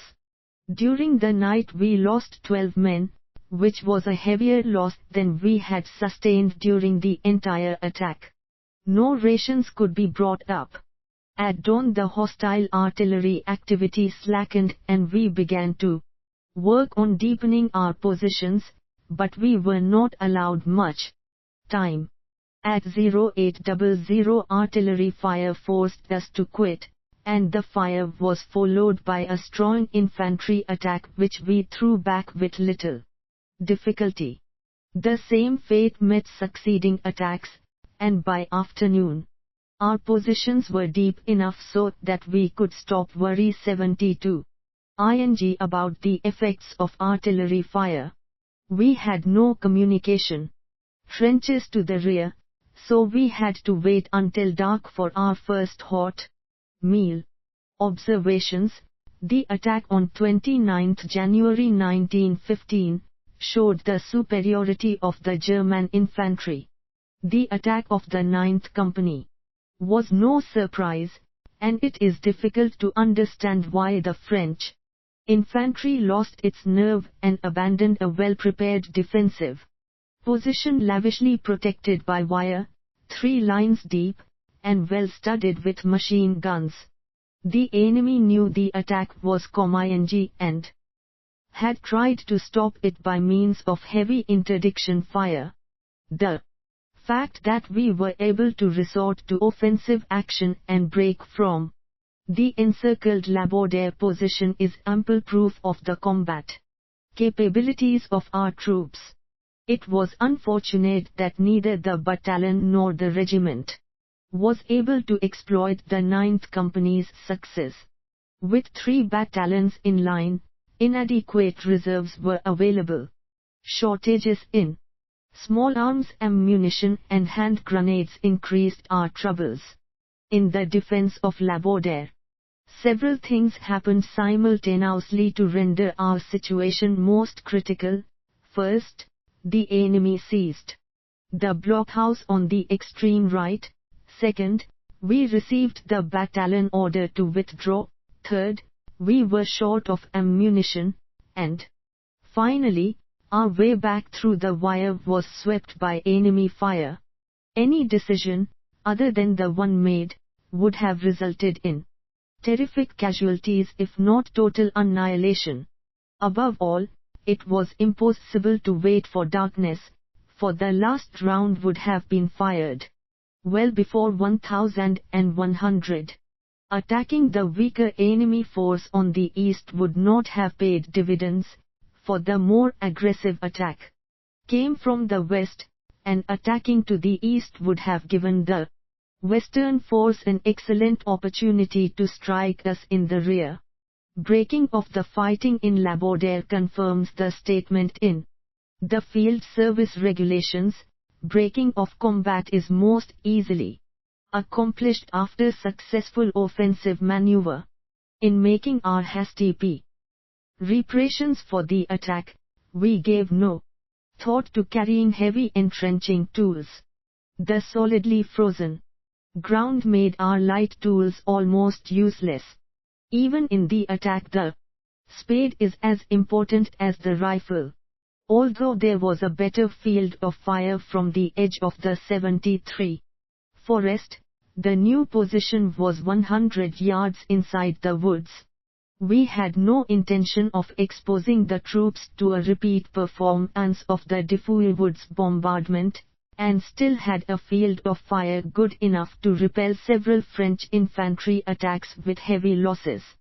The losses from hostile artillery fired during the night of January 29 to 30 were so heavy because the troops did not dig into a proper depth. Before Central and Bagatelle, our new positions were an improvement. We were located at a higher elevation, and surface water no longer bothered us. Moreover, the ground was easy to work. Shell-proof dugouts and shelters 13 to 20 feet underground had been captured in the attack, and these were impervious to the French artillery. I shared sleeping quarters in a dugout with an officer of the Islands, like myself, a company commander, which we could only reach by crawling on all fours. By day, we suffered bitterly from the cold since we dared not light a fire. The merest wisp of smoke was enough to bring heavy harassing fire from the French. 10-day reliefs were established, front line, reserve position, and rest camp alternated with one another. Thanks to the good positions and dug-outs, front line losses were slight, although the French artillery increased the volume of its harassing fire from day to day. Their batteries apparently had plenty of ammunition, in contrast to ours, which were so short that we only opened fire on occasion. I heard that the 5 severely wounded men we had left behind to be taken prisoner on January 29 were getting along well, and a few weeks later I was awarded the Iron Cross, First Class, for that operation. I was the first lieutenant of the regiment to get this decoration. The next 3 months were spent in rectifying our lines in conjunction with our neighbors. The 120th Infantry on the right got a bit farther forward than we did on January 29.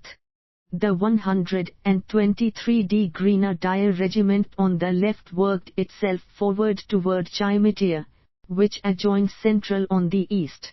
Again and again sap trenches were driven forward and then interconnected.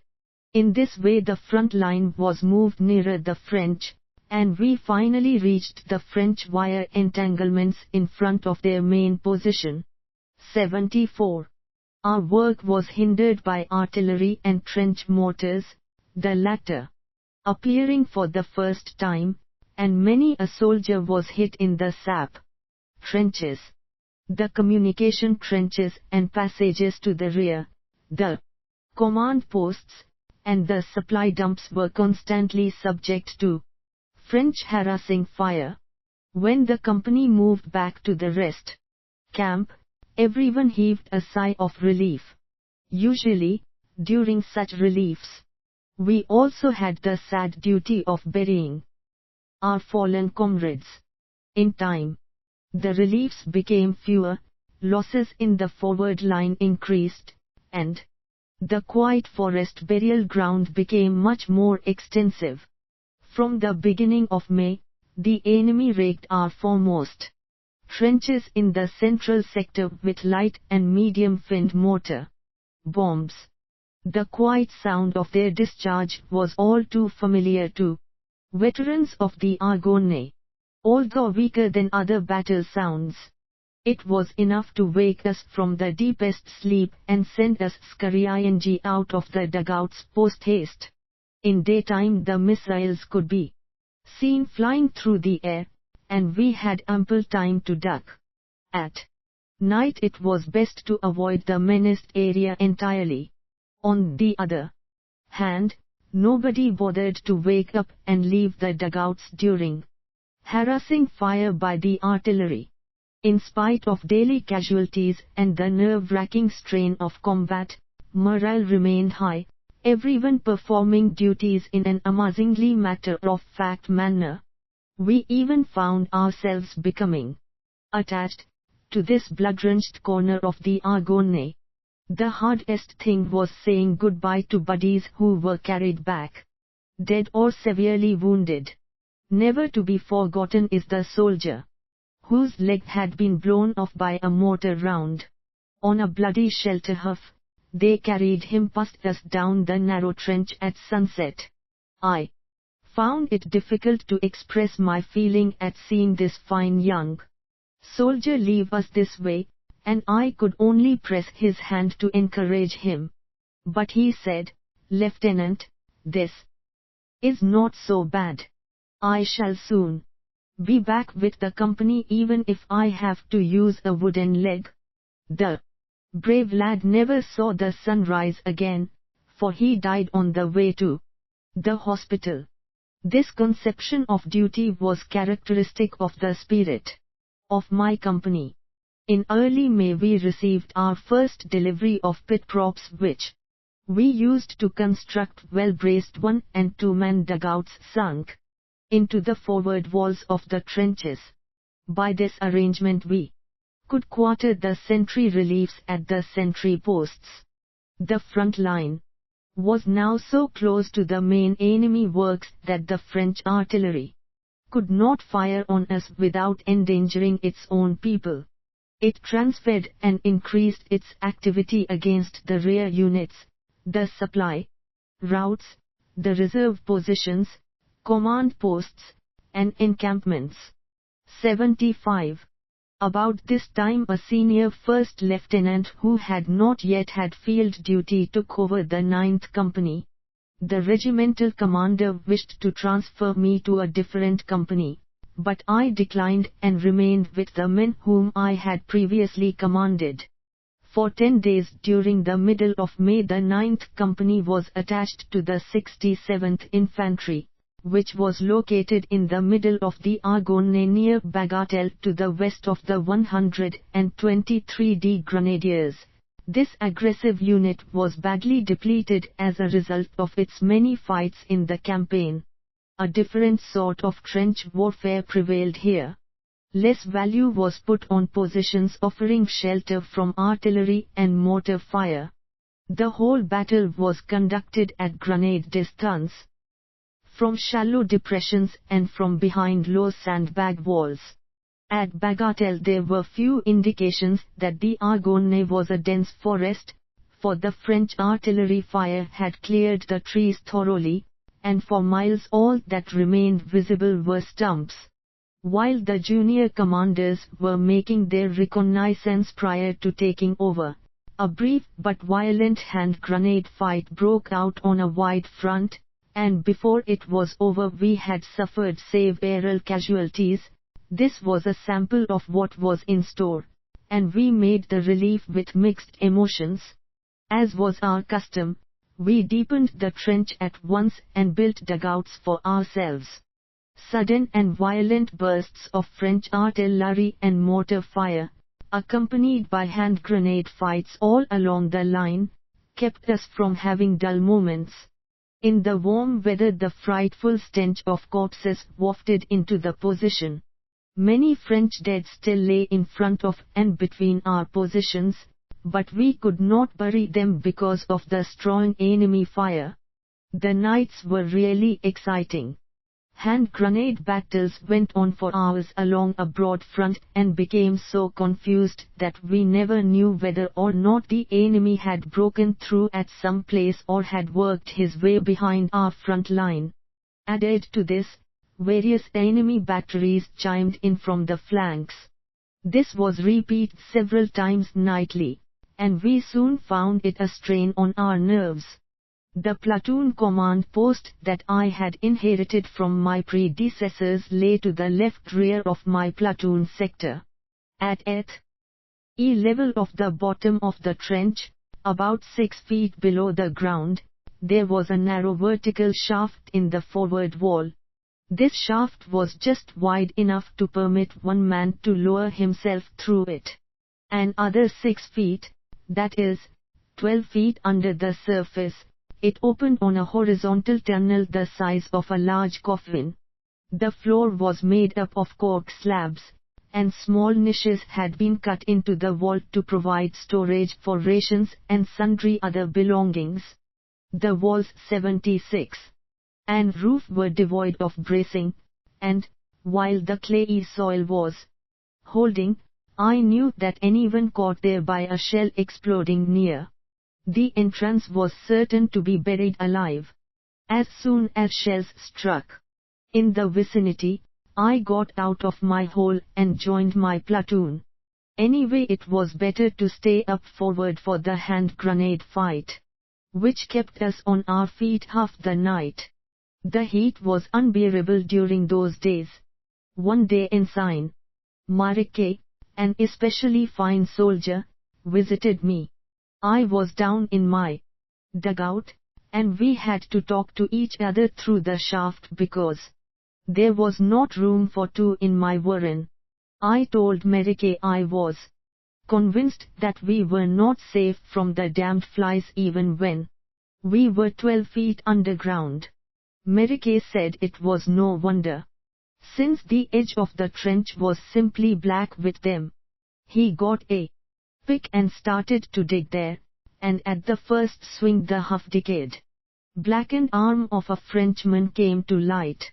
We threw chloride of lime and earth on it and left the dead man in peace.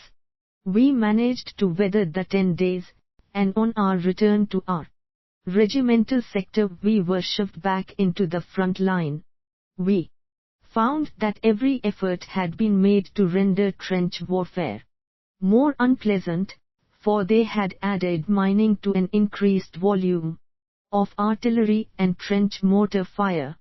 The opposing outposts were only a few yards apart in half-covered sap trenches heavily reinforced with wire, and the night was full of lively hand grenade battles, which from time to time brought the entire garrison to its feet.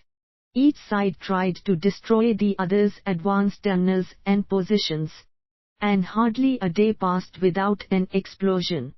One day the French succeeded in cutting one of our sap trenches, which had 10 men of our company working in it.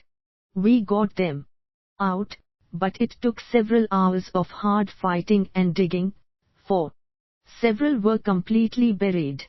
Our attempts to capture the nearby French sentry posts usually ended in considerable losses. These posts and the sections of trench leading to them were completely enclosed with barbed wire. At the slightest noise, the French in the blockhouses would sweep the obstacles with machine gun fire. These conditions soon became exasperating, and we hoped to remedy them by storming Central. Attack on Central. Following a 3.5-hour artillery and trench mortar preparation, we were to seize the French strong points of Labaudet, 77, Central, Chimetier, and Bagatelle.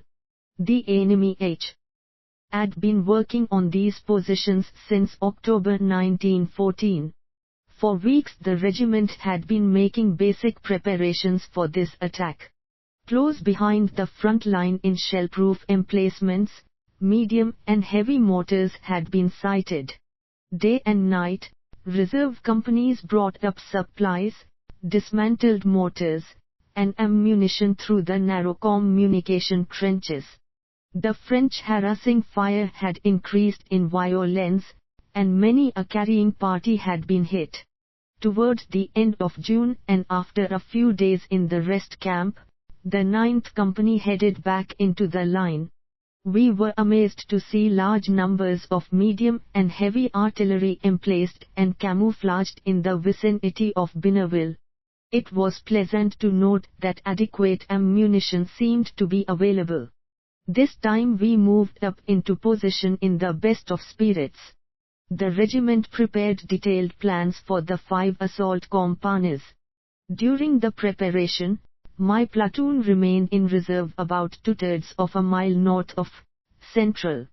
Shortly before the jump-off, we were to move up behind the line of departure, follow the assault echelon closely, and keep it supplied with grenades, ammunition, and entrenching equipment.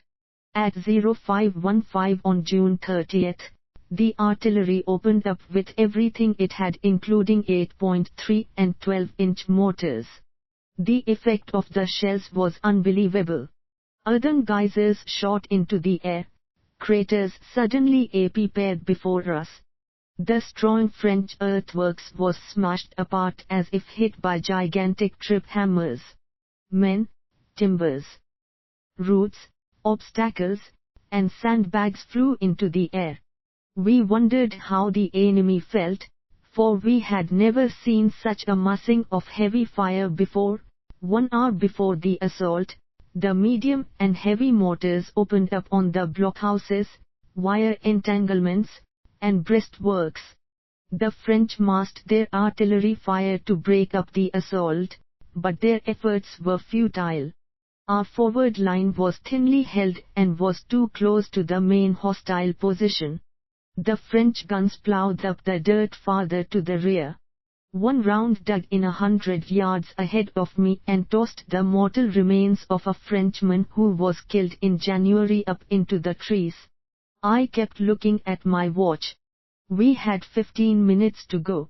A blue-grey pall of smoke from the bombardment obscured vision as both sides increased their volume of fire. The communication trench assigned us was exposed to strong hostile fire, and I decided to deviate from my orders in displacing to the side for about 100 yards. We ran for our lives across 78. The open stretch of ground and found shelter down in the hollow. Then, through the communication trench, we rushed into the front line with French standing barrages bursting all around. The storm troops were lying side by side, and across from us the last gun and mortar shells were bursting. 0845, and our assault moved forward over a wide front. French machine guns poured out their fire, the men jumped around craters, over obstacles, and into the enemy position. The assault easy.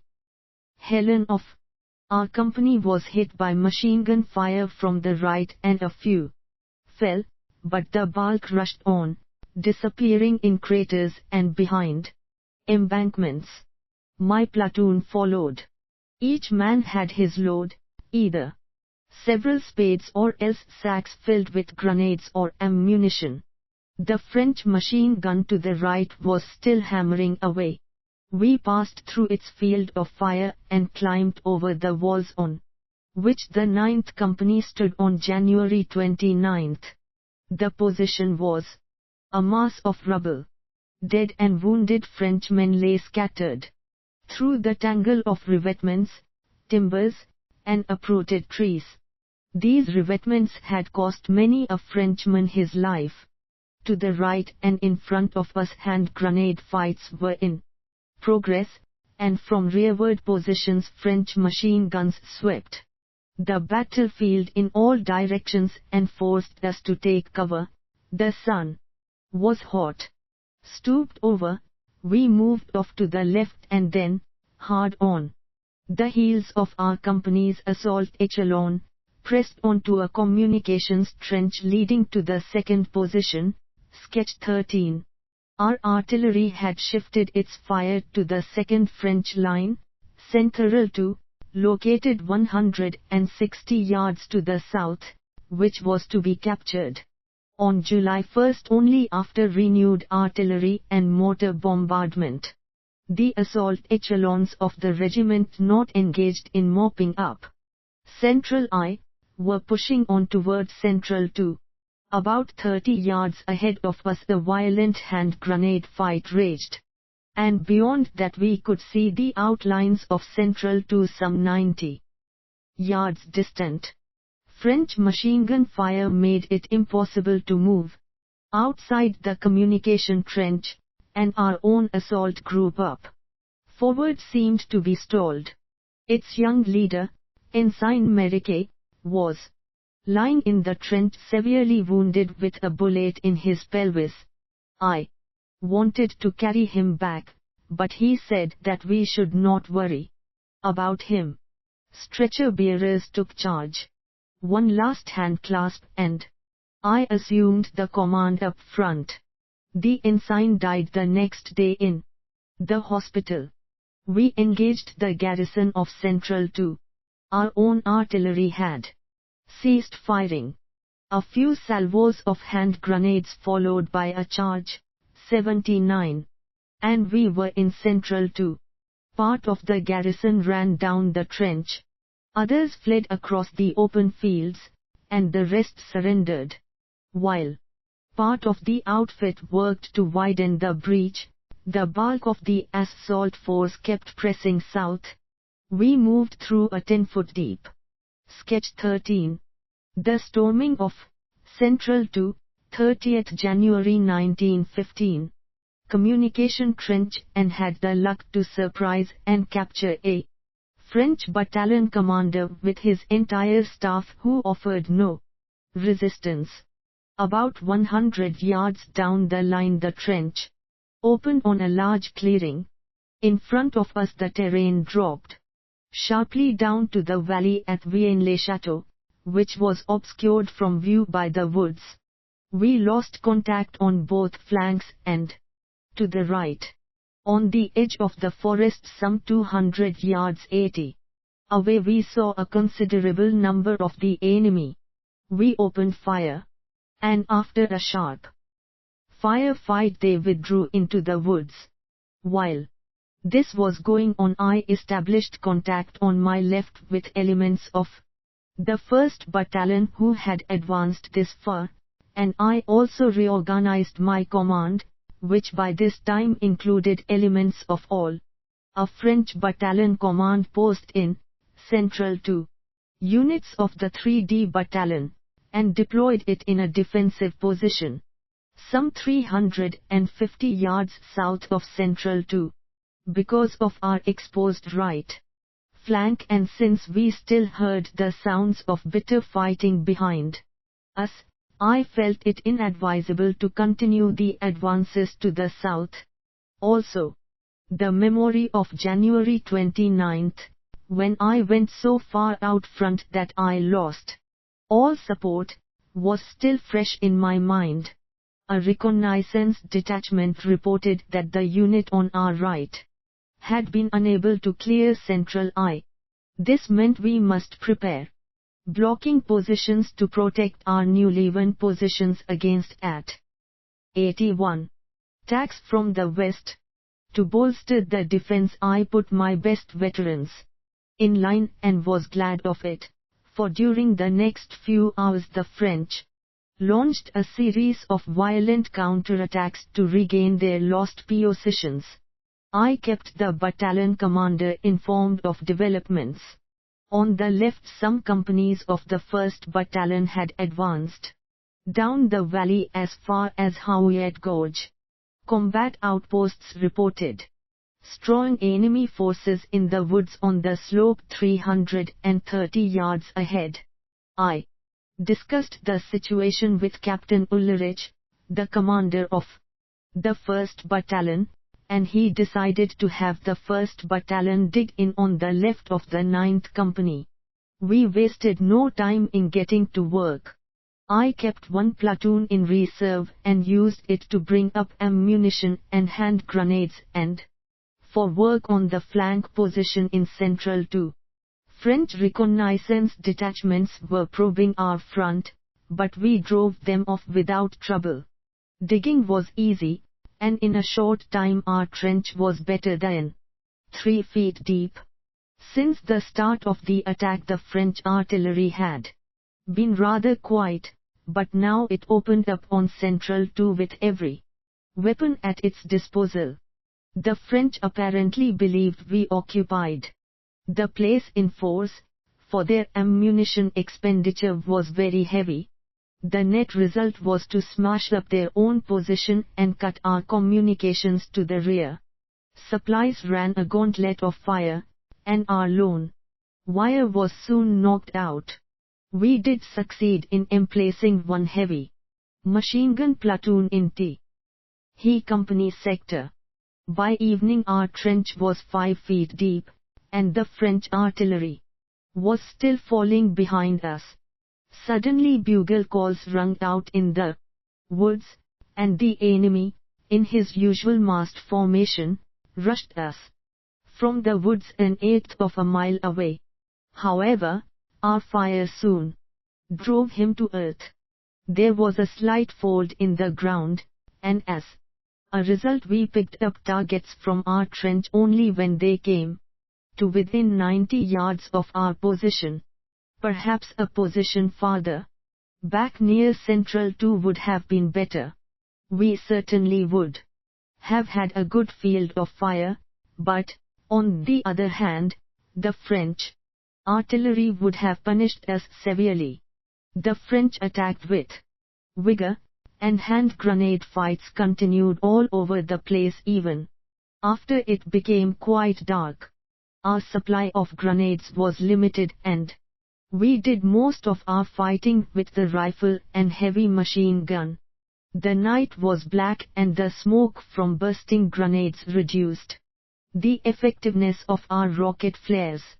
Grenades burst all around us, for the enemy was within 50 yards of our position. The fight waxed and waned all night, and we beat off all attacks. At daybreak, we made out a sandbag wall some 50 yards away, and all sounds 82 indicated that the enemy were busily engaged in digging in behind their improvised shelter. The French infantry kept us on the go during the night, and their artillery then took over the morning shift. Fortunately, the bulk of artillery fire landed in Central I and II with but a small fraction striking close to our position, and a hit in the front line was a great rarity. So we felt comparatively secure and did not envy the carrying parties who had to move rations and other supplies up through the shell-plastered communication trenches. We spent the succeeding days in improving the position. The trench was soon 6 feet deep. We constructed small wood-lined dugouts, installed armored shields, and sandbagged firing points. The front-line losses from artillery fire were few, but we lost men daily in the shell-torn communication trenches leading to the rear. The strong artillery concentrated for the June 30th offensive moved to another front, and our weak organic artillery lacked sufficient ammunition to give us worthwhile support.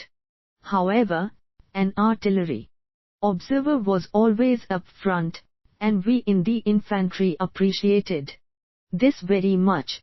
During the early days of July, the enemy began to wreck our trenches daily with stabilized mortar fire delivered from positions that permitted a certain degree of enfilade fire.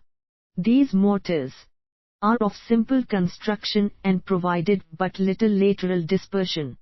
Consequently, he obtained a high percentage of direct hits, and it was not always possible to evacuate the dangerous localities in time to avoid losses. Our casualties were considerable, several men being killed by the blast effect of the 100-pound projectiles alone. During July, I began a 5W each assignment as substitute for the commander of the 10th Company in a sector where relief was furnished by the 4th and 5th Companies. We company commanders worked on a unified plan for construction of shell-proof multi-entrance dugouts 26 feet underground. This work went on day and night with several parties working on one dugout from different directions. The officers pitched in, and we found that sharing the work helped morale. Frequently an entire position was flattened by artillery inside of an hour. When this happened, we saw our lightly timbered dugouts collapse like cardboard boxes. Fortunately, the French bombardment followed a rigid plan. Usually they began on the left and traversed right. To remain under heavy fire proved too expensive, so whenever it started, I evacuated the trench and waited until they moved their fire laterally or shifted it to our rear area. If French Infantry 83 had followed their artillery and attacked us, then we would have thrown them out with a counterattack. This did not bother us because, man to man, we felt ourselves to be superior.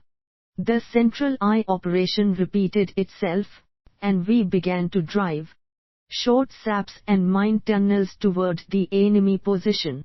Early in August, my company relieved the 12th Company in the Martin sector. This outfit needed relief following heavy losses sustained the day before in an attack made after the blowing of a mine tunnel.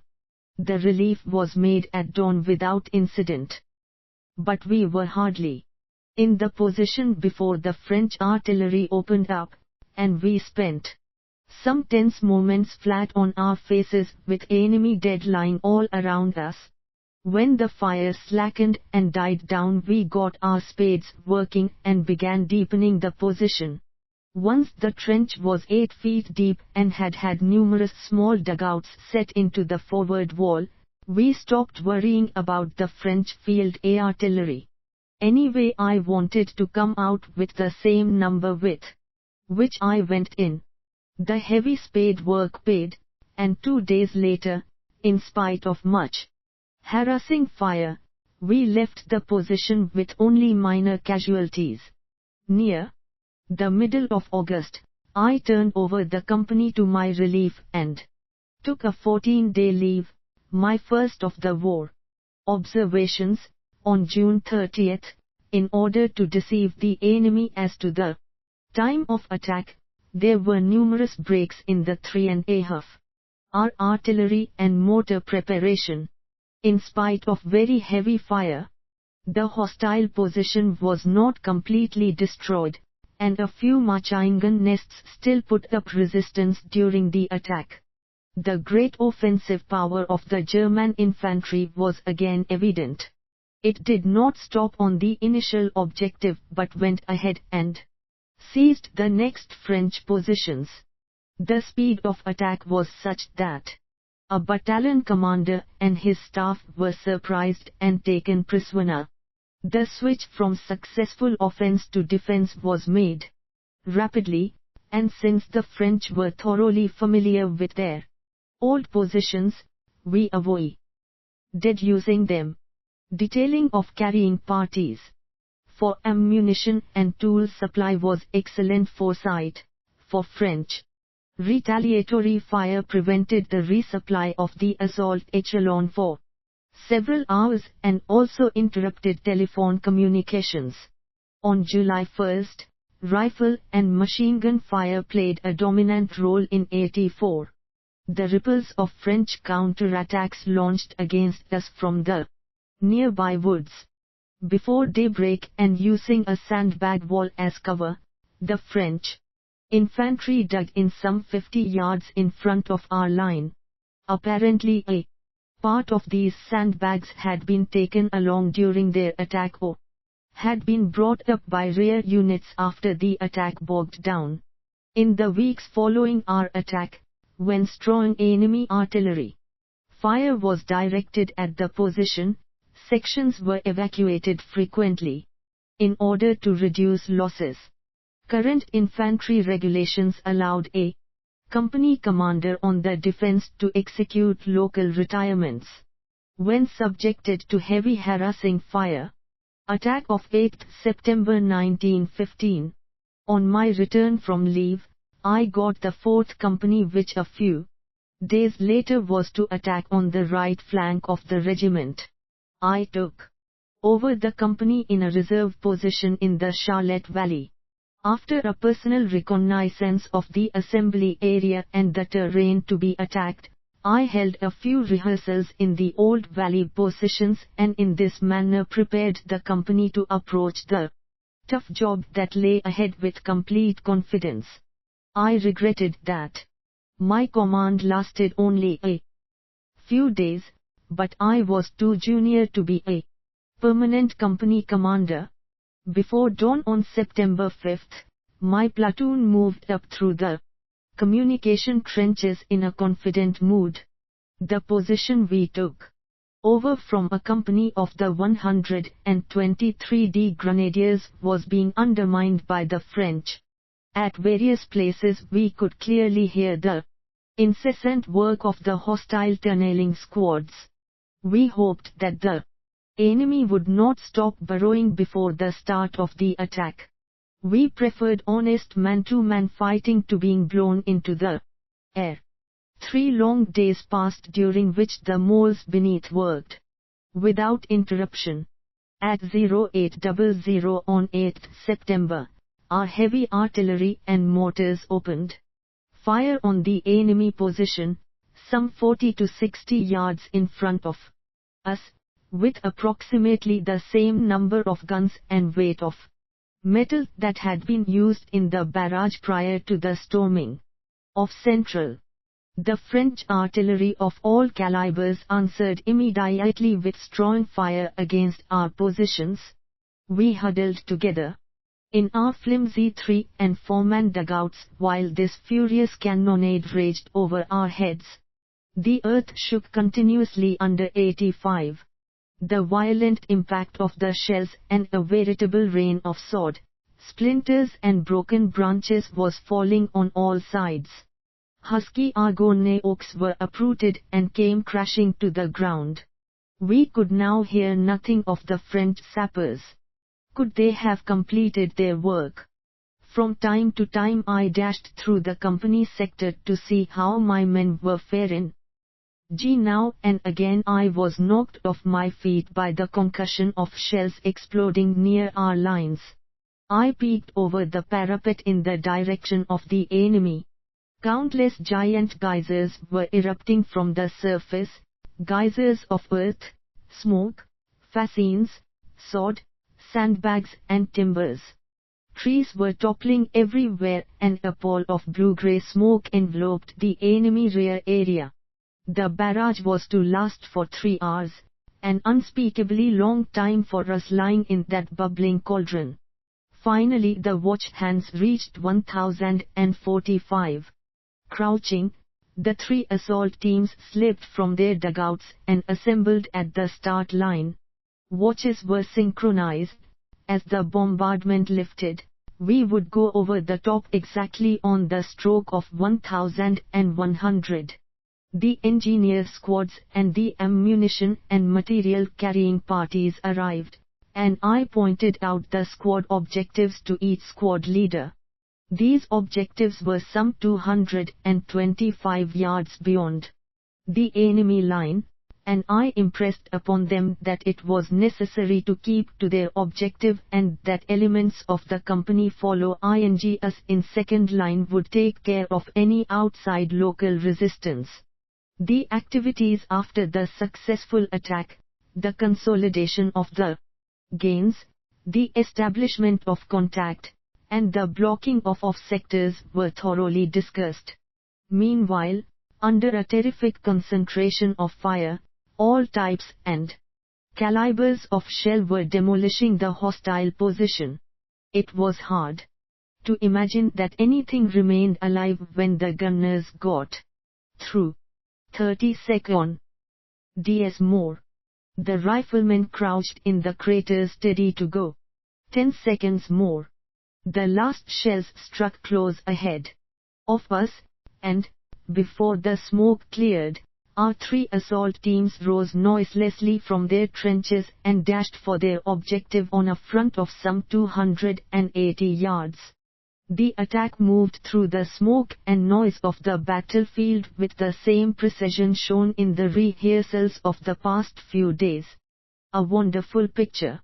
Our men paid little attention to the crowds of fear-crazed French soldiers climbing out of the nearest positions with hands raised high and merely pointed them towards our line of departure. The 86 assault squads rushed toward their objectives, and the units following in the second line under the company first sergeant took care of the prisoners. I joined the assault team on the right. We rushed forward past enemy trenches and, in a few seconds, reached our objective. Engineers, entrenching squads, and hand grenade squads followed close. Attack of 8th September 1915. On our heels and, up to this time, no one had been hit. Our advance was without the usual accompaniment of cheers and shouts, and as a result of this silence we took the French rear positions completely by surprise. These people were convinced that the jig was up and they surrendered without offering any resistance. A machine gun opened up and forced us to take cover. We moved to the left down the trench and established contact with the center assault team, and a few minutes later we were in contact with our left unit and with the adjacent company, 2D, as well. 87. We worked at fever pitch consolidating our positions for defense. And in a very short time the trenches leading toward the enemy were blocked off with sandbags and ammunition, and grenade dumps had been established. The French artillery opened up on the area behind us in such volume that we were completely cut off from our jump-off position. French machine guns prevented any movement outside the newly won position, and we had no chance of immediate resupply. The French infantry counterattacked, but even though we had a field of fire hardly 100 yards in width, we had little difficulty in stopping them. Within the positions, violent hand grenade fights centered around the blocked-off trenches, but there, as elsewhere, the enemy made no gains. The terrain sloped gently toward the enemy, and our hand grenades reached farther than his. During the attack 5 men in one of the assault teams were put out of action by an improperly thrown grenade. French fire after we reached our objective caused a total of 3 dead and 15 wounded for the company. Supplies of all classes were our next problem. Ammunition, material, and provisions had to be brought across open terrain which was constantly swept by French machine guns and artillery fire. A communication trench back to the line of departure had to be dug, and we had to establish contact with the unit on our right. Upon my suggestion, the battalion commander decided to have 80 men from the reserve dig a 100-yard trench from our position back to the jump-off point. This work was placed under my direction. Our work was 50 yards from the French, so I ordered my material squads to bring up a large number of sandbags and steel shields. I had learned something from the French on June 30th. We started work at 2,200, although the enemy was still restless and excited, and kept up an almost continuous fire illuminated by rocket flares. To get the job done in a single night meant getting underway without delay. To start with, I ordered a 16-inch sandbag wall to be pushed out from each end of the still non-existing trench. To build this wall was hell, and we formed an endless human chain with each man flat on his back, and in this way got the bags out to the wall builder. Hostile small arms had no effect on the men behind the bags, and in no time the wall stuck out into open space for a distance of 50 feet on each end. Then the supply of sandbags gave out, leaving a gap 200 feet wide. I closed this gap by having men take their armored shields into the gap and 88. Form a skirmish line. As soon as the individual soldier got to his position, he emplaced the steel shield and began to dig in behind it. Rifle and hand grenades were at hand. This whole movement was accomplished without noise, although the enemy fired numerous flares and used all his infantry weapons. The only thing that reached us was rifle fire, and that could not penetrate our armored shields. Even so, the skirmish line was none too comfortable. At daybreak on September 9 we had a communications trench 6 feet deep leading back to our old position. In the course of the night's work we discovered the corpse of a 1st Battalion soldier which had lain in this no man's land since June 30. Just as I hit the hay after a hard day's work, the battalion commander and, hard on his heels, the regimental commander arrived to inspect the new positions. They were pleased with the success of the 9th and 2D companies.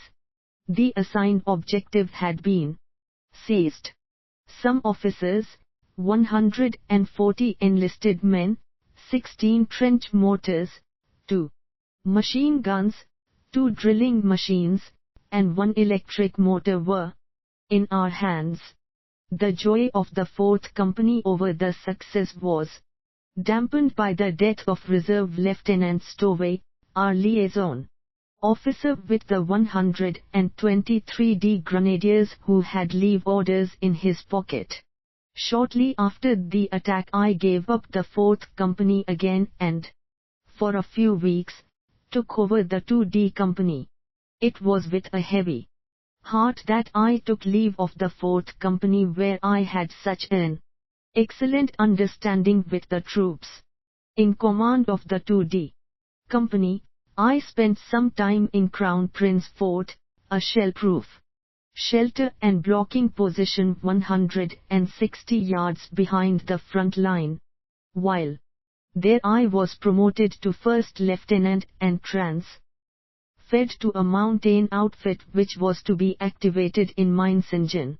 It was hard to leave a fighting regiment in whose ranks I had fought through so many a hard day, and to say goodbye to the many gallant soldiers, and to the blood-soaked, hotly contested soil of the Argonne. The Champagne battle was at its peak when toward the end of September I left the Binneville Forest observations with the newly acquired company. The attack for September 9 was thoroughly rehearsed.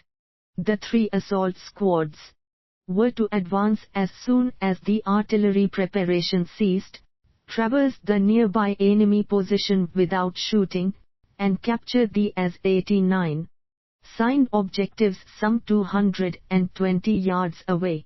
Mopping up operations. We assigned the company units following in 2nd and 3rd lines. Contrary to my orders, 1 assault team used hand grenades during the advance and wounded 5 of our men. These were the only losses sustained in the attack proper. In principle, do not throw hand grenades during a charge, for our own people will run into them. The surprise achieved was complete. We were past the enemy forward position before he could grab a rifle, and our AP parents at the entrance to his rear dugouts must have been regarded as Mephistophelian. The result was a relatively large number of prisoners. After the attack, we shifted swiftly to defense, this time by using the positions at hand, and we had no trouble in repulsing their counterattacks. Again, after the assault, the company communications to the rear were interrupted for hours by artillery and machine gun fire. The use of sandbags and armored shields greatly simplified the job of making contact with the rear. Chapter 2. Positional Warfare. In the High Vosges, 1916, War of Movement in Romania. 1916 to 1917. The new unit.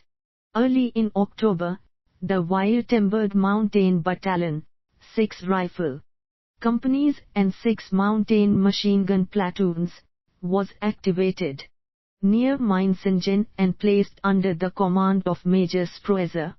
I had the 2D company, composed of 200 young veterans, drawn from all branches of the service. We had a few short weeks to train and produce an efficient mountain unit.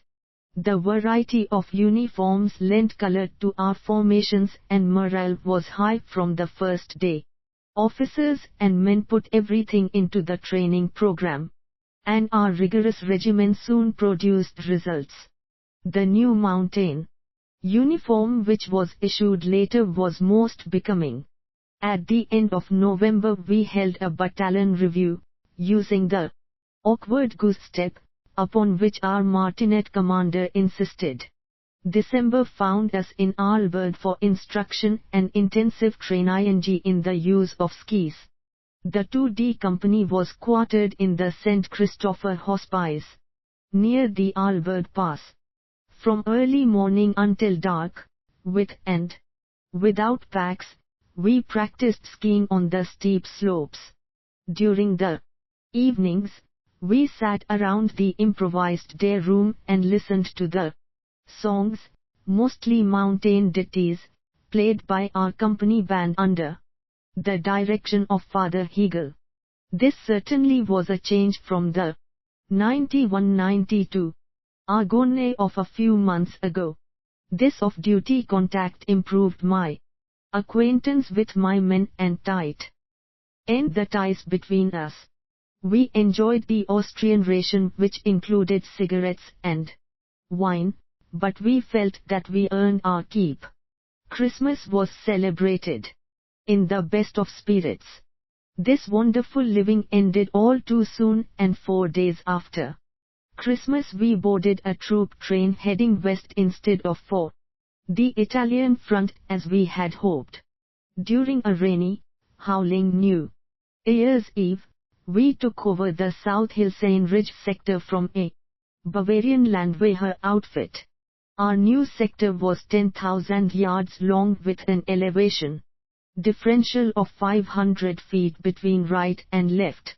Strong wire entanglements, one electrically charged at night, and other obstacles lined our front.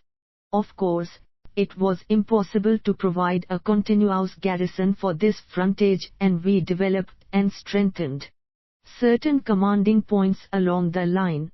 These strong points were miniature forts, organized for all-around defense and stocked with ample supplies of ammunition, rations, and water. I put my Argonne experience to good use and made certain that each dugout had 2 exits as well as strong overhead cover. The enemy positions did not lie within hand grenade range as in the Argonne, but only approached within 100-odd yards along our right flank and in the center, near the so-called French knob. The remainder were quite distant, bordering the edge of a thickly wooded area. Apart from a few shells and occasional harassing machine gun fire, we heard little from the enemy. In fact, at this time our greatest hardship was the inclement weather. During the spring and summer we learned to know the various positions: the Little Southern, the Whip, the Picklehead, and the Little Meadow. Also, during this period we spent much time in training our numerous officer candidates. Raid on Pine Tree Knob. Early in October 1916, several units, among them the 2D Company, were ordered to prepare plans for raiding the enemy to take prisoners. My Argonne experience showed me that this type of work was dangerous, difficult to organize, and usually resulted in a high casualty list and, for this reason, I held my boys in check as far as raids were concerned. Once ordered, I pitched in and started Plan 93. Ning. To begin with, in order to determine the feasibility of work into the enemy position, I went out on reconnaissance, accompanied by Staff Sergeants Beitler and Colmar.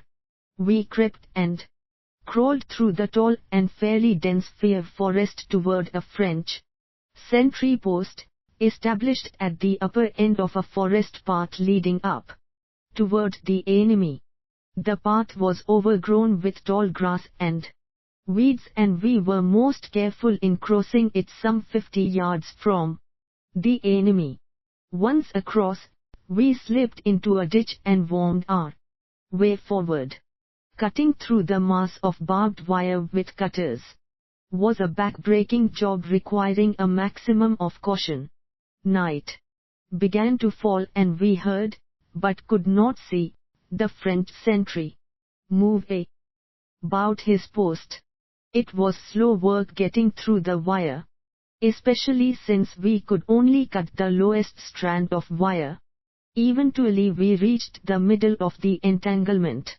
At this point, the French sentry exhibited a certain amount of restlessness and cleared his throat and coughed several times.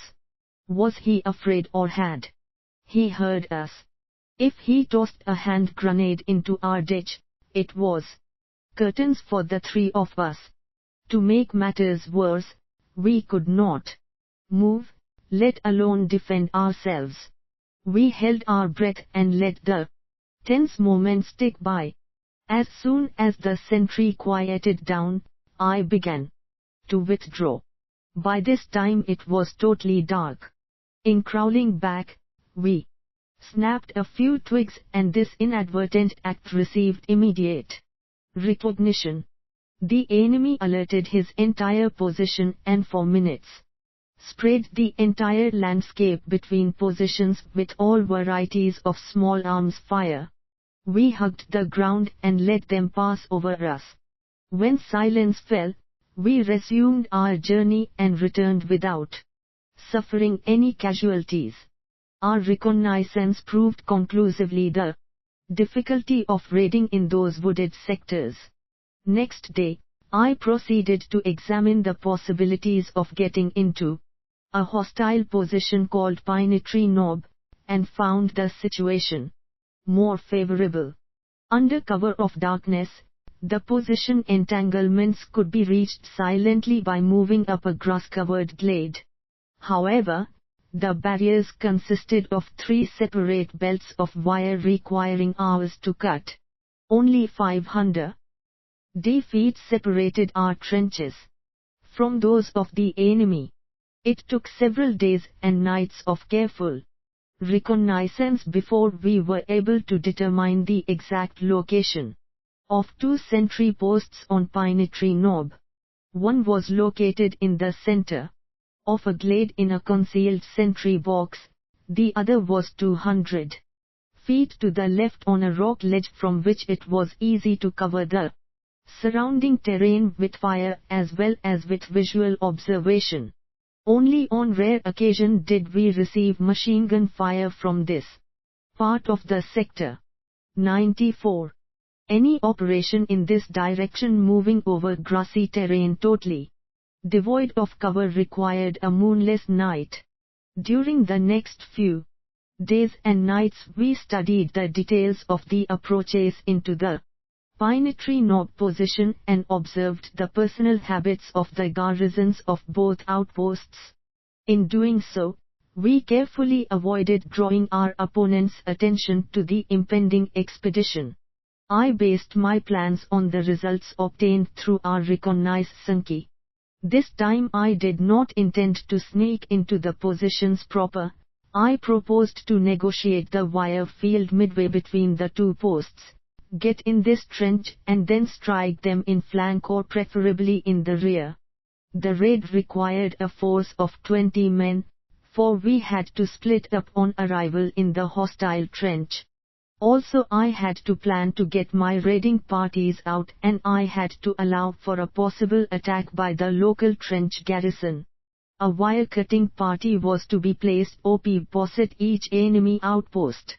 They were to crawl up to the edge of the wire, and remain there doing nothing until the raiders started cleaning out the trench with pistols and hand grenades, or until signaled from within the captured outpost positions. Not until one or other happened were they to start cutting the wire and make a path for the raiders' escape. Sketch 14. I discussed the raid with the subordinate leaders, using sketches and pointing out the terrain from the trench. The various detachments started their preparations by holding rehearsals close behind our positions. October 4th was a cold and nasty day. A strong northwest wind drove clouds through our 3,500-foot position. Toward evening the wind changed into a storm, and a rain of cloudburst proportions beat down. This was weather I had been praying for. By that time the French sentries had their heads deep in their coat collars and had taken refuge in the most sheltered corner of their sentry holes, thus reducing their efficiency as guards. In addition, the wind would drown out most of the noise occasioned by our approach and wire cutting. I reported to Major Sproezer my intention to carry out the raid during the coming night, and received approval. 3 hours before midnight, in a pitch-black, stormy and rainy night, I left our positions with my 3 detachments and crawled slowly toward the hostile position. Soon the wire-cutting detachments under Staff Sergeant Colmar and Lance Corporal Stetter left us and moved off to the right and to the left. Lieutenant Stafford, the Staff Sergeant Pfeiffer, and I went with the assault detachment and crawled behind our wire cutters. The other 20 soldiers followed in single file at 3-pace intervals. We crawled noiselessly toward 95. The enemy. The wind howled and whipped rain into our faces, and soon soaked us to the skin. We listened anxiously into the night. Single shots rung out here and there, and an occasional rocket flare flickered in the darkness, but the enemy remained quiet. The night. X. X. X. X. X. X. X. X. X. X assault. X. French positions. So I-98. Tilde. Sketch 14. The raid on Pine Tree Knob was so dark that the silhouettes of the surrounding rocks were indistinguishable at more than 16 feet. We reached the first obstacle and the hard work began. 1 of 96. Our trio wrapped a rag around every strand before using the cutters. Another took the tension of the wires, and the third slowly cut the wire through. The ends of the cut wire were bent back carefully to prevent betrayal by the noise which would result were they allowed to fly back unimpeded. Every move had been tested beforehand. We stopped work occasionally and listened intently into the night before starting our tiresome job again. In this manner, inch by inch, we cut our way through the high, wide and very finely laced French wire. We had to content ourselves with cutting a path through the lower strands only. Those were hours of strenuous work. Occasionally, a wire cracked and we stopped work and strained our ears to listen into the night. By midnight we had cut our way through the second wire belt and we were 100 feet from the enemy trench. Unfortunately the rain and the storm abated somewhat, and it had become a bit lighter. Ahead of us lay high and continuous shevox defrice. Each separate framework was long and heavy, and the innumerable wires were too heavy for our light wire cutters. We crawled a few yards to the right and tried to separate two of the Chevaux de frise. This effort merely made a lot of noise, which sounded to us like a thunderclap. If the hostile sentries, now 100 or so feet away, failed to hear us, they were surely asleep. The next few minutes were not pleasant, but all remained quiet on the southern front. I gave up trying to separate the Chevaux de frise which were too firmly anchored, and, after a brief search, we found a shell crater which gave us an opening. We wormed our way through and covered the few yards between us and the enemy position. Another shower started. The three of us were between the wire and the enemy trench where the water trickled down the trench bottom over some stone steps and on into the valley. Cautiously, the leading men of the assault detachment squeezed under the Chevaux de frise. The remainder were farther back in the first and second wire belts. Suddenly we heard footsteps coming down the trench from our left. Several Frenchmen approached us coming downhill in the trench, and their slow and even steps resounded in the night. They were unaware of our presence. I estimated their strength at 3 for 4 men. A trench patrol. What were we to do? Jump them or let them pass? The chances of jumping them without raising a ruckus were remote. It would be a man-for-man fight. Our own assault detachment could not take part for it was still out in 97. The wire. We could have overpowered the trench patrol, but then the trench garrison would have gone into action and covered the barriers with fire. Our return would have cost us dearly and, under the raiding party in the French position, such conditions, we would have had little luck in bringing back a prisoner. I quickly weighed the pros and cons and decided to let the enemy pass unmolested. 98. My two companions, Stafford and Pfeiffer, were informed, and we took complete cover at the edge of the hostile trench for, above all, we had to hide our hands and faces. The Chevaux de frise interfered with our crawling back. We would have been detected had the French patrol been on the job. In case they were, we got ready to jump them. With our dispositions made, we lay and waited. Their footsteps were regular and they conversed softly. Anxious seconds crawled by. Without hesitation, the French trench patrol came abreast of us and went on. While the sound of footsteps died away, we heaved a sigh of relief and waited a few minutes to see if they would return. Then, one after the other, we dropped into the trench. The rain had stopped and only the wind whistled over the bare slope. As the weary men entered the trench, bits of earth and rock broke loose from the trench wall and tumbled noisily down onto the stone steps. Again anxious minutes passed. Finally the whole assault detachment was in the trench. We divided and Lieutenant Stafford, with 10 men, went down the slope while Staff Sergeant Scrupper and his 10 went in the opposite direction. I went with Scrupper. We felt our way carefully up the steep trench. Only a few steps separated us from our objective, the sentry post on the rock ledge. We wondered if the enemy had noticed anything. We stopped and listened.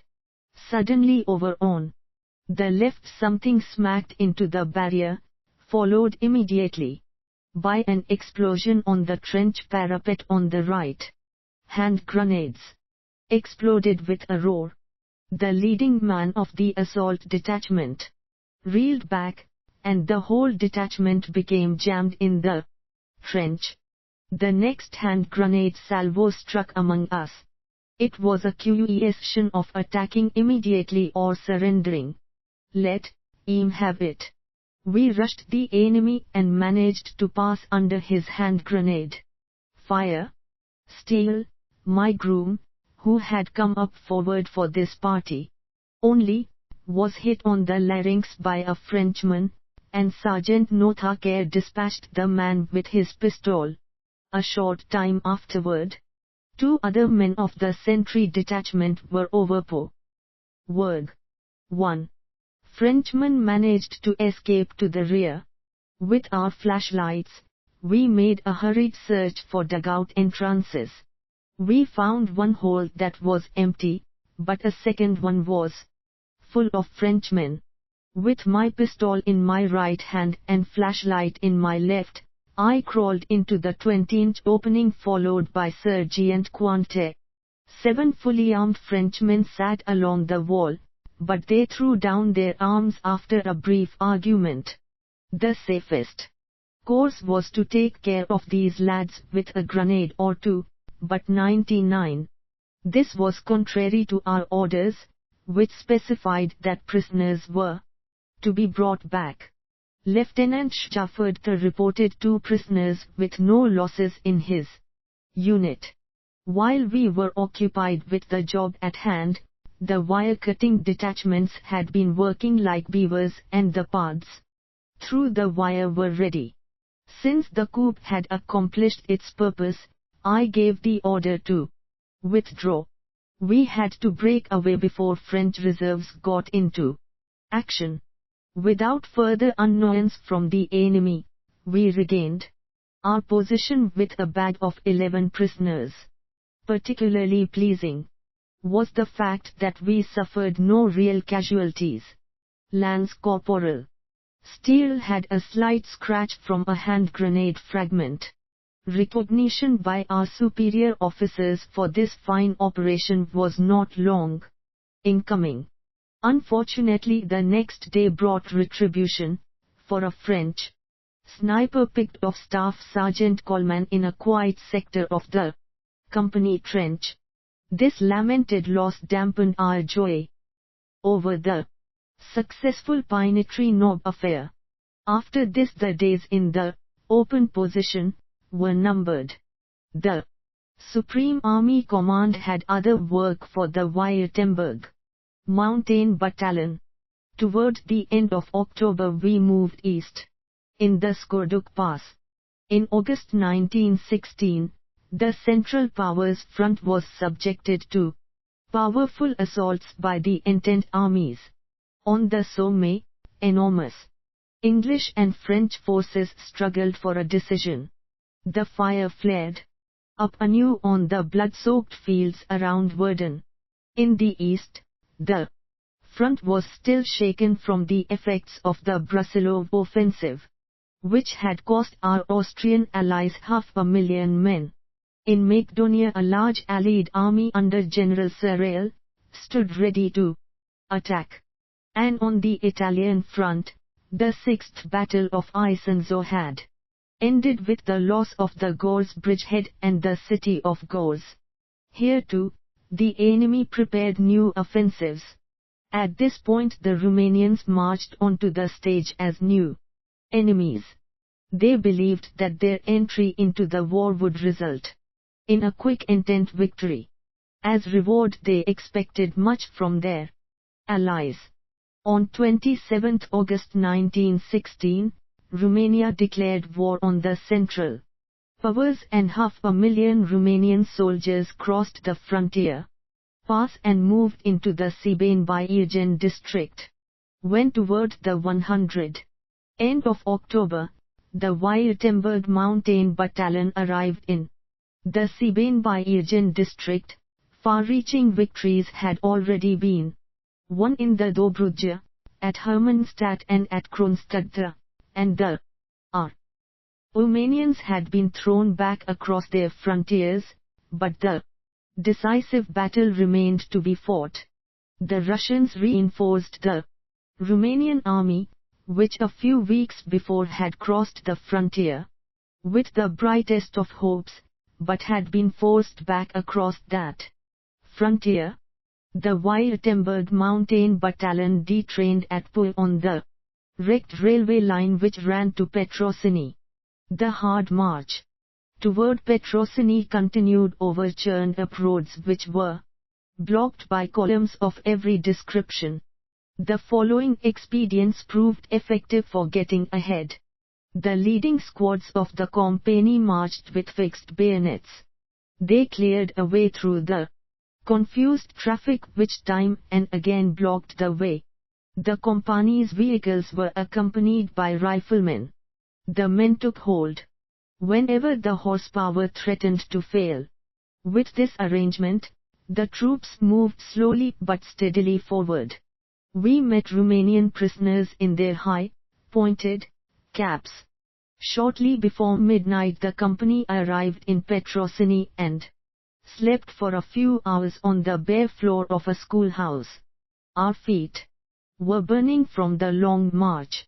Nevertheless, before dawn, the 2D and 5th companies climbed into trucks and traveled southwest through Lupeni toward the threatened mountain front. A few days before, the drive of the 11th Bavarian Division through the Vulcan and Skurduk passes had failed. In bitter fight for the pass exits, parts of the infantry and the artillery were thrown back and badly scattered. At present, the Schmetto cavalry corps was in possession of a ridge running along the border. Had the Romanians continued their attack, it would have been difficult for our weak forces to hold them in check. After a truck ride of several hours, we detrucked in Hobikorikeni. Here the cavalry brigade to which we had been attached started us toward the border range in the direction of Hill 1794. We climbed over a narrow footpath and our packs with their 4 days' uncooked rations weighed heavily on our shoulders. We had neither pack animals nor winter mountain equipment, and all officers carried their own packs. We climbed the steep slopes for hours. We met a few men as well as an officer from a Bavarian unit which had fought on the other side of the mountain. Their nerves appeared to be pretty well frayed.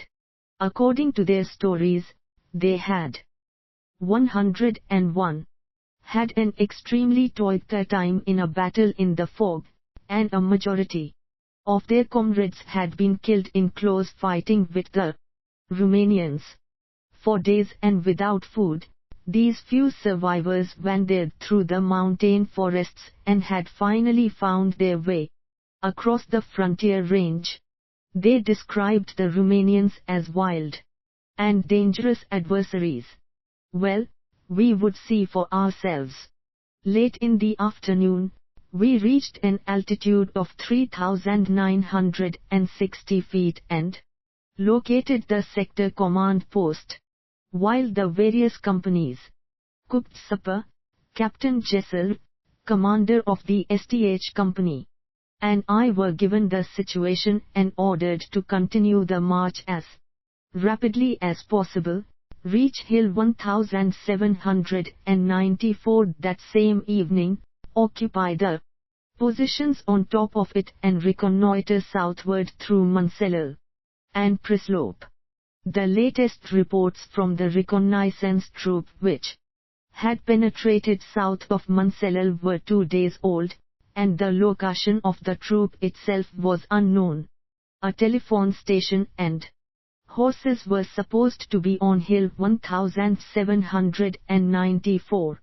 Contact did not exist with the units on the right and left. It began to rain as we started to climb without benefit of a guide. The rain grew heavier as night began to fall and it was soon pitch black. The cold rain turned into a cloudburst and soaked us to the skin. Further progress on the steep and rocky slope was impossible, and we bivouacked on either side of the mule path at an altitude of about 4,950 feet. In our soaked condition it was impossible to lie down, and as it was still raining, all attempts to kindle a fire of dwarf pine failed. We crouched close together, wrapped in blankets and shelter halves, and shivered from the cold. As soon as the rain slackened, we again attempted to build a fire, but the wet pine branches only smoked and gave out no heat. Slowly the minutes of that terrible night crept by. After midnight the rain ceased, but in its stead an icy wind made it impossible for us to relax in our wet clothes. Freezing, we stomped our feet around the smoking fire. Finally it became light enough to continue the climb toward the summit, and soon we reached the snow line. When we reached the summit, our clothes and packs were frozen to our backs. It was below freezing and an icy wind was sweeping the snow-covered summit. Our positions were not to be found. A small hole in the ground, barely capable of holding 10 men, sheltered the telephone squad. Over on the right were some 50 shivering horses. Shortly after our arrival a blizzard enveloped the elevated region and reduced visibility to a few yards. Captain Jessel described the situation to the Sector Commander 102, and tried to have the two companies withdrawn. However, all representations of the experienced alpinist were in vain, even though the surgeon also warned that a continued stay in the snowstorm in wet clothes, without shelter, without fire, and without warm food, would result in many sick and much frostbite within the next few hours. We were threatened with court-martial proceedings if we yielded 1 foot of ground. To ascertain the whereabouts of the missing troop, Staff Sergeant Beitler was sent in the direction of Stersera via Munsellel. The mountain troops pitched tents in the snow. We did not succeed in making fire. Numerous cases of high fever and vomiting were reported, but renewed representations to sector were without effect. A horrible night began. The cold became more biting and soon the men could not stay in their tents and, as on the previous night, tried to keep warm by moving about. A long winter night. When day broke the doctor had to evacuate 40 men to the hospital. I was on orders from Captain Jessel to the sector commander to give a personal description of conditions on the summit, and I at least succeeded in having our request forwarded for immediate disposition. When I returned to Hill 1794, Captain Jessel had decided to move off with the remainder of the companies, come what may. 90% were under medical treatment because of frostbite and cold symptoms. The weather cleared at noon just as we were being relieved by fresh troops equipped with pack animals, wood and other items of equipment. Meanwhile the reconnaissance troop had been discovered by the Beitler scout squad on one of the southern spurs of the mountain. There, at an elevation of 3,600 feet, bearable temperatures prevailed. There was no trace of the Romanians. After 3 days the company was back in good shape. Under considerably more favorable weather conditions and with better equipment, we climbed the Munsellel. After a bivouac at 5,940 feet, we moved forward towards Stersera, a foothill of the Vulcan Mountains which drops perpendicularly to the northeast and north. The company sent outposts about 1,100 yards north of Stersera. While they were digging a hedgehog on a wooded knoll, secured by 3 sentries, things got lively on the Stersera. Romanians in about battalion strength were dug in across the way in several closely linked positions. During the ensuing days, encounters with a weak enemy resulted in no losses on our side. We lived in tents near our positions, Pack 103. Animals brought provisions daily from the valley on the other side of the mountain ridge. Telephone communication connected us with the Sproezer group and with our sentries. Over on the right was Arkanului. On its steep southeast slopes we could see the howitzers of the 11th Division's artillery which had been abandoned there. About a mile and a third east of us, on the next ridge, were other units of the Württemberg Mountain Battalion. Fog covered the plain far below us and broke like ocean waves against the sunlit peaks of the Transylvanian Alps. A wonderful sight. Observations. The occupation of Hill 1794 showed how high mountain weather can influence the efficiency and resistance of the troops, especially when the equipment is not suitable and complete, and supply fails. On the other hand, we saw what the soldier can endure in the presence of the enemy. Under certain circumstances, dry wood or charcoal must be furnished for troops living at an elevation of 6,000 feet. A few days later, on the southern slopes of the Vulcan Mountains, we were heating our tents with small charcoal fires built in suspended tin cans. The storming of Lesuului. In November, the Romanians were prepared for a German thrust from Kronstadt in the direction of Bucharest, and they had the bulk of their reserves concentrated in the area north of Ploiești. They were blissfully ignorant that General Kuhin was forming a new attack group in the Vulcan-Skorduk area for the purpose of forcing an entry into Wallachia and advancing on Bucharest from the west.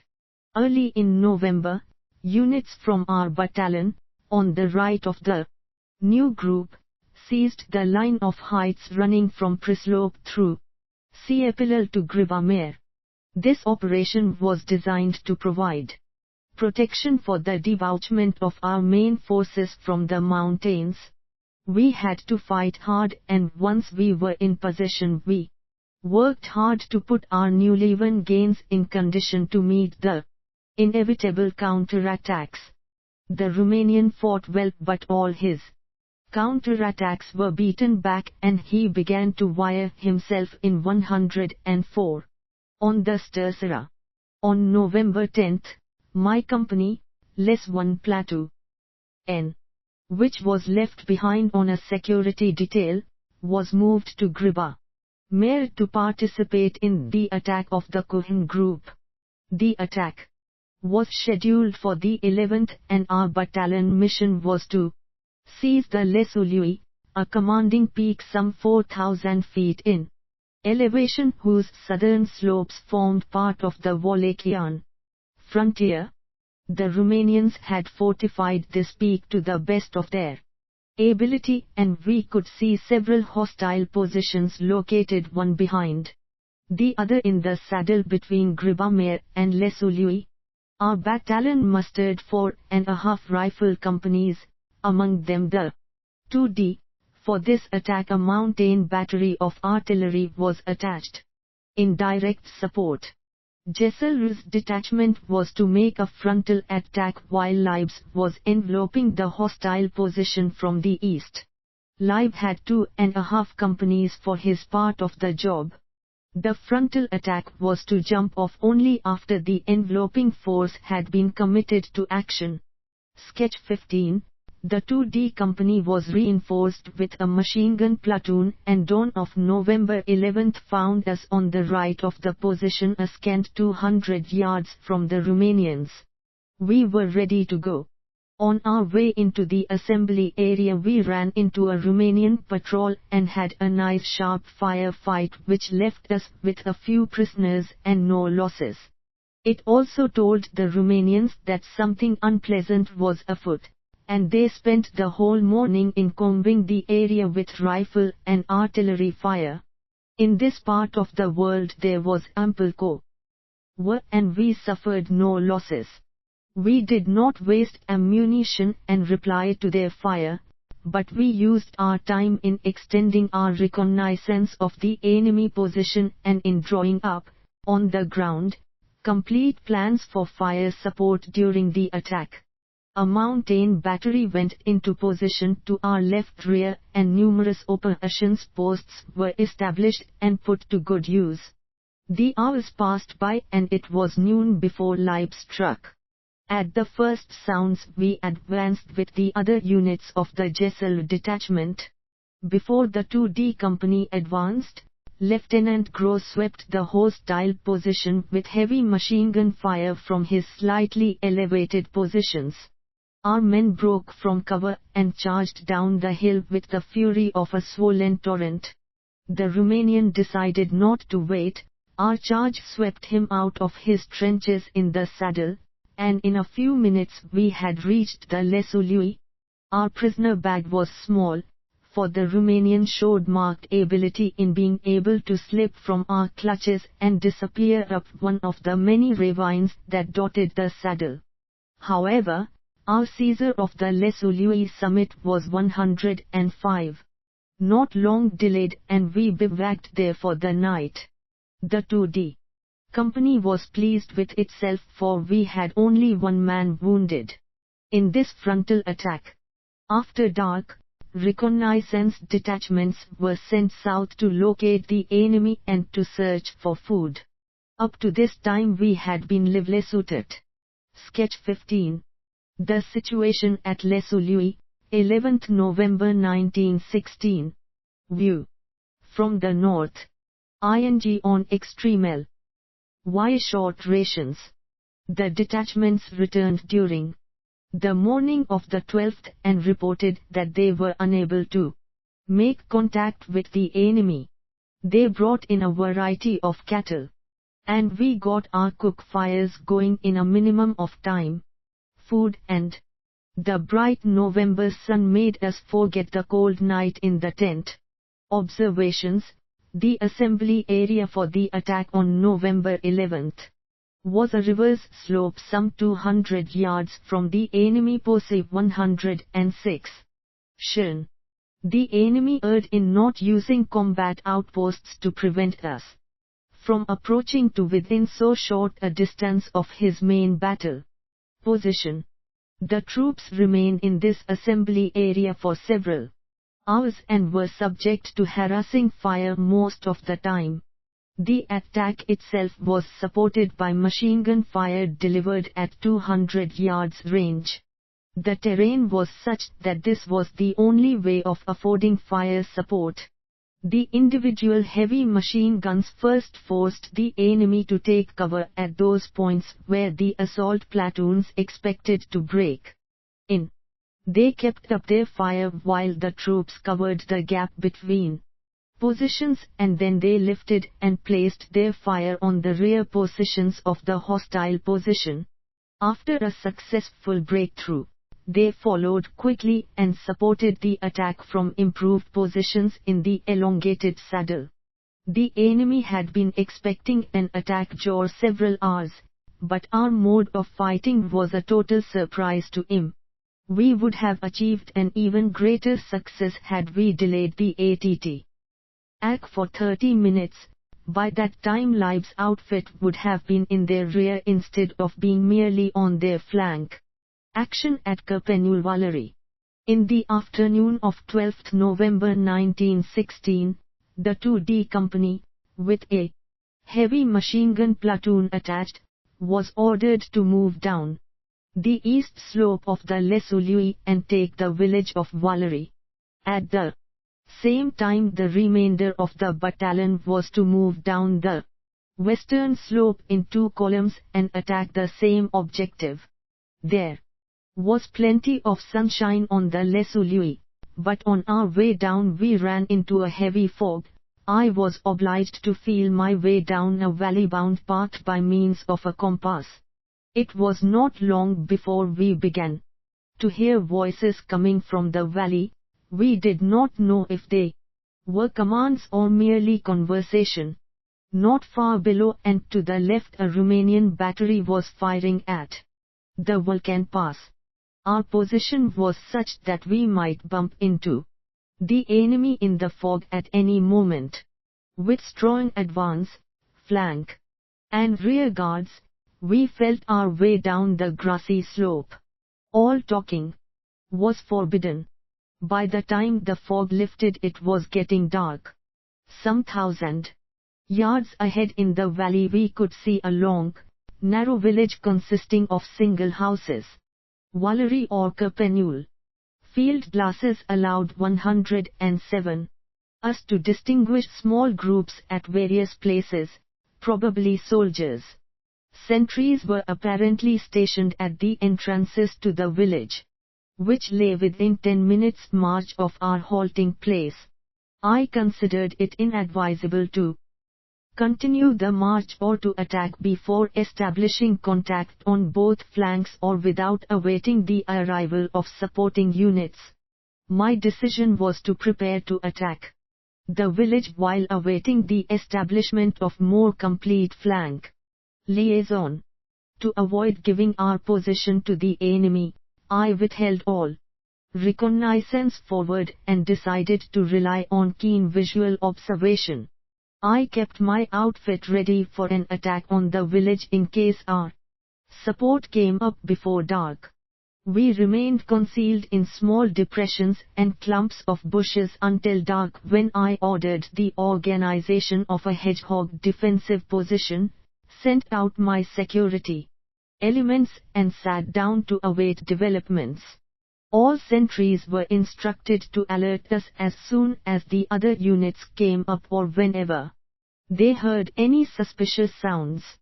In this manner we got a few hours' sleep by lying on our arms.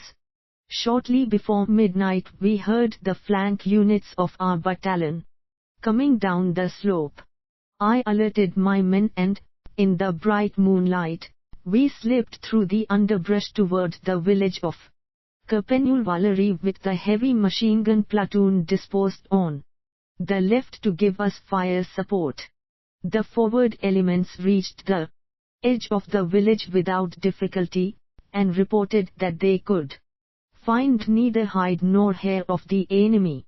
On the other hand, shots occasionally rung out on the right near the neighboring column. We moved cautiously into the village and then brought up the machine gun platoon. The various farmhouses were inhabited, with all members of a family sleeping around their fireplaces covered with blankets and furs. The air in those rooms was thick enough to cut with a knife. We had considerable trouble in making ourselves understood by the natives. There were no signs of the enemy. A brief reconnaissance showed that we could convert the schoolhouse and the two adjacent farm buildings into a good strong point.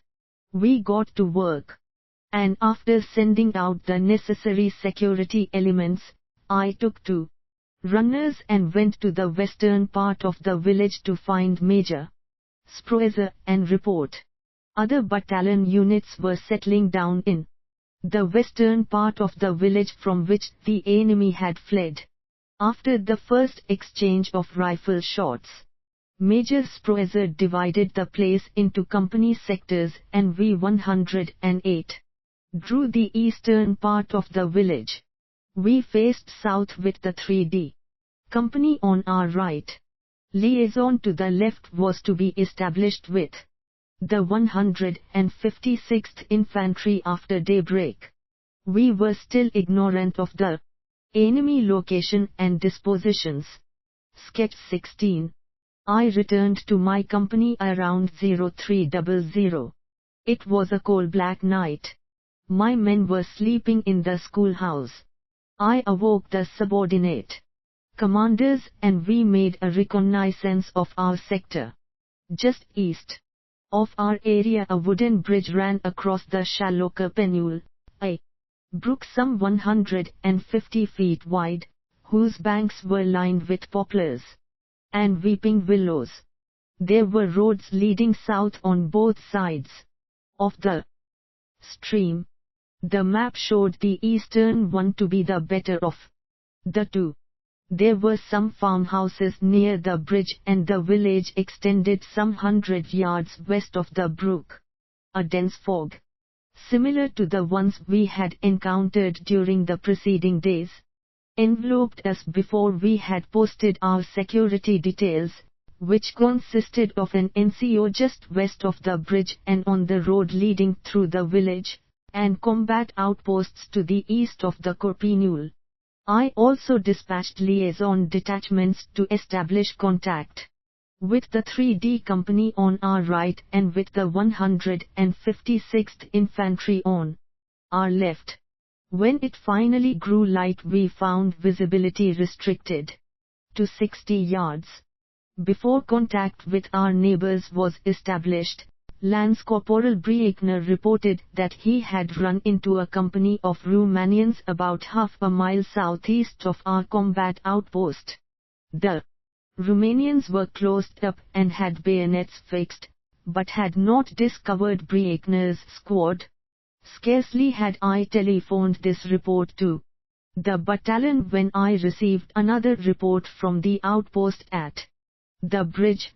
A Romanian scout squad of 6 or 8 men is in the fog some 50 yards to the rear of the outpost. Shall we open fire? While the company prepared for action, I hurried to the combat outpost.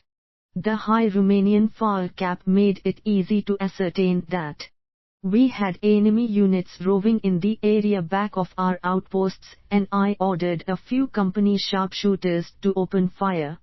We saw several drop with the first volley. Why, and the rest disappeared into the murk. A few minutes later, lively rifle fire broke out to our left rear. Other scout squads from the south reported that a strong Romanian detachment was marching on the combat outpost east of the brook with its column head only a few hundred yards away. I quickly advanced one of my heavy machine guns toward the combat outpost and ordered it to sweep both sides of the road. This drew a few shots from the enemy and then all became quiet again. 109. So far we had not succeeded in establishing contact with the 3D company to the right, and to all appearances a several 100-yard gap yawned between the companies. We could hear lively shouting to our right, which indicated that the enemy was advancing on a broad front toward Valery Corpinule. In order to close the broad gap between ourselves and the 3D company, I started the company south along the west bank of the Corpinule, leaving the combat outpost and one heavy machine gun on the east bank at the bridge to protect our flank and rear. I. Sketch 16. The situation at Corpinule. Valery. View from the north. Wanted to reach the south edge of Corpinule, where I hoped to find a favorable field of fire, and to use the open ground to establish contact with my neighbor on the right. I went with the advance guard, consisting of one squad, and the remainder of the company followed 160 yards to the rear. The fog swirled hither and yon, and the visibility varied between 100 and 300 feet. Shortly before the head of the column reached the south end of the village, it ran into a closed column of advancing Romanians. In a few seconds we were engaged in a violent fight at 50 yards range. Our opening volley was delivered from a standing position, and then we hit the dirt and looked for cover from the heavy enemy fire. The Romanians outnumbered us at least 10 to 1. Rapid fire pinned them down, but a new enemy loomed on both flanks. He was creeping up behind bushes and 110 hedges and firing as he approached. The advance guard was getting into a dangerous situation. It was holding a farmhouse to the right of the road, while the remainder of the company appeared to have taken cover in the farms some 500 feet to the rear. The fog prevented it from supporting the advance guard. Should the company move forward, or should the advance guard retire? Since it was a question of asserting ourselves against a powerful superiority, the latter appeared to be the best thing to do, especially in view of the extremely limited visibility. I ordered the advance guard to hold the farmhouse for an additional 5 minutes, and then to retire on the right side of the road through the farms and reach the company, which would furnish fire support from its position 100 yards to the rear. I ran back down the road to the company. Dense fog soon concealed me from aimed fire by the Romanians. I quickly arrayed a platoon of the company and a heavy machine gun to open fire on the area to the left, and the advance guard began to drop back under this fire protection. The men were compelled to leave Private Kentner, who had been severely wounded, behind. Figures loomed in the brook on our left, and the stream was soon teeming with Romanians. At the same time, the combat outpost on the left became engaged in violent combat. Its left flank was open and could be easily turned. On the right, at a considerable distance, another violent firefight was in progress. We had not established contact with the 3D company. If the enemy attacked on the right, the company would be completely surrounded. The tales the Bavarian soldiers told us during our ascent of Hill 1794 came to mind. It must have been the same way with them. My orders were: East platoon holds the position under all conditions. 2D platoon remains under my control behind the right flank of the 1st platoon. With a few runners, I rushed off to the right to establish personal contact with the 3D company. For some 200 yards we ran behind hedges and across open fields. Just as we were crossing a freshly ploughed plot of land, we were fired on from a knoll some 50 to 90 yards to our right. The sharp reports were those of a carbine, and that meant they were German. The far rows gave scant shelter, and no amount of shouting and arm waving could convince them of the errors of their way. Luckily, their marksmanship was very poor. After a few anxious moments, a dense fog shrouded us and released us from this unhappy situation and allowed us to hurry back to the company. I gave up making 111 further attempts at establishing contact with the 3D company. I now knew where some of its elements were located, and I hoped to be able to close the 280-yard gap with my reserve platoon. But as is frequently the case in war, things turned out differently. On my return to the village street, I discovered that, contrary to orders, the 1st platoon and the heavy machine gun had attacked the enemy. Judging from the sound of battle, they had fought their way to the southern edge of the town. However praiseworthy the initiative of the platoon commander and his men might be, a defense of the southern edge of Campanule in the fog and against a superior enemy seemed hopeless without first establishing contact with the right or left. It was a good thing the reserve platoon remained in its assigned area. The noise of battle increased, and, suspecting the worst, I hastened forward to the 1st platoon. Halfway there I met the platoon commander, who breathlessly reported, "One cent platoon has driven the Romanians back 300 yards south of the village and shot up 2 Romanian guns.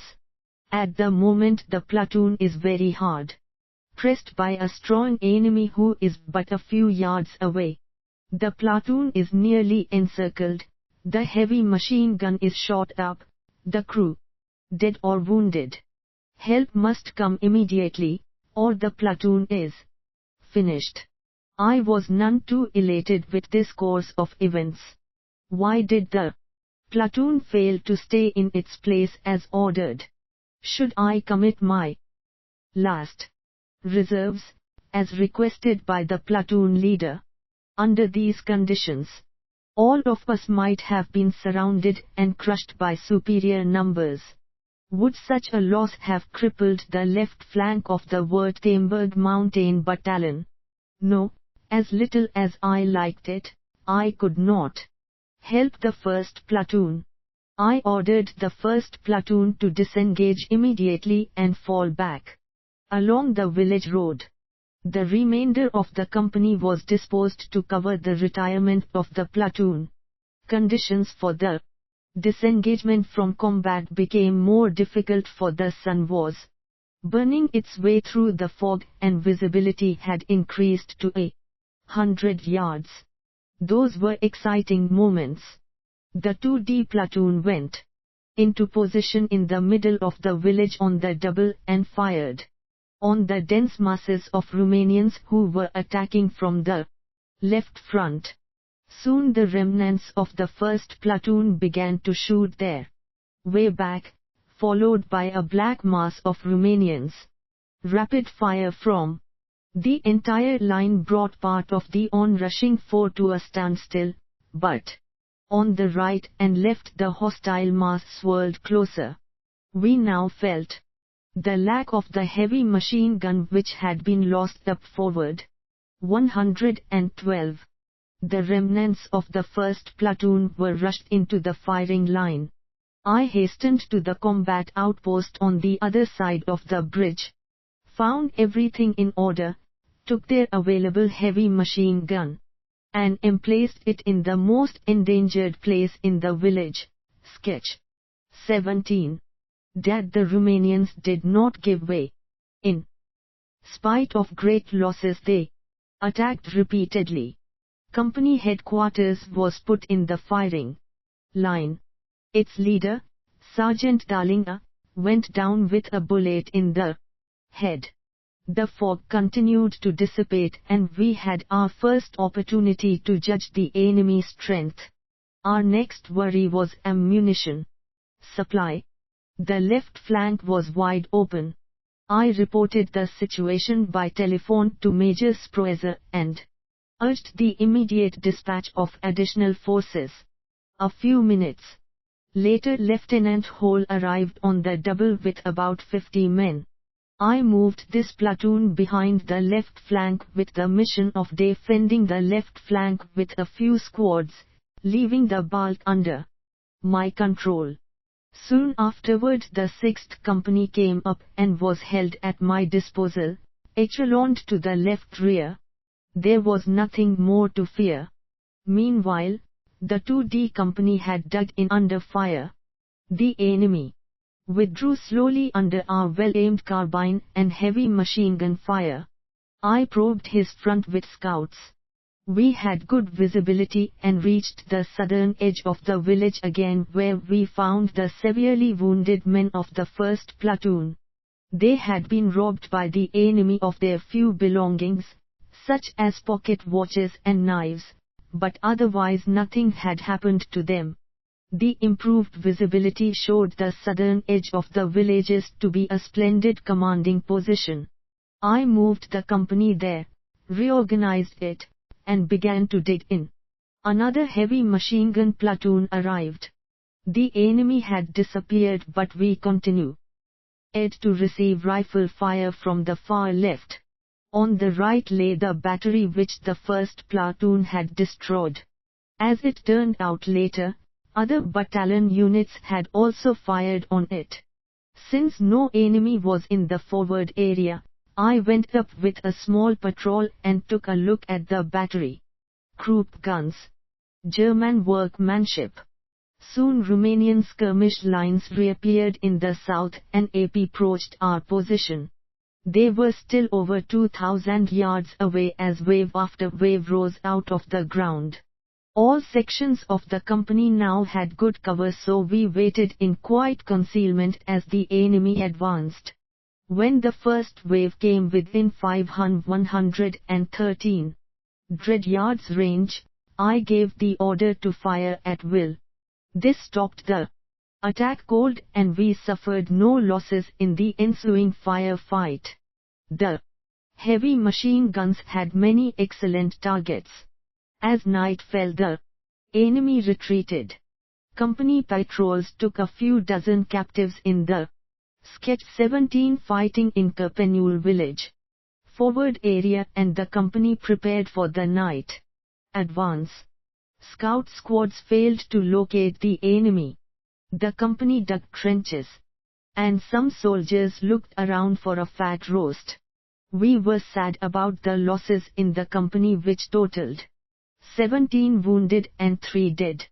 Like the 2D company, the other units of the Württemberg Mountain Battalion stood fast at Valery Kerpenul, on the right wing of 114. The Cohen Group. They had had much to do with the complete success of this thrust across the mountain.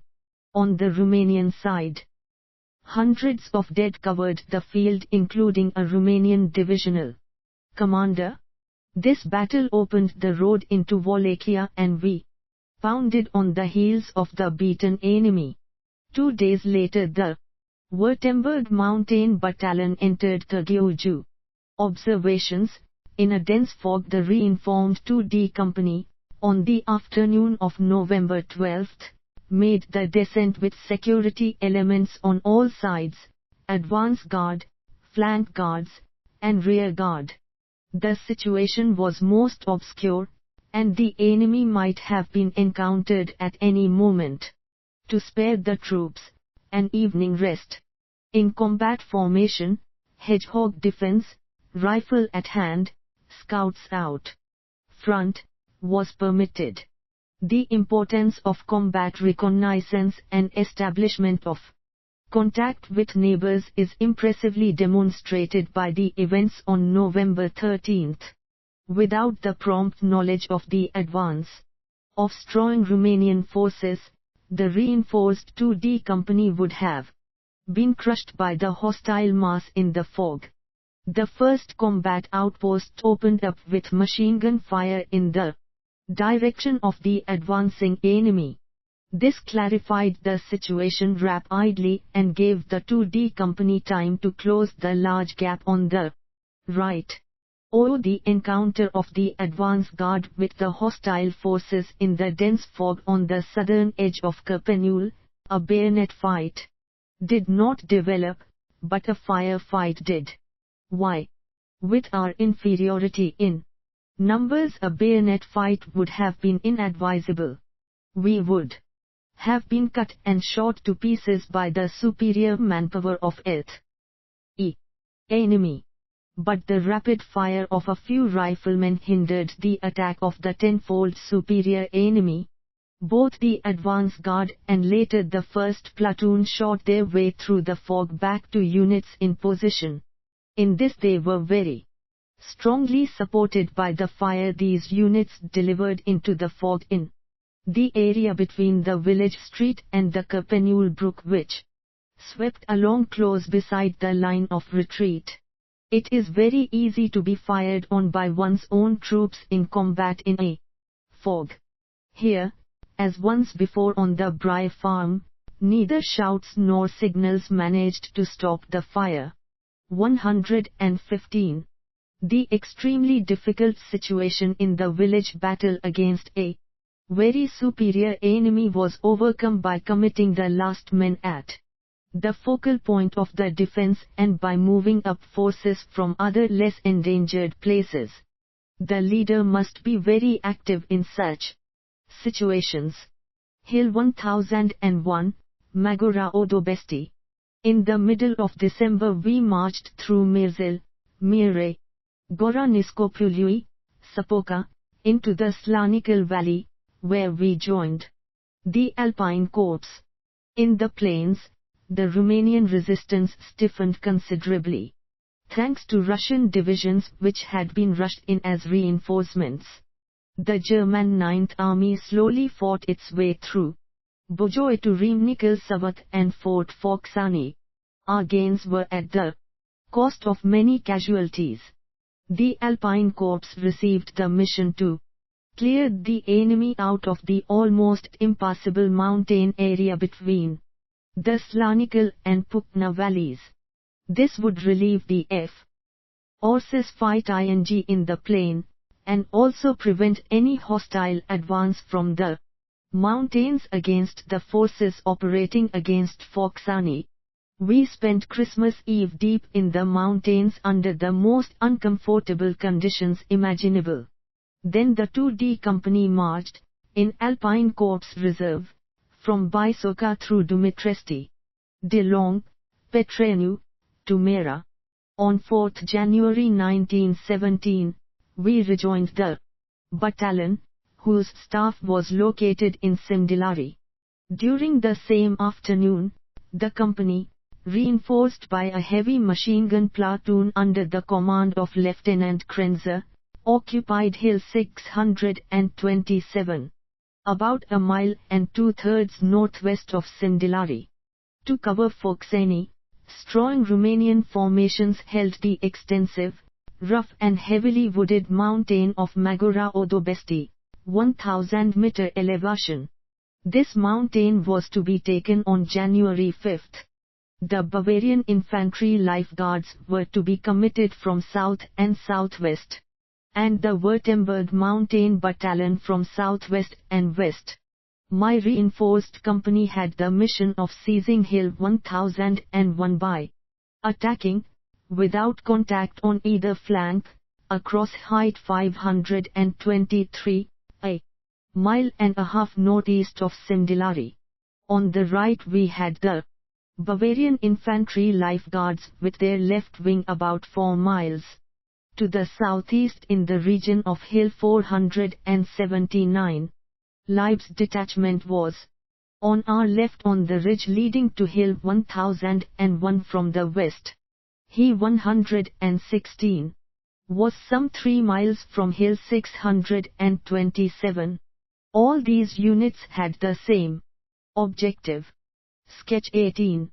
In accordance with orders, we moved forward at daybreak and, after crossing several deep and wooded valleys, reached Hill 523. At Sunrise, an abandoned telescope rendered yeoman service.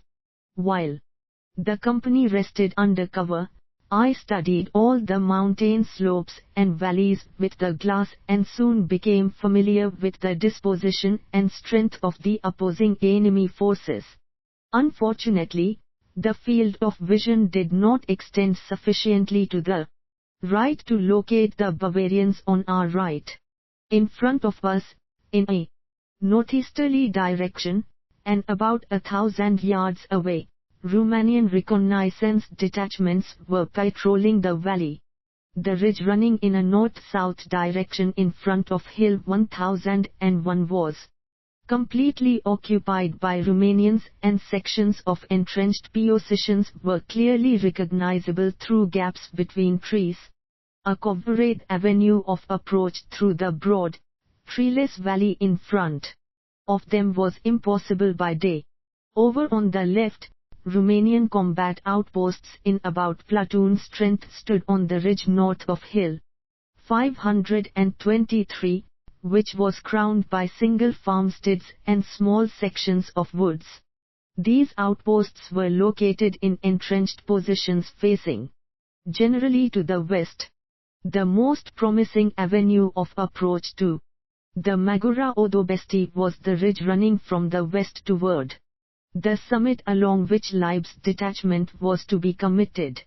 I decided to move closer to Leib's detachment and to operate in conjunction with him, since an advance in a northeasterly direction, without contact to right or left against strong hostile forces seemed hopeless. To be sure, we were still 3 miles as the crow flies from Leib, whom I was unable to see and whose presence was only to be presumed. Sketch 18. I sent several reconnaissance detachments out with the mission of diverting the enemy's attention from my intended direction of attack, north, and instructed them to rejoin the company within 2 hours. Shortly after that we succeeded, without losses, in attacking the hostile combat outposts in succession and drove them back to their main position. We reached a strip of wooded terrain and went to within a mile and a third of the ridge on which we supposed Leib's detachment to be located. I turned off toward the north with the intention of gaining the ridge running in a north-south direction in front of the Magura Odobesti at the spot where it joined the ridge running from the west toward Hill 1001. 117. I marched out in front of the column with the company following 150 yards behind. In single file we passed through the sparse woods until we reached a cart road which went down in a ravine.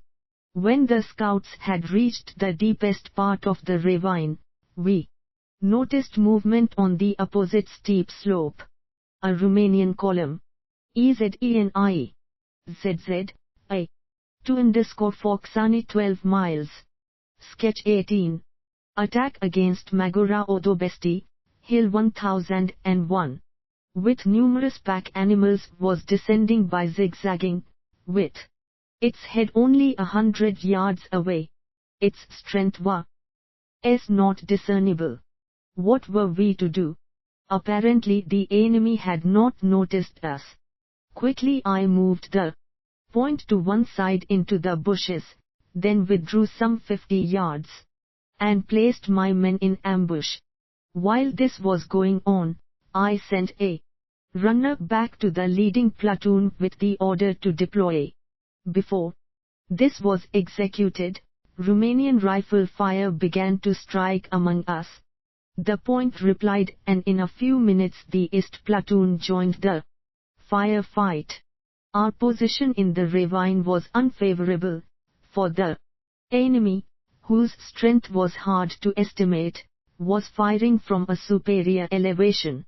In a long firefight, heavy losses on our side were unavoidable. Therefore I decided it was best to attack the unknown forces. The result exceeded expectations. The enemy surrendered. When our charge hit him, and our bag included 7 Romanians and some pack animals, we suffered no losses. We rushed up the slope after the retreating enemy and reached 118. The crest out of breath only to be struck by heavy fire. On the left, my brave runner Apler fell with a shot in the head.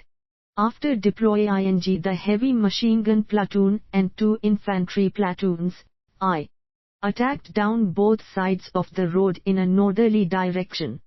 Through the high forest, we advanced slowly, unable to see the enemy, the only evidence of his presence being the strong fire humming about our ears. To all appearances the fire became stronger the farther we advanced. Finally we found ourselves lying in a sparse H.I. forest some 300 yards from a fortified position. Resistance was so strong that further attack seemed hopeless.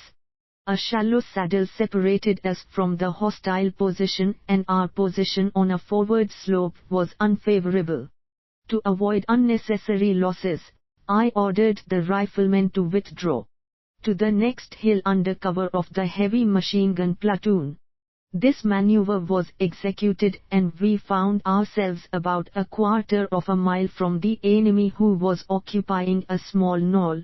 The firing died out by degrees, and soon only occasional shots were to be heard. Having no contact on either flank, we formed a hedgehog and began to dig in with the reserve and heavy machine gun platoons. In the center of our defense area, darkness was falling as we buried poor Apler, the only casualty of the skirmish. Before complete darkness set in, we had located elements from Leib's detachment over on our left on the edge of a glade some 800 yards away, and had established wire communications with them. I discussed the situation with First Lieutenant Leib and later with Major Sproezer. A frontal attack by the two detachments against the strongly fortified Romanian forest position offered small chance of success. The possibility of an envelopment from the southeast had to be determined without delay. During the night, Technical Sergeant Scrupper made a thorough reconnaissance of the south flank of the hostile position, an extraordinarily difficult task in the rugged terrain. A few hours before daybreak he brought back this excellent bit of information. We moved off to the northeast, crossed a deep ravine, and managed to reach the ridge behind the enemy position without encountering any hostile forces. Then we crossed a road which is apparently carrying heavy Romanian traffic. I reported these results to Major Sproezer and was ordered to execute the envelopment with 2.5 companies. Daybreak was given as the time of attack. Leib's outfit was to execute a 119 frontal attack only after my unit had launched its attack. At this moment it began to snow heavily. A gloomy day broke on. A 4-inch blanket of snow. Snow clouds covered the heights. The 6th Company came up as reinforcement. I left Hegel's infantry platoon behind in the old position with the mission of pinning the enemy down by frontal fire and of distracting his attention from us. With 1 and 2/3 companies and the heavy machine gun platoon I moved off to the east and climbed down into a very deep ravine. Scrupper led since he had been over the route during the night. Sketch 19. Hegel opened fire from our old position and had a lively response from the Romanians who apparently feared an attack. While the firefight was on, we silently crossed the ravine and climbed in a northeasterly direction.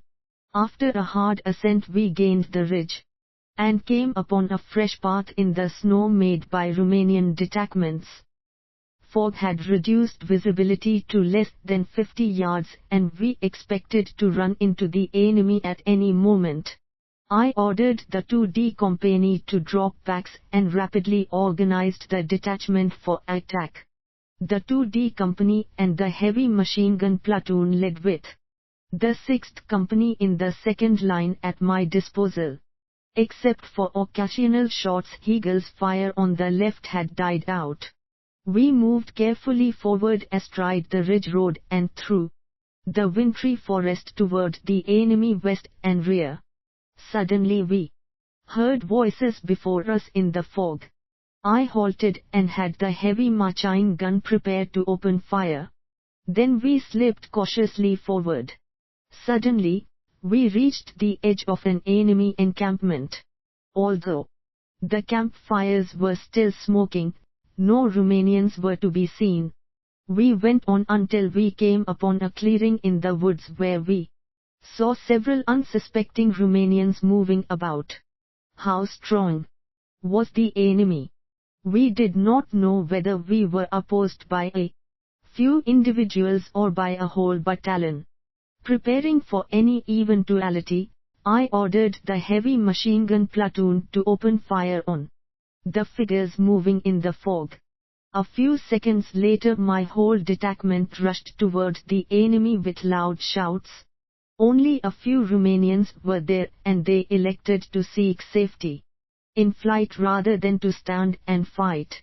We did not bother with them, but raced along the road to the west. We began to receive fire without being able to locate the enemy, and then after a few minutes we heard the approaching shouts of Leib's detachment. We had to be careful to avoid firing on Leib's men approaching. In the fog and forest, we solved this ticklish problem and the N-120 enemy between our detachments was eliminated. Most of the Romanians avoided immediate capture by fleeing downhill, and the 2D company only gathered in a total of 26 prisoners. They only postponed their fate.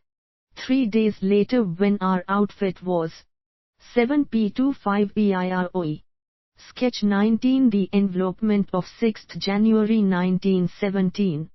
View from the south. Already on the Pupna, an entire battalion of 500 men emerged from the woods and surrendered in a body to the commander of a pack train. Following our successful attack, which involved no losses on our side, Leib's detachment headed toward Hill 1001. I ordered the 2D company to pick up its discarded packs and then joined the advance. Snow began to drift and the fog became denser. Near the summit of Hill 1001, Leib met some Romanian reserves who had taken up a position in a place sheltered from the wind. The resolute attack of our mountain troops made quick work of them, and the Romanians abandoned the hilltop after suffering some losses. They did not return to their snow-drifted positions.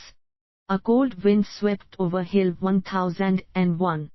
Ice crystals stung our faces like needles. These weather conditions forced us to hurry our units to the shelter of Skytul Tarnita Monastery, which was located a short distance down the east slope of the mountain. The enemy did not block our way. To be sure, the monastery failed to meet our expectations, especially as space and rations were concerned. 121. But at least offered protection against the inclemencies of the weather. Unfortunately, our joy was short-lived. An hour later, some units of the Bavarian Life Guard arrived at Skytul Tarnita and claimed the monastery as their quarters. The Bavarians were our seniors and we had to give in. The Bavarian officer outranked Leib and myself, and we were obliged to move. Leib managed to keep his people on the monastery proper, but my men had to find shelter in the windy, low-roofed, unheatable earth huts that lay near the monastery. We spent a miserable and bitterly cold night, and I decided to push on as soon as possible and find the inhabited region of the valley. Observations: it was possible to locate and study the hostile positions and dispositions by means of a telescope. This was done during the advance of the company, and the results obtained were of equal importance to those prepared by our combat reconnaissance detachments. In the encounter in the deep and wooded ravine, the vigorous assault of the mountain troops more than compensated for the poor tactical position. By evening, our attack had been stalled some 300 yards short of the fortified battle area of the Romanians. To avoid losses, I ordered the rifle platoons on the forward slope of the sparse forest to withdraw to a more favorable position under the fire protection of our heavy guns. No losses ensued. In a similar situation, efficient use could be made of smoke screens. Initially, the enemy would maintain a heavy fire into the smoke, but his inability to achieve definite results would oblige him to suspend firing. This would be the moment to begin disengaging operations. The excellent results of the winter night combat reconnaissance technical Sergeant Scrupper made the advance to the rear of the enemy on 6th January 1917 possible. Principle: reconnaissance must be active while the troops are resting. To deceive, divert, and pin the enemy down during our envelopment, it was necessary for Hugel to carry out his fire mission for an extended period of time.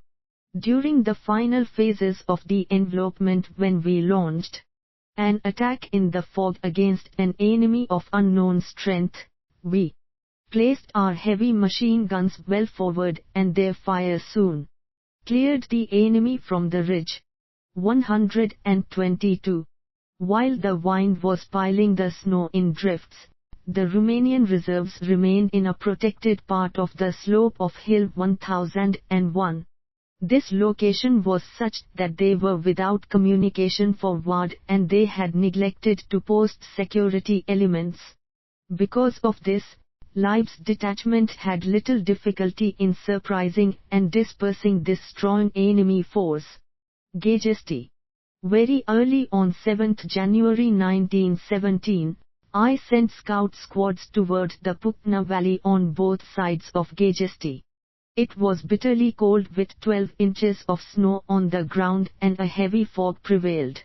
Toward 1000, Mess Sergeant Pfaffel reported that he had ridden about 2.5 miles in the direction of the valley without encountering the enemy.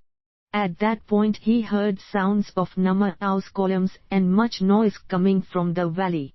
Apparently the enemy was withdrawing, although the fog prevented visual observation. I forwarded this report to Major Sproeser by telephone and asked permission to take the 2D company, reinforced, and feel out the way to Gajesty. An hour later we moved off down the valley in single file through the sparse forest.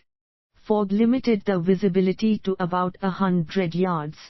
Our security detachments consisted of advance and flank guards, the former made up of a squad under our able technical Sergeant Hegel, preceding us by about 100 yards. The heavy machine gun platoon was in the center of the company with its guns loaded on pack animals. It took us 30 minutes to emerge from the woods and we found ourselves on a narrow footpath leading through a very dense nursery of young trees a few yards tall. I marched at the head of the main body. The fog had lightened. Suddenly shots rung out in front followed by Hegel giving orders and then his report that we had encountered a Romanian scout squad on the trail. His first shots killed the leading Romanians and the remainder, 7 in number, surrendered. Meanwhile the company had deployed, for caution seemed indicated. Perhaps the prisoners were the security elements of a hostile column. Hegel continued his advance and, in a few minutes, reported that he had reached the eastern edge of the nursery and that an approaching 123 hostile skirmish line estimated as a company was about 100 yards away. Immediately I ordered the leading platoon to deploy at the nursery's edge astride the trail and open fire. Our answer was violent hostile fire which whistled through the brush and drove us to earth. The employment of the heavy machine gun platoon caused some difficulty and its leader reported that his guns were frozen and that he would have to thaw them out. A lively exchange broke out a few yards to the east of the nursery edge. To all appearances we had met an enemy force in superior strength. In a small hollow the heavy machine gun platoon was working feverishly to thaw its guns with alcohol. The hostile fire rattled through the low trees. It was more than annoying that the heavy machine guns were unable to intervene at that moment. If the enemy had enveloped our left or right, we would have been obliged to retreat.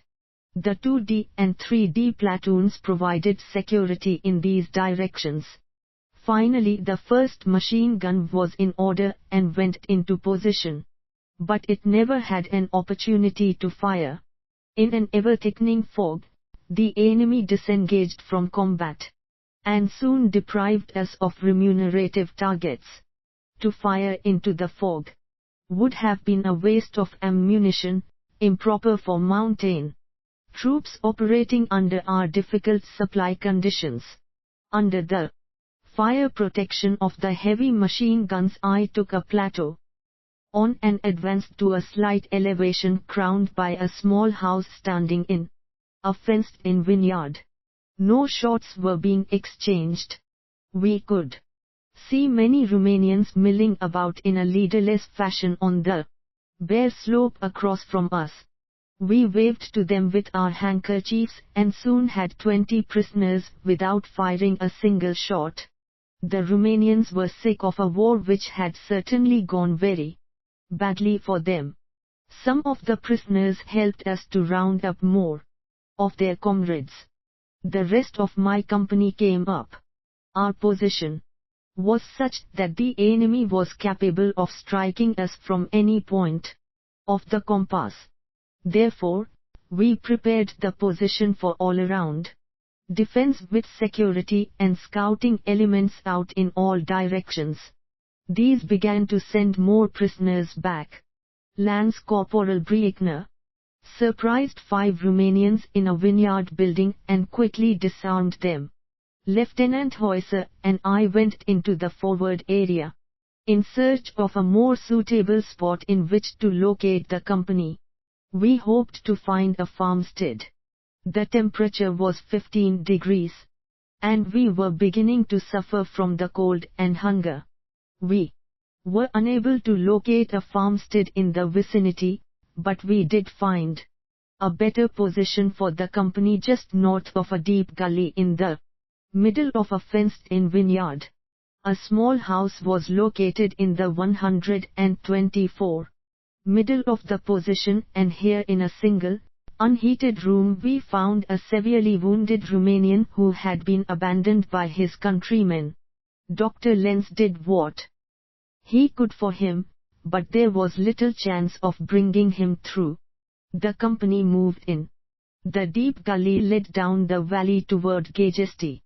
The terrain to the north and east was open for about 100 yards, with light brush stretching out in the other direction. Fog still swirled hither and yon, and at times we had visibilities of only 200 yards. We heard the sound of voices over on the slope to the left. Dr. Lenz and I crept in that direction, and, some 1,000 yards from our own position, we discovered a large Romanian troop formation, about a battalion in size, resting in an open field behind an orchard. Hundreds of men, horses, and vehicles were assembled in this small area. Campfires gleamed. While the fog allowed us to approach without being seen, I decided against an attack because the terrain was such as to make it impossible to use our weapons with maximum effectiveness. TT was 1,400 and we had an hour and a half until dark. The extreme cold made it impossible to bivouac in the open. Where was Gajesti? We preferred to seize some village buildings for our night quarters instead of returning crestfallen to Skytultarnita. In addition to shelter, we needed food. Hunger makes soldiers enterprising. With Dr. Lenz and his orderly, I moved to the east of the company position, on the left bank of a gully about 10 feet deep. Technical Sergeant Pfeiffer with 3 or 4 men kept pace abreast of us some 50 yards on our right. We had covered less than a quarter of a mile when we located a large number of Romanians on the northern side of the gully near a small house. Were they a combat outpost? In spite of having but 1 carbine with us on the north of the gully and having but 4 on the south, we advanced toward the enemy and by shouting and waving handkerchiefs ordered him to surrender. The Romanians neither barged nor fired. We were within 30 yards of them and retreat was out of the question. I was secretly worried over the outcome. The Romanians were standing close together with their rifles at the order and were talking and gesticulating among themselves, but refrained from firing as if to show their friendly intentions. Finally we came up to them and had them disarm. I told them a cock and bull story about the end of the war and then turned the 30 prisoners over to Pfeiffer's squad. 125. The 3 of us continued eastward toward the valley. Some distance farther on we saw the outlines of a deployed company loom up out of the fog. They were still 50 yards away, but we decided to risk it. We advanced waving our handkerchiefs and shouting. The company was taken aback. Their officers shouted angrily, "Folk! Folk! Romanian for fire!" and also began beating their men, who apparently preferred to lay down their arms. We were in a most precarious position. The company took aim and a hail of lead whistled past.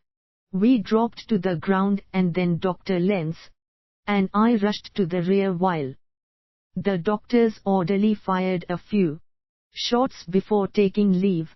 The fog soon concealed us from further aimed fire. A portion of the enemy followed us, while others fired at random into the fog. Hard pressed by the enemy, we reached Pfeiffer's squad and found the 30 prisoners still standing alongside their weapons. We herded them quickly into the gully, which offered cover against the pursuers' fire, and chased them toward our company at the double. We would have been forced to abandon our gully had the enemy shot up its axis.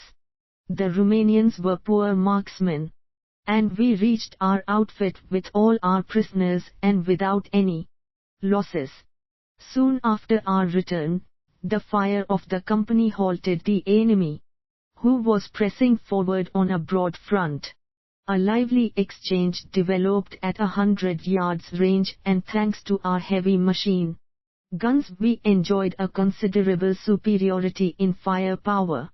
Should I attack? No. It would be a shame to lose even a single man under these conditions. Night was falling, and the intensity of fire was dying down, with both sides firing intermittently to show they were still there. In the bitter cold, the prospects of finding accommodations for the night and a warm meal were far from promising.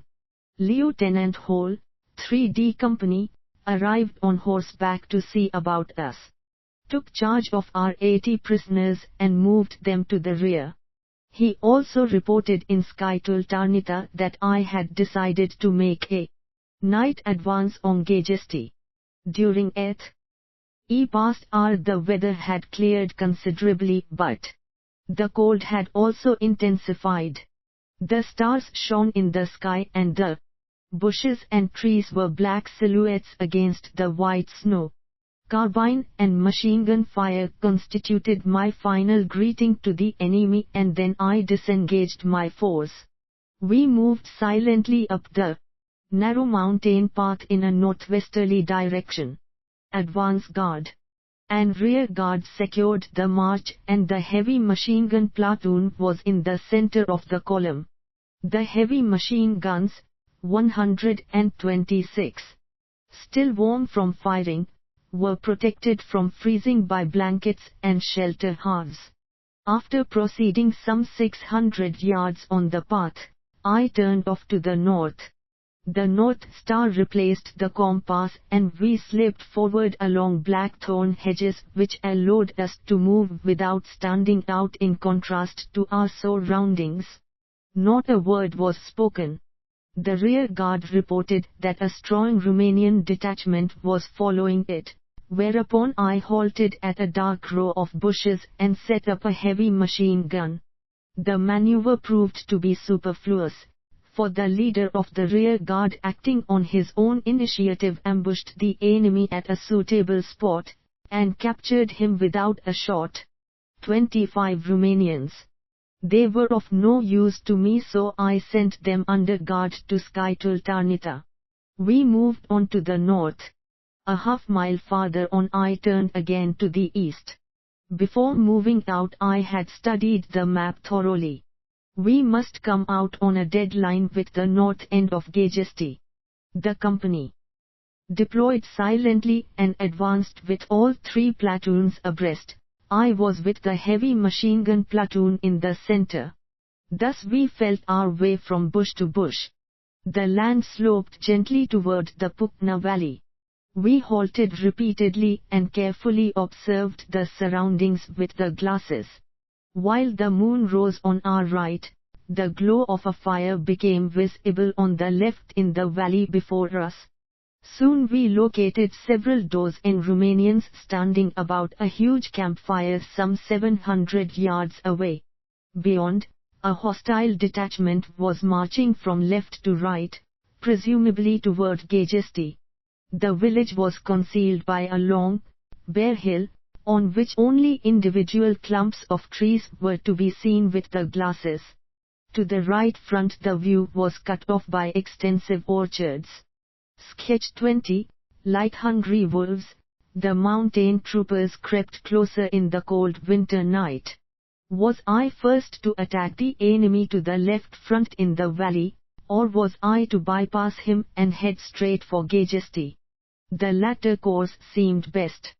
Clinging closely to the black hedgerows, the three columns crept slowly and cautiously forward until they were within 300 yards of the bare hill whose summit was still 100 feet above us. About 50 Romanians were sitting around a fire 300 yards on our left. Several of my men claimed to have seen signs of movement among the groups of trees on the hill ahead of us, but I was unable to verify these observations with my field glasses. We crept along the hedges and finally gained the lower part of the hill, which could not be observed from above. During the time 127 required for assembly, scouts worked their way forward to the crest of the hill where they located Romanian sentries some 100 yards ahead of us. The first question was whether I should await the heavy machine guns. That seemed unnecessary for the few men. Be enemy around campfire. Sketch 20. Enemy positions on the outskirts of Gagesti. Involved. I wanted to seize the hill by surprise and, if possible, without resorting to gunfire. The attack on the northwest part of Gagesti, which I assumed to be heavily occupied, was also to come as a surprise. The subordinate commanders received their instructions and we rushed forward without a sound. Not a whistle, not a command, not a shout. The mountain troops rose before the Romanian sentries as if conjured up out of the ground. It happened so rapidly that the latter did not even have time to fire a warning shot. They hurriedly disappeared downhill. The hilltop was ours. Ahead and to our right front the moonlight glistened from the roofs of Gagesti, a village about half a mile long. The nearest farmsteads lay a bare 200 yards away at an 128 elevation differential of 100 feet. There were large intervals between the groups of buildings. Alarm bells began to ring in the north of Gagesti. Soldiers rushed out into the street and gathered in clusters.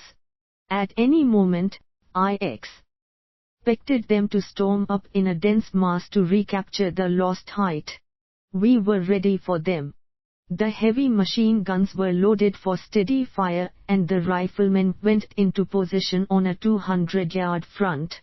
One platoon remained in reserve behind the left flank. The minutes passed. Things quieted down in the village. Since we did not show ourselves on the hill and did not fire, the alarmed troops returned to their warm quarters, which they had probably left most unwillingly. We were amazed. For not even the Romanian sentries tried to return to their former places. Apparently they were down there among the farmsteads. By this time it was 2200. We were freezing and hungry and within sight of the warm houses of Gagesti. Something had to happen. The decision, the northernmost farms of the large village were to be captured from the enemy. We would entrench ourselves in them, warm and feed ourselves, and rest at least until daybreak. I sent Technical Sergeant Hegel with an assault detachment of 2 squads from the right platoon against one of the farms. He was to proceed along a dark hedge. If fired on, he was to answer the fire and then, in conjunction with the left platoon, capture the farm opposite him under the fire support of the other units of the reinforced company. The various units were instructed as to their tasks, and Hugel moved forward. Sketch 21. The assault group approached to within 50 yards of the farm before it was fired on. All the machine guns and Janus platoon opened fire immediately, and the left platoon rushed toward the village with a great shout. The mountain troops were in the town. Hegel attacked from the other side before the Romanians could get out of the buildings. The rest of the reinforced company roared out into the night at the top of its lungs, as loud as a battalion. The heavy machine gun platoon could no longer fire without endanger our own troops in the farms on the north end of Gajesti, and shifted its fire to the right and sprayed the roofs of the extended village for several minutes. Down below the north end it became surprisingly quiet. Only a few shots were being exchanged. The Romanians were surrendering. I hurried in that direction with another platoon and a heavy machine gun platoon. The prisoners were being gathered together 129. As I arrived among the buildings, there were more than 100 of them.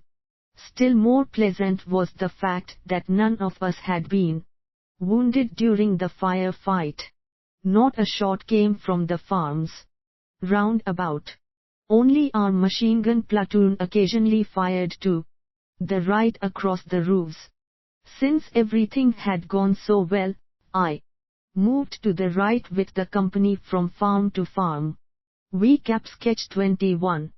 Hegel's storming party in position to attack the farmhouses of Gajesti.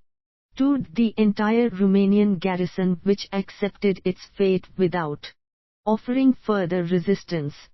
With all-around security and with the prisoners and the platoon in the center, I moved with the whole company toward the south along the village road. 200 prisoners. There was no end to them. Mountain troopers knocked at the doors all around and brought out new prisoners. We approached the church. The number of prisoners was 3 times our own. 360 men. The church was on a small elevation, which descended sharply to the east toward the lower village some 200 yards away. A semicircle of dwellings lay about the church. This seemed to me to be the ideal place for safe accommodations for the remainder of the night. The prisoners were herded into the church and the company was quartered in the houses round about. I made a reconnaissance of the lower village, through which the Odobesti-Vidra Road 130 passed, but encountered no more Romanian soldiers.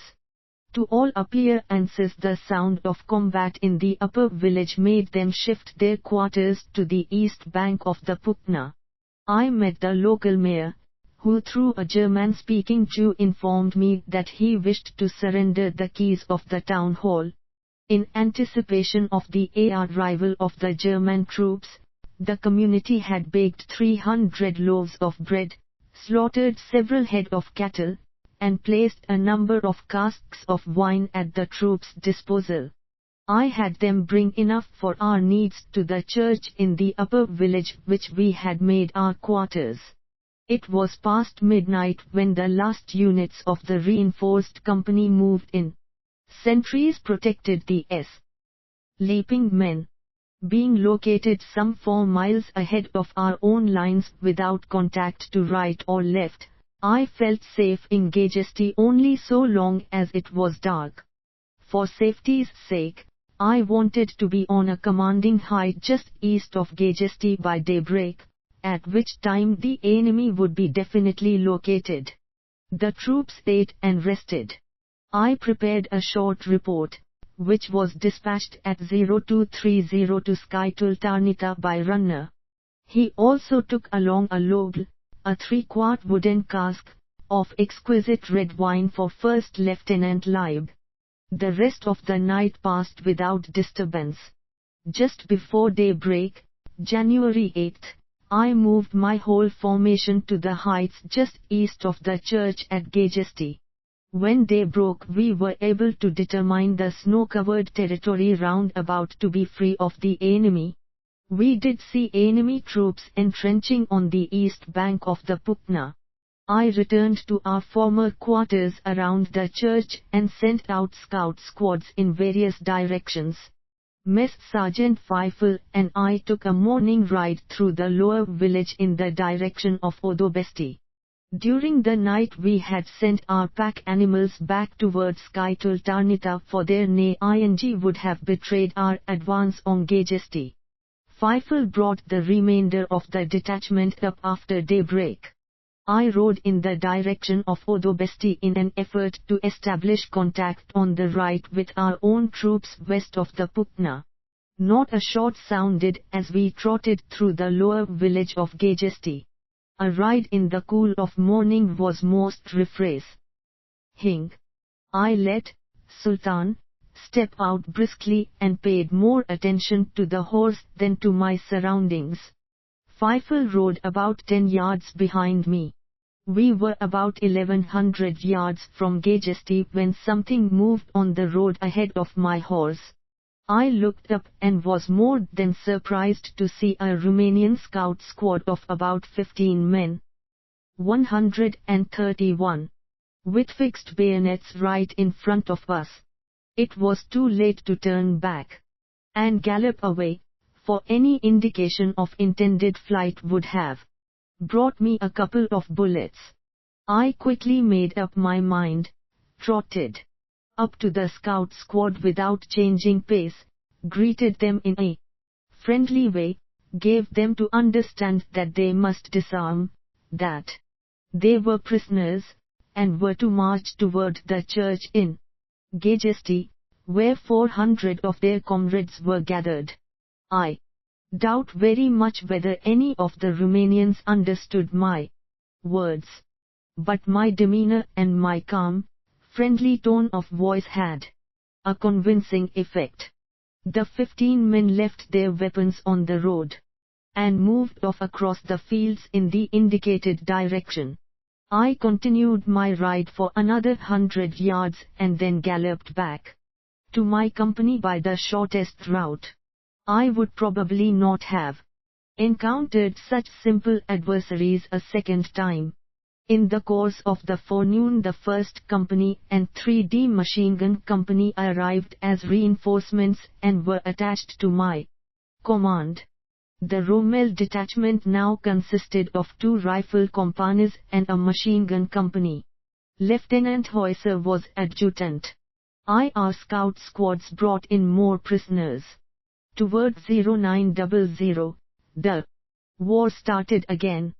Romanian and perhaps Russian artillery subjected Gagesty to very lively harassing fire from positions on the heights east of the Pupna. We vacated the most endangered places, for we had plenty of room in the extensive village.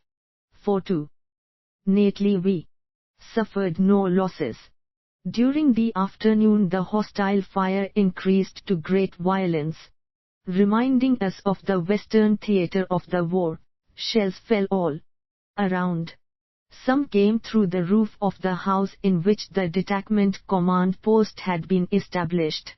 Here too, as often before, the violent bombardment was probably the result of the active movement of runners. Conditions became very uncomfortable.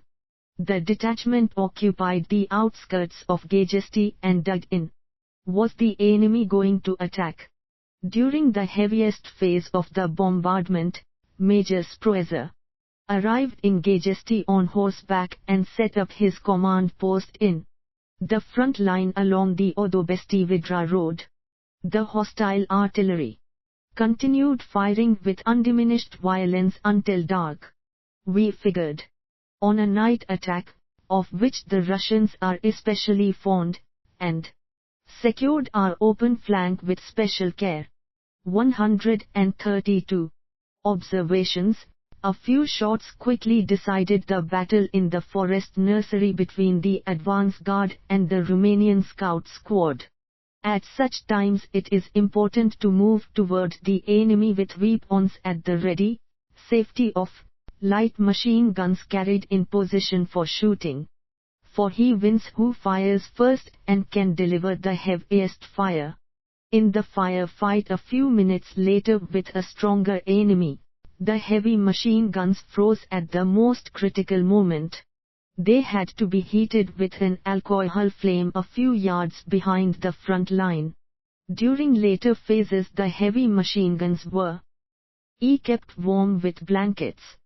The disengagement from fighting at dark was achieved without friction after a short, powerful burst of fire on the nearby enemy. The night attack on the north part of Gajesti by moonlight over the snow was from two directions with strong fire support by the heavy machine gun platoon. Even after the successful attack this platoon supported the advance in the long village by indirect fire delivered over the tops of the houses. There was little to be hit, of course, but the psychological effect on the enemy within the warm quarters was so great that he allowed himself to be captured without offering much resistance. There were no losses on our side in the fighting at Gajesti, near Vidra. At midnight we were relieved by units of the Alpine Corps and, in bright moonlight, moved to the north over the valley road. We marched 7 miles, sometimes 1100 yards in front of the newly created Romanian and Russian positions, without being attacked. Our troops were not opposing the enemy here. At daybreak the staff of the Württemberg Mountain Battalion and the Rommel detachment arrived at Vidra where we found comfortable quarters for the first time in days. I was just making myself comfortable when the following battalion order reached me: enemy has broken through in the mountains north of Vidra. Rommel detachment prepares to move to Hill 625 north of Vidra, where it is attached to the 256th Reserve Infantry. This demand was almost on human strength. For 4 days my detachment had been fighting under the most difficult conditions 133, and had just completed a hard night march. The dead-tired soldiers had just moved into their quarters. They were to be thrown into battle on the snowy mountains north of Vidra. At the assembly area I told the companies in a few words about their new task. Then the detachment moved north into the mountains. I galloped ahead with Lieutenant Heusser, Sergeant Feifel, and a mounted runner. The untiring legs of the horses quickly carted us over long, snowy mountain meadows and into the danger zone. There were adequate reserves available and my detachment was not committed. We received the battalion order to return to Vidra. After a cold night around campfires in the deep snow, in gay spirits, the troops moved toward the comfortable billets where mail from home awaited us. The Württemberg Mountain Battalion was at the disposal of General Headquarters and in the following night moved, again, marching past the hostile front at Gajesti, back to Odobesti. In the following days we marched through Foxani Fortress, which had fallen in our hands, and Rimnikal Sharad, reaching the vicinity of Bujoy. Rail transport was tied up because of severe snowstorms, but we finally entrained and headed west. We had a 10-day ride in unheated cars. It was bitterly cold. In the worst case we went into army reserve for a few weeks, then we moved forward to the Stosweher Menchpogrechake Corps sector. A third of the battalion, 2 rifle companies, 1 machine gun company, became corps reserve in Winsenheim and remained under My command. Major Sproeser instructed me to use this period to restore the old level of combat efficiency. This meant training and combat exercises. This task was most congenial. In the course of the next few weeks, all companies of the battalion passed through my school. The curriculum was varied and designed to keep the troops ready for action. The program included night alarms, night marches, attacks on prepared positions, and all forms of combat that a German soldier might expect to face. In May 1917, I took over a small sector of the Hildesheim Ridge. In the beginning of June, the French hammered us for 2 days on a wide front, and the positions built up by more than a year's work were leveled inside of a few hours. But the hostile infantry attack failed to materialize. Our protective fires apparently stifled his ardor for attacking. The battalion was recalled to new duties before IM 134. Improvements and repairs were completed on the demolished positions. Full of desire for achievement, the troops, probably then at the very peak of development, left the high Vosges. Once again the favorite song of the Württemberg mountain troops, Die Kaiserjäger, resounded through Winsenheim. Chapter 4. Combat in the Southeast Carpathians. August, 1917. Approach march to the Carpathian front. A. Of the outbreak of the Russian Revolution weakened the Allied position on the Eastern Front. The summer of 1917 found large German forces still pinned down in that area. Nothing short of a complete eradication of the entire front would release these forces for the final decision in the West. To this end, the southern flank of the Russo-Romanian front was to be attacked from the south by the 9th Army, which was located between the lower course of the Seret and the edge of the mountains 20 miles northwest of Foxani, and from the west by the Jerop group, which was in contact to the left in the mountains. After a week's train ride in intense summer heat from Colmar, via Heilbronn, Nürnberg, Chemetz, Breslau, Budapest, Arag, and Kronstadt, the troop train under my command, 1st, 2D and 3D companies, arrived in Beresk toward noon on 7 August 1917. We were the next to the last unit of the battalion to arrive. At the station I learned that the attack by the Jerop group was scheduled for the morning of August 8 against the heights on both sides of the Ojtos Valley. Sketch 22. The 3 companies drew canned rations and, minus baggage, took a 3-hour truck ride over the Ojtos Pass to Sosmes 6, situated near the Hungarian-Romanian border of that time. Our combat gear and provisions were to be sent forward to Sosmes as soon as they had been unloaded. 135-136. In Sosmes we met the valley detachments of the battalion which had marched to the mountains north of the Ojtos Valley during the forenoon.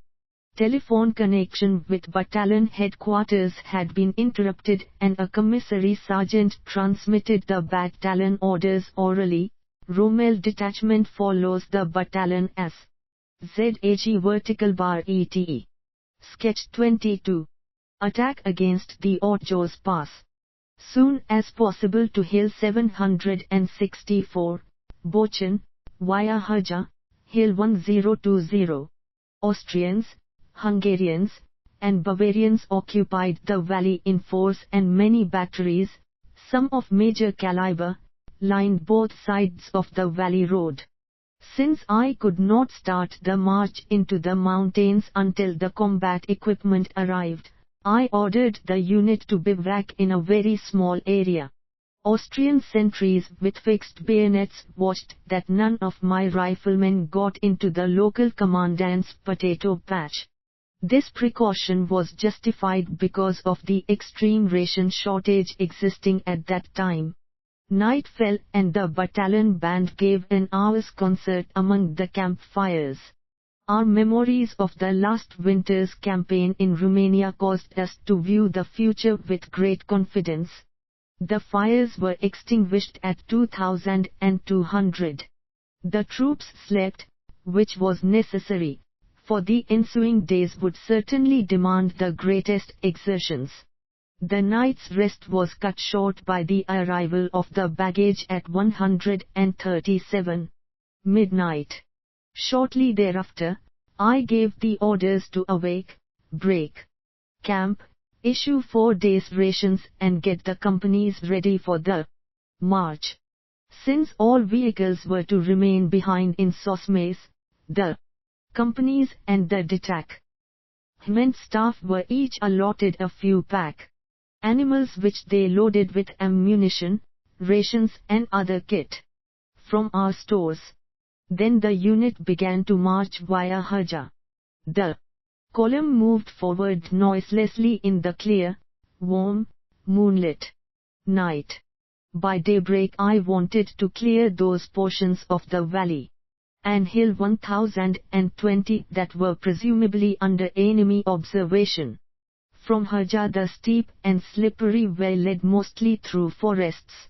At daybreak, the companies had an opportunity to test their strength by pulling up the hill an Austrian howitzer battery which was to take part in the battle. In the course of the forenoon the artillery of both sides did a great deal of firing. We were afraid that we might be late for the breakthrough by the 15th Bavarian Reserve Infantry Brigade to which the Württemberg Mountain Infantry Battalion had been attached. In spite of a very fast pace, it was noon before we arrived at the wooded hill 764.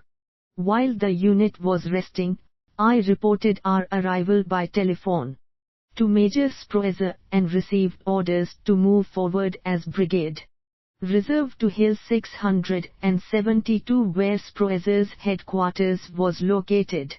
On arrival, I was given the 6th Company and later 3 additional machine gun companies. Concerning the course of the battle, we learned that the 10th Bavarian Reserve Infantry Regiment had taken the first Romanian positions on the Unguriana after a very stiff struggle. The Romanians were said to have fought very bravely. Here, contrary to all expectations, and to have defended every trench and dugout with extreme tenacity. A breakthrough on the hostile front was not achieved. My force was in position for the night, had pitched tents, and was cooking supper when orders came to move farther forward. With 3 infantry companies and 1 machine gun company to a point just west of the Unguriana, 779. Major Sproeser went on ahead and I followed with my 4 companies. It was pitch dark in the woods as we slogged along in single file over a swampy, narrow path. Flares were going up on the ridge ahead of us, machine guns chattered from time to time, and shells burst. We soon reached our destination. I reported our arrival and received orders to camp for the night in the hollows just north of the main trail. The individual leaders had just been assigned their places and tasks, and the unit was still standing in a long line on the narrow 138 path, when shells began to strike on the slope to the right and left. Surprise Romanian concentration. On all sides the flashes of the bursting shells lit up the night, splinters whistled through the air and earth and stones rained down. Pack animals broke loose and stamped into the dark with their loads. My infantrymen flat on the slope bore the fire patiently until the 10-minute concentration ceased. Fortunately we suffered no losses. The companies moved rapidly to their assigned places. After the exertions of the day we slept well on the grass. SY field, wrapped in overcoats and shelter halves in spite of a sudden onset of heavy rain. Attack against the Ridge Road Bend, 9th August 1917. A renewed surprise artillery concentration woke us abruptly before daybreak. Lieutenant Hoyser, my adjutant, and I had bivouacked just above a small hollow where some shells burst alongside the pack animals tethered there. The latter broke loose and stampeded over us and out into the night. Shell after shell struck round about us, several just missing us by a hair's breadth. We waited until the fire began to subside before daring to make the short dash to a hollow which offered us better shelter. The hostile fire soon ceased, but this time several men had been wounded by shell fragments and Dr. Lenz had to take care of them. At daybreak I made my way to the battalion command post and, with hot coffee, restored myself from the night's alarms. Toward 0500 we were ordered to move up the south slope of the Ungariana, on a level with the 18th Bavarian Reserve Regiment and to continue the attack. Under strong harassing fire we crossed the west slope of the Ungariana by moving through communication trenches and by dashing from crater to crater. We felt relieved on reaching the less dangerous wooded southwestern slope of the mountain. On arrival, I was ordered to take the 1st and 2D companies and drive the enemy from the small wooded plateau half a mile south of the Ungariana summit. First I established contact with 8th E right of the 18th Bavarian Reserve Infantry Regiment, which had dug in about 100 yards up the slope during the preceding evening. Unfortunately I was unable to obtain information as to the location of the Route 139. Manion positions for no reconnaissance had been made in the direction of the small plateau. For the first time I was able to examine the terrain over which I was to advance, and I also checked the map thoroughly. A deep ravine lay between us and the plateau, and both were covered with trees and dense underbrush. I sent a sergeant with 10 men and a telephone detail out to locate the enemy dispositions, and within 15 minutes had the report that the strong position on the plateau had been abandoned by the enemy. On receipt of this information, I immediately pushed both companies forward by following the telephone wires in single file and seized the abandoned position and prepared it for all-around defense. I had to bear in mind that hostile forces coming from any direction might want to reoccupy the well-built installations. When I reported to Major Sproeser, scarcely 30 minutes had elapsed since the assignment of the mission. Sketch 23. The chief activity during the forenoon was a reconnaissance of the nearly trackless forest region toward the south, Ojtos Valley, and east, which resulted in the capture of 2 prisoners. We were relieved on the plateau at noon by the Hungarian Horned Infantry, coming up from the west. On orders from the battalion, my detachment, now reinforced by the 3D company, was to move off northward through the woods to a position on the high ridge a quarter of a mile southeast of Ungariana. We used the same security measures that we had employed in the morning, a strong reconnaissance patrol with a telephone detail. Once there, we again deployed in a hedgehog defensive position with all-around security, since we had no direct contact on either flank and I wished to avoid unpleasant surprises. The enemy was now known to be occupying very strong positions on the main ridge about half a mile east and northeast of Ungariana. Following a short artillery barrage, These hostile positions were to be assaulted at 1,500 and the enemy driven back beyond the bend of the ridge road, the Trass, which was about 1 mile east of the Ungariana. The 18th Bavarian Reserve Infantry Regiment was to attack along the line of the ridge with the wire-timbered Mountain Infantry Battalion just to the south. My unit would also have a place in the front line for the attack. While the companies rested and ate in the deep gullies to the west, I sent out several reconnaissance squads to scout the positions, which would be attacked in the afternoon. Technical Sergeant FIFA with 10 men moved out with the southernmost recognize 140 Sunki unit to determine whether, where, and in what strength, the enemy was occupying the ridge running south from the bend in the ridge road.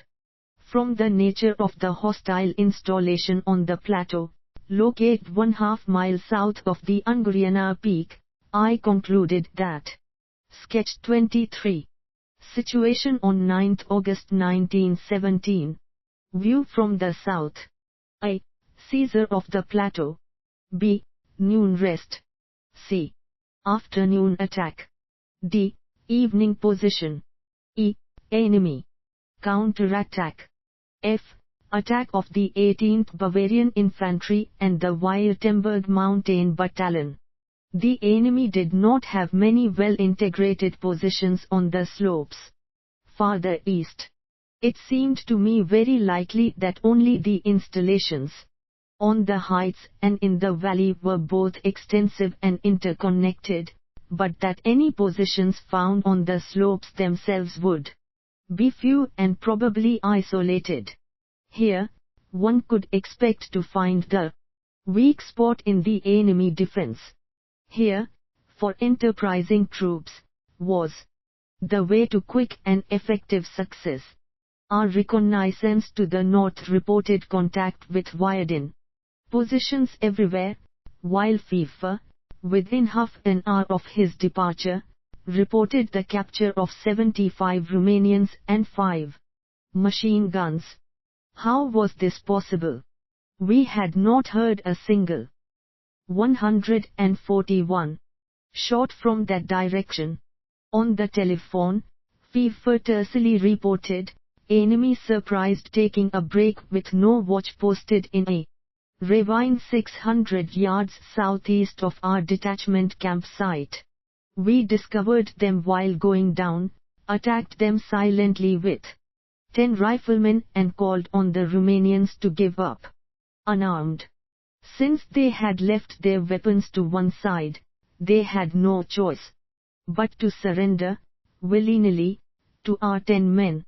I reported FIFA's success to Major Sproeser and suggested that I take my units and break through the non-integrated enemy positions on the southern slope at the same time the frontal attack was being launched against the crest.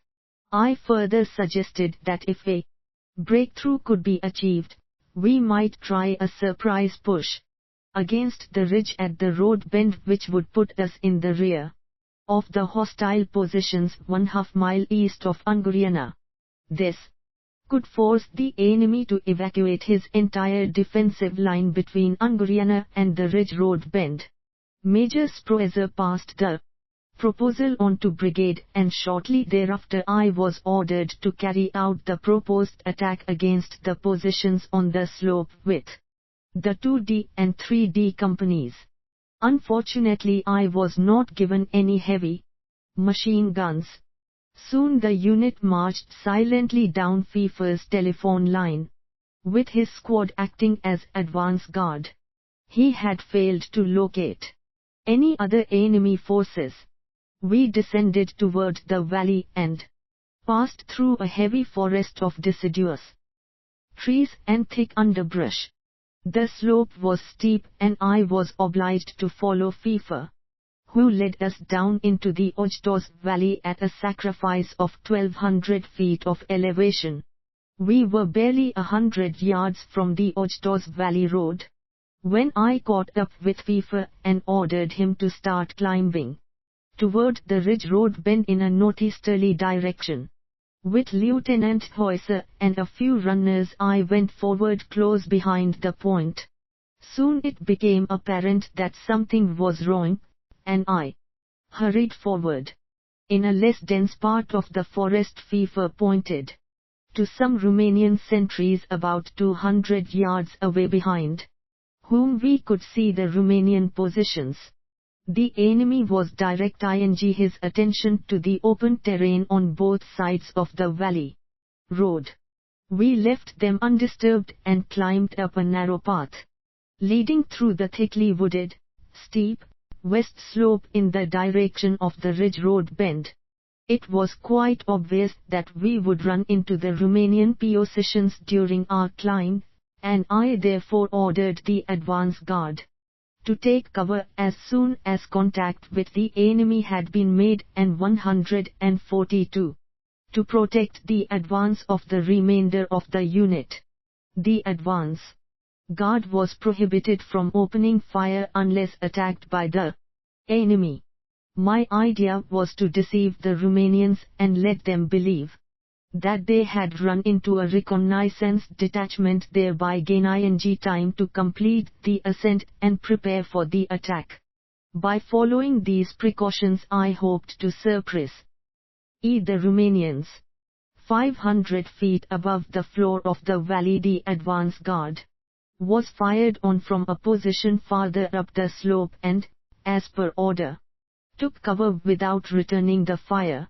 I quickly disposed the unit for attack with the 3D company on the right and the 2D company on the left. The thick underbrush made it possible to complete our preparations unbeknownst to the enemy. My attack order was: 2nd Company attacks astride the narrow footpath.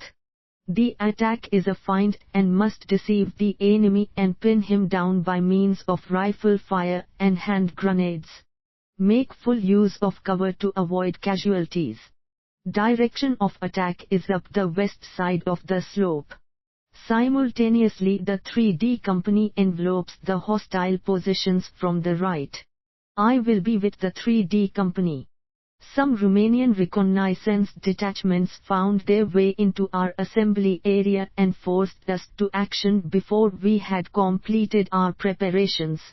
They were repulsed and I immediately ordered the 2D company to attack. The company encountered an occupied position 150 feet up the slope. During the ensuing fire and the hand grenade battle, the 3D company and I climbed some 300 feet to the east, passing through thick brush, and reached the enemy flank without meeting any opposition. The enemy was in platoon strength and his attention was focused on the frontal fire fight.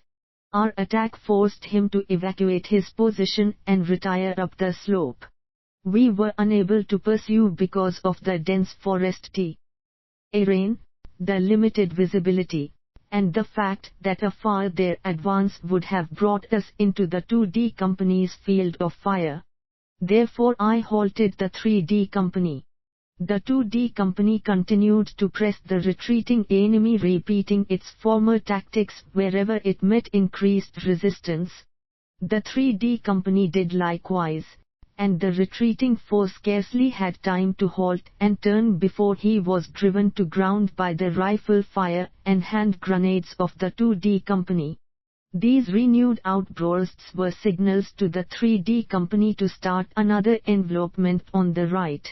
This type of combat under a burning August sun called for tremendous exertions on the part of the troops, who had to contend with their heavy packs as well as with the steep slope.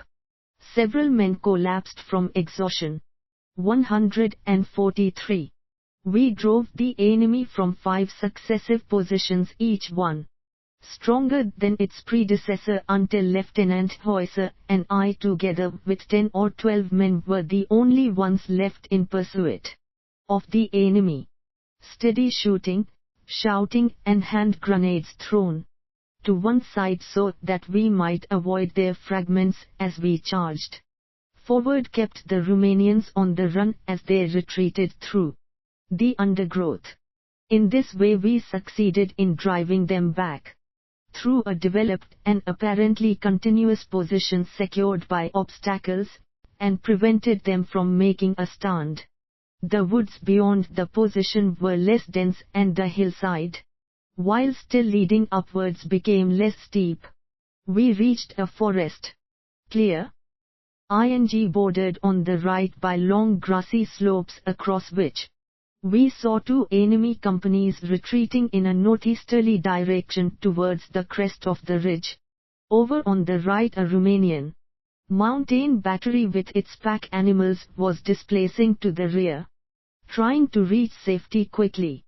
We opened fire rapidly from the thickets on the retreating enemy, who, fortunately, was not able to estimate our numbers. When the enemy had disappeared in the nearby woods and in the folds of the terrain, I ordered Lieutenant Heuser to continue the pursuit with all the available men. As our mountain troops advanced from the edge of the woods, a Romanian mountain battery on our left flank, located a quarter of a mile away at the northwest corner of the clearing, opened up on us with canister and sent a hail of balls crashing through the woods. We took cover behind large beech trees. Shortly afterward the first of the 2D and 3D companies came gasping breathlessly up the slope, and I moved them to the right into a hollow which offered cover. Sketch 24. We were only about half a mile from our attack objective, the crestline near the ridge road bend. The enemy's precipitous retreat called for a continuation of the attack regardless of the troops' exhaustion. Sounds of heavy combat had been coming from the Ungureana for some time. The attack of the Bavarians and the other units of the Württemberg Mountain Battalion seemed to be making progress. Our further advance toward the crest was barred by rifle and machine gun fire. Even these few moments of respite had given the hostile leaders an opportunity to get their troops in hand and to form a new front. I was handicapped by not having a single machine gun in either company. By taking skillful advantage of the smallest irregularities of the terrain, we succeeded in moving closer and closer to the 144 crest and to the enemy, who seemed to be well aware of the importance of his position. Anyone who showed himself drew an immediate burst of rifle and machine gun fire. In this manner Technical Sergeant Beitler received an abdominal wound while observing close beside me. Twilight began to favor our progress. Shortly before the fall of darkness the Rommel detachment occupied the heights just west. Sire SES. YT. Tapaikar. E. A evening attack. Position at night. Sketch 24. Evening attack of 9th August 1917. View from the south of the Romanian crest position, which hitherto had given us so much trouble. Elements of my outfit occupied a small saddle 70 yards from the Romanian machine gun muzzles but in defilade from them. Here my riflemen deployed themselves on a front facing north and east. Other elements secured the adjacent oak woods on the west where they had the enemy to the north and west. Of course Romanian counterattacks tried to drive us from the height, but lively carbine fire forced the attackers back to their starting positions.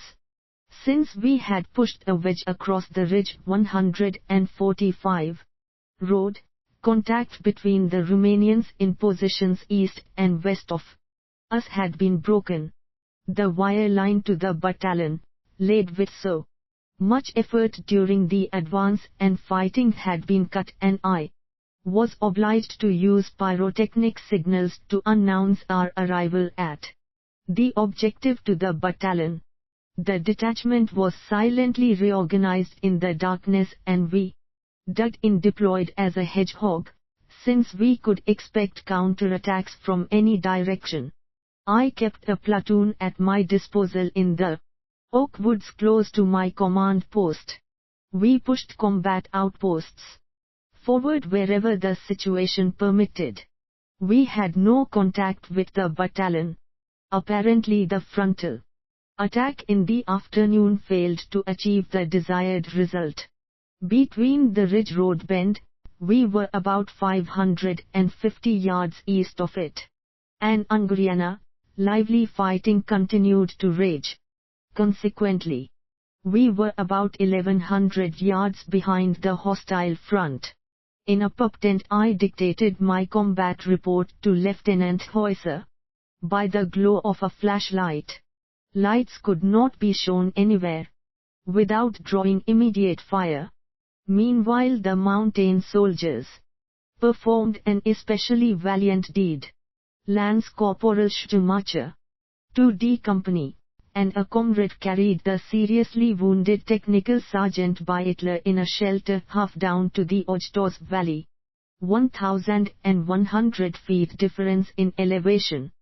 From there they carried their sergeant during the night to Sosmes to a Dr. W. who operated immediately and thus saved his life. In the dark night and considering the difficulties of the terrain and the length of the trip, 8 miles as the crow flies, this was a tremendous accomplishment, a splendid example of soldierly fidelity. Before the report was finished, I was relieved of the heavy worry regarding the situation at daybreak on August 10, for a reconnaissance detachment sent out in a westerly direction had made contact with elements of the 18th Bavarian Reserve Infantry Regiment. The latter, supported by artillery, had attacked frontally in the afternoon with the other elements of the Wire-Timbered Mountain Battalion, but had been unable to make much headway against the enemy, who defended his positions most tenaciously. Then, through the noise of fighting and later by the light signals, the success of the attack by the Rommel detachment had become clear to friend and foe.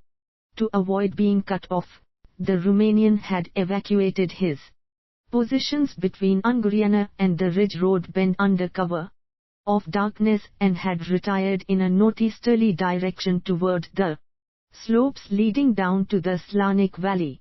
146. Before midnight the combat report was sent by runner to the battalion on the Anguriana.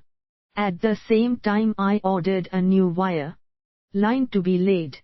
The night was cool, and I was so cold in my sweat-soaked clothes that I got up at 0200 and moved about to keep warm.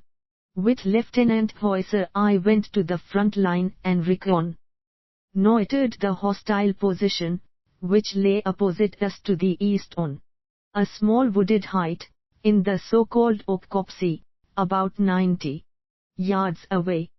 Since I had forbidden unnecessary shooting because of the supply difficulties, the enemy was most uncautious.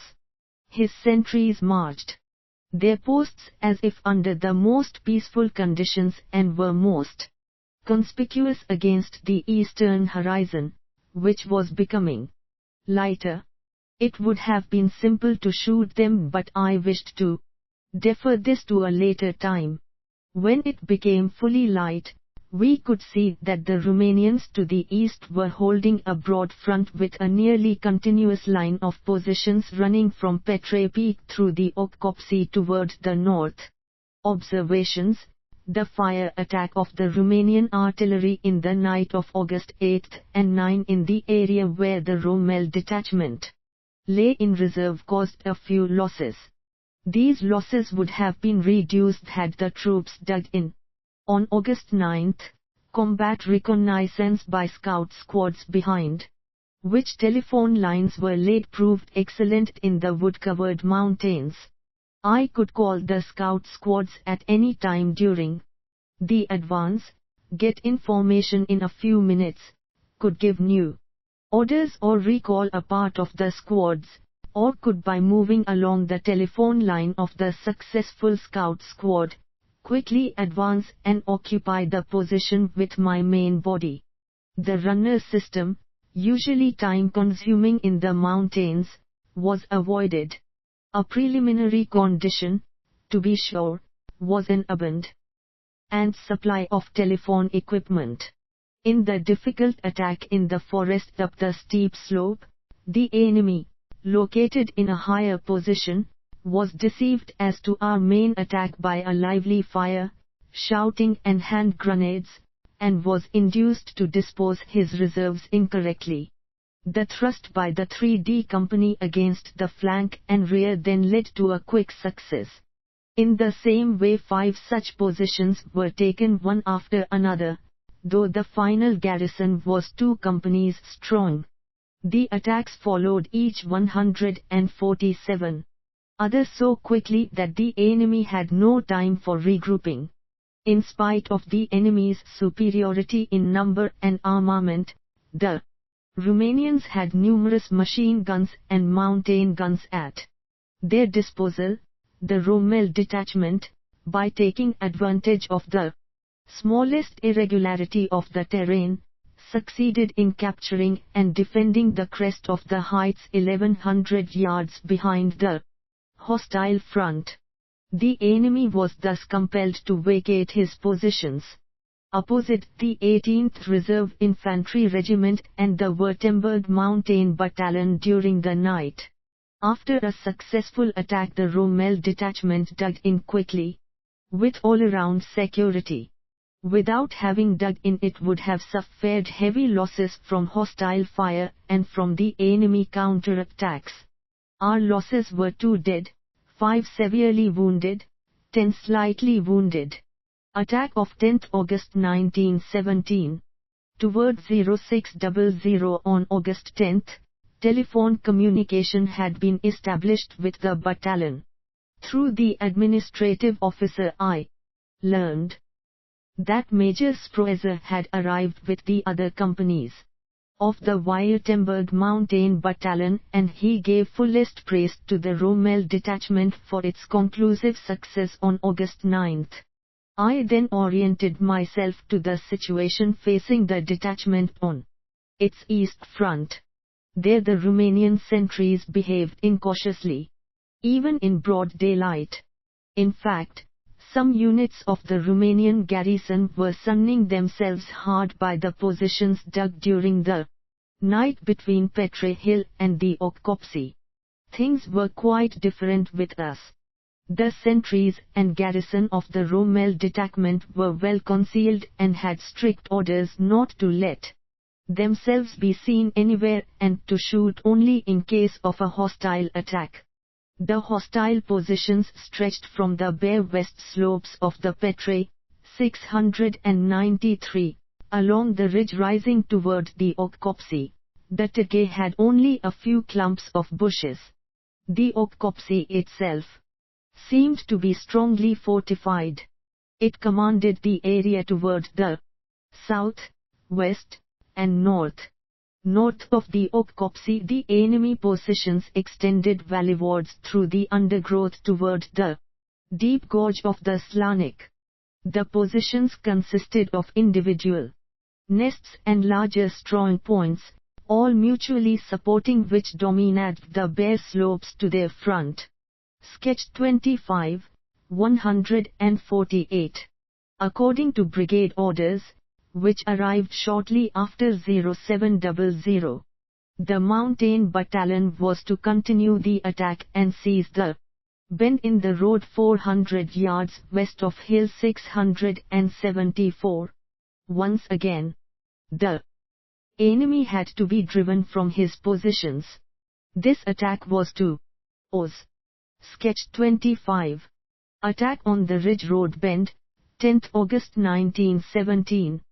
Be made without artillery support, for our guns had insufficient time to displace forward. Major Sproeser detailed me to prepare and execute this maneuver and gave me the first 3D and 6th Mountain Companies as well as the 2D and 3D machine gun companies. This gave me command of a sizable force.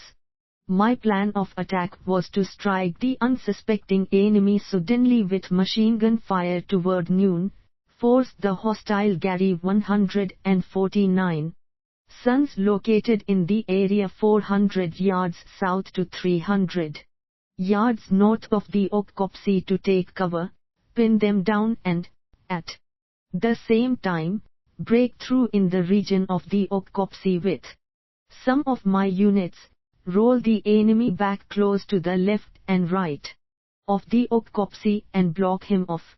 With these operations accomplished, I planned to take my main force and, in a single push, break through and fight my way to Hill 674.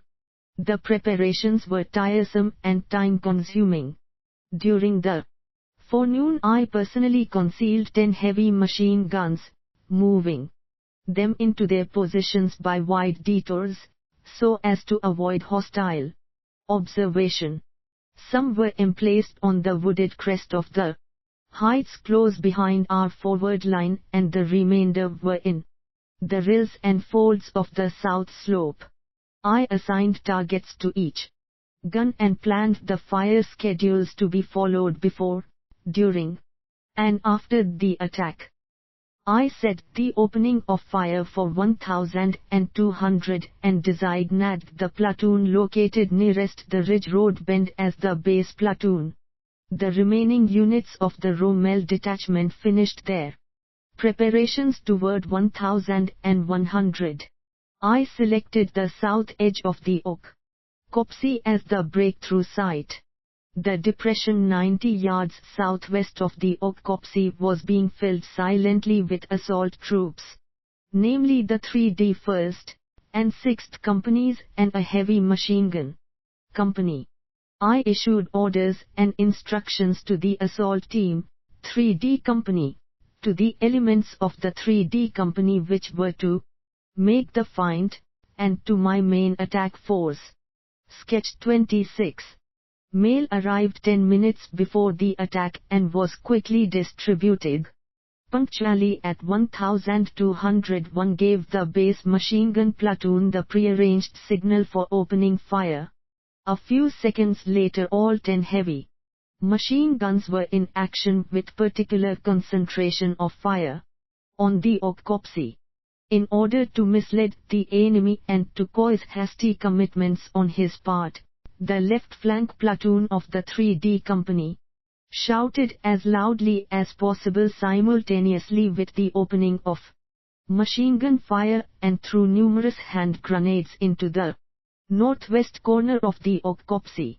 All this was done from cover, in order to keep losses to a minimum. The Romanians were not slow in answering our fire. Amid the ear-splitting roar and the partial concealment offered by the smoke and fumes of exploded hand grenades drifting toward them, the assault troops of the 3D Company now stormed forward to traverse the 100 yards from just behind the Tige road to the southwest corner of the Okopsi. The heavy 150 machine guns, which from the rear had given the enemy positions a good pounding, were now ordered to train their fire to the left and to the right, leaving a fire-free zone for the storming party. My staff and I followed closely behind the assault troops who were silently advancing on the double and were determined to finish. Sketch 26. Fire plan for the heavy machine guns in the attack of 10th August 1917. View from the south. The job at hand. The remainder of 3D Company with a heavy machine gun platoon were hard on our heels. There was great banging and shooting on all sides. Scarcely 2 minutes had elapsed since we opened fire, and our heavy machine guns were still hammering away, when we heard the sounds of a savage battle on the left near the ridge road. At the same time our assault force broke into the Okopsi and encountered their first serious resistance in the enemy trenches. Our mountain troops made short work of this. Where their advance was held up, they simply abandoned cover and charged the position. They were given admirable support by the machine gun platoons which had reached the edge of the Okopsi, quickly set up, and directed their fire from the left to pin down the enemy just in front of the assault group. One of my staff orderlies put a shot through the head of a Romanian on my left, aiming at me from a distance of 50 feet. 151. No sooner were we in possession of the Okopsi than the enemy launched a strong counterattack from the northeast. None of our heavy machine guns had yet been properly sighted forward, and those back at the start line could not be brought to bear on the river's slope to the northeast. The enemy was soon within hand. Grenade range and a furious carbine and grenade fight ensued in which the staff also had to use their weapons. Although the foe was superior in numbers, we fought stubbornly to hold the ground. Gained.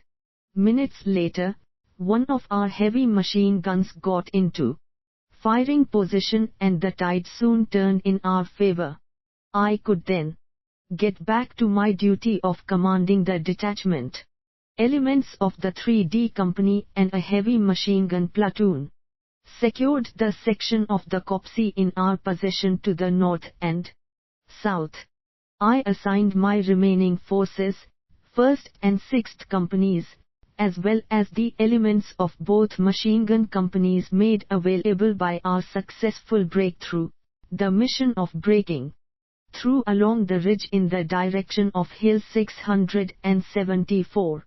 While some heavy machine guns pinned the enemy down in his positions on both sides of the Okopsi, other units blocked the shoulders of the breach in the hostile position, thus allowing the main body to storm the ridge regardless of strong fire on all sides. Hill 674 was our sole objective and we advanced in a column of companies, 1st company leading the way, at a brisk pace. Sketch 27. Without meeting any resistance, leading elements of the 1st company soon reached a small knoll a quarter of a mile west of Hill 674. I was close behind them and was just crossing a small depression when I was forced to hit the dirt by a burst of machine gun fire coming from the right. The bullets dug small holes in the turf, and their source seemed to be a slope some 900 yards southeast of Hill 674, nearly 1300 yards away. I had only pitiful cover behind a small mound and I intended to dash on when the machine gun fire lifted. Suddenly, I received a bullet from behind in the left forearm and the blood spurted. Looking around, I discovered a detachment of Romanians firing on me and a few men of the East Company from some bushes about 90 yards behind us.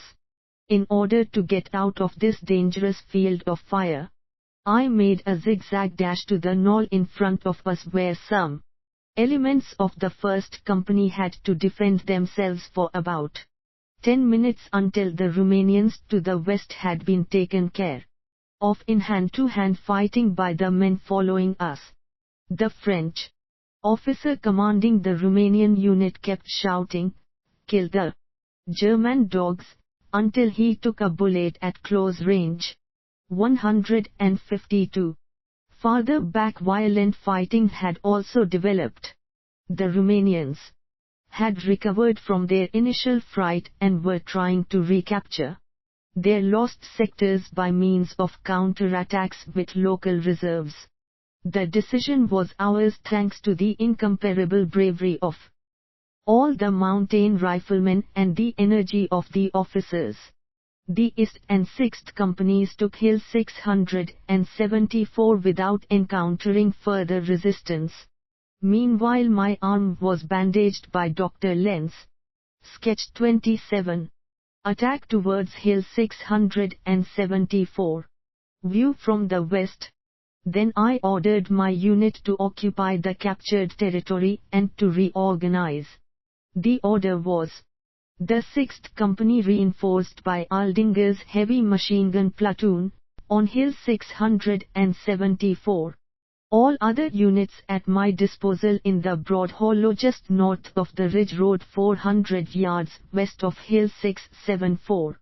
In spite of severe pain and exhaustion through loss of blood, I did not give up command of the unit. Major Sproezer was informed of our success by telephone. 153. About this time a long column was seen marching toward us on the ridge road from the direction of Mount Kosna. So we organized the defense, and the spade came into its own. I urgently requested artillery fire on approaching hostile forces, but this request could not be fulfilled as all artillery units were displacing forward. The enemy drew nearer unhindered. Captain Jessel arrived with the remaining companies of the Württemberg Mountain Battalion and we split the command. The Rommel detachment consisted of the 5th and 6th Companies and Aldinger's machine gun platoon as frontline garrison and the 2D and 3D companies and the 3D machine gun company as second line garrison. Jessel was given the 1st and 4th Companies as well as the 1st machine gun company. His detachment was dug in some 300 yards west of Hill 674 just south of the ridge road. Contrary to expectations, the Romanian infantry approaching from the direction of Mount Kosna did not counterattack our new line in the vicinity of Hill 674. They merely contented themselves with feeling out our positions with strong reconnaissance detachments which were easily repulsed. Following this, the Romanians occupied the ridge opposite the STH and 6th Companies. Their position was half a mile away and was some 2,200 yards long. Under these circumstances there was no need for us to increase the front-line garrison. The STH and 6th Companies together had a front of about 700 yards with their open flank curved to the rear. Jessel's detachment was in contact with the 6th Company and provided security on the southern slope while the remaining units of my detachment provided security for the north flank of the STH Company. The entire defense area in the captured sector was further secured by a system of combat outposts in considerable depth. About 1,500 hours the Romanians withdrew from the line extending from the west slopes of Petre Hill through the Okopsi to the west bank of the Slanik. Nevertheless, it was impossible for us to make contact with our neighbors to the right and left.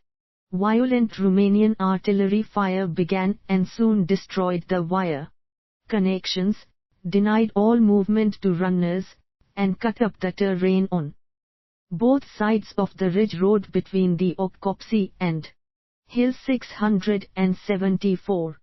The telephone connections with the STH and 6th Companies were repaired repeatedly, a difficult and dangerous task for the wire details. The fire persisted during the entire afternoon with undiminished violence.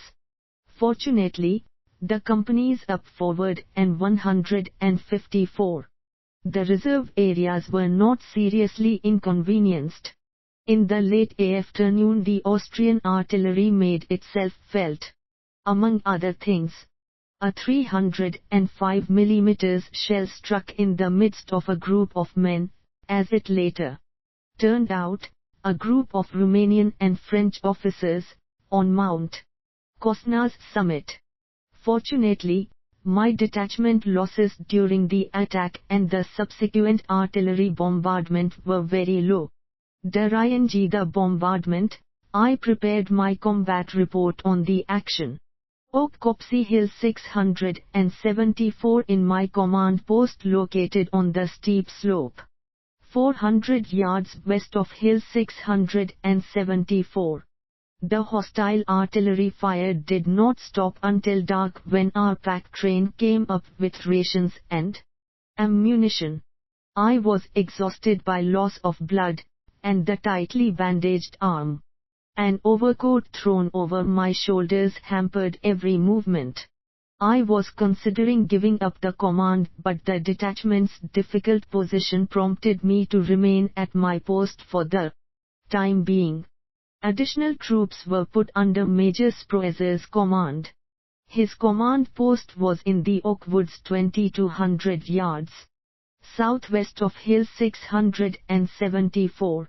There, too, were the reserves of the Sproezer Group, units of the 18th Bavarian Infantry Regiment, and the observation posts of the artillery liaison officers. Night fell. Observations: the attack by the Rommel detachment on August 10, 1917 against the commanding, fortified Romanian position had to be carried out without artillery or mortar support. Only heavy machine guns were available to support the attack. The attack was successful and cost little in the way of casualties because, first, we had prepared a heavy concentration of machine gun fire on that point in the hostile position where the 3D Company's assault team was to break through, and second, we succeeded in pinning the enemy down with machine gun fire both during and after the initial assault. On August 10, the Romanians did not make the mistake of the preceding day, when they neglected the position on the slope. A breakthrough into the hostile position halfway up the slope would have promised little success on August 10, since the terrain was open, and such an attack could easily be blocked off by machine gun fire from the heights round about. The enemy had to be tackled along the ridge itself. 155. Battle reconnaissance. Sharp observation of the hostile territory yielded excellent results during the night of August 10 and in the first hours of the morning. The forward hostile installations and the behavior of the garrisons were accurately ascertained. Scout squads were not sent out by us, in order not to arouse the enemy and make him curious as to our attack preparations. The enemy, however, committed the great mistake of not surveying the terrain in front of his position, and in fact behaved in a most unwarlike manner, visible sentries, garrisons outside of their shelters. Thus, our surprise attack struck him like a thunderbolt. The assault team of the 3D Company had a path to the Okopsi prepared by several heavy machine guns which covered the enemy in the Okopsi with combined fire from positions 200 yards west of the breakthrough site, and then shifted their fire to right and left, so that the advancing squad of the 3D Company was not endangered. In the further course of the attack, the same heavy machine guns admirably supported the rolling up of the hostile positions by laying their fire close in front of their own assault teams. The find 100 yards to the left of the breakthrough point delivered from complete concealment with hand grenades and shouting was to draw the defensive fire of the enemy in the Okopsi in a false direction and to bring about the premature commitment of reserves. It fully achieved its purpose in helping the assault team forward, without producing any losses. To be sure, the enemy quickly and skillfully delivered a counter thrust from the northeast against our breakthrough in the Okopsi, but the superior fighting ability of the mountain riflemen also proved itself in the defense.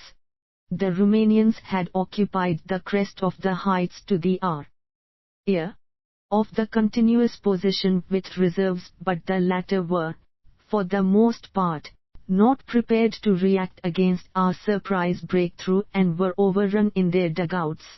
Wherever they took up the defense or counterattacked, they were quickly overwhelmed by the greater strength of the mountain soldiers, for 5 companies advanced through the breach to be followed by the Jessel detachment and 4 more companies.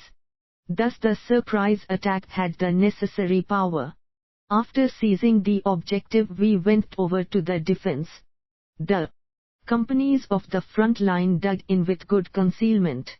The open flanks on the north and south were secured by combat outposts from the reserve company. It was not advisable to send out 156 scout squads to greater distances.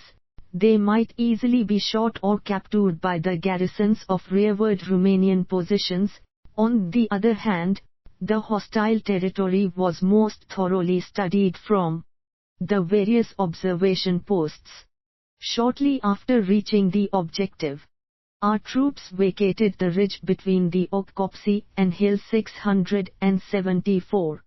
They had dug in laterally on the irregularities of the terrain, and the very heavy hostile artillery fire in the afternoon did little harm.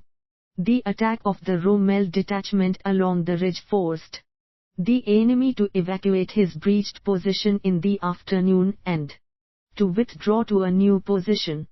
The hostile command was not very active, limiting itself to nothing more than defense and not daring to launch a resolute counterattack, although numerous reserves and strong artillery were at hand, and the terrain to the north would have been, like that in the south, most favorable for a counterattack.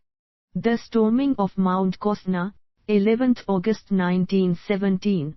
The front remained quiet and we were not even bothered by Romanian scout squads.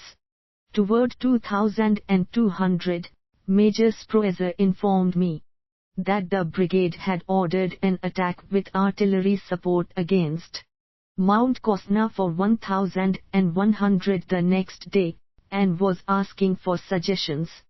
Judging from the terrain, an attack from the west and northwest seemed most promising to me, for here the highest parts of the mountain ridge were not wooded and artillery and heavy machine gun support would be easily secured. Moreover, the numerous folds of the terrain north of the ridge road offered good avenues of approach for the attacking troops. Major Sproezer then requested me to remain with him an additional day in spite of my wound, and to take over the command of the group attacking from the west and northwest.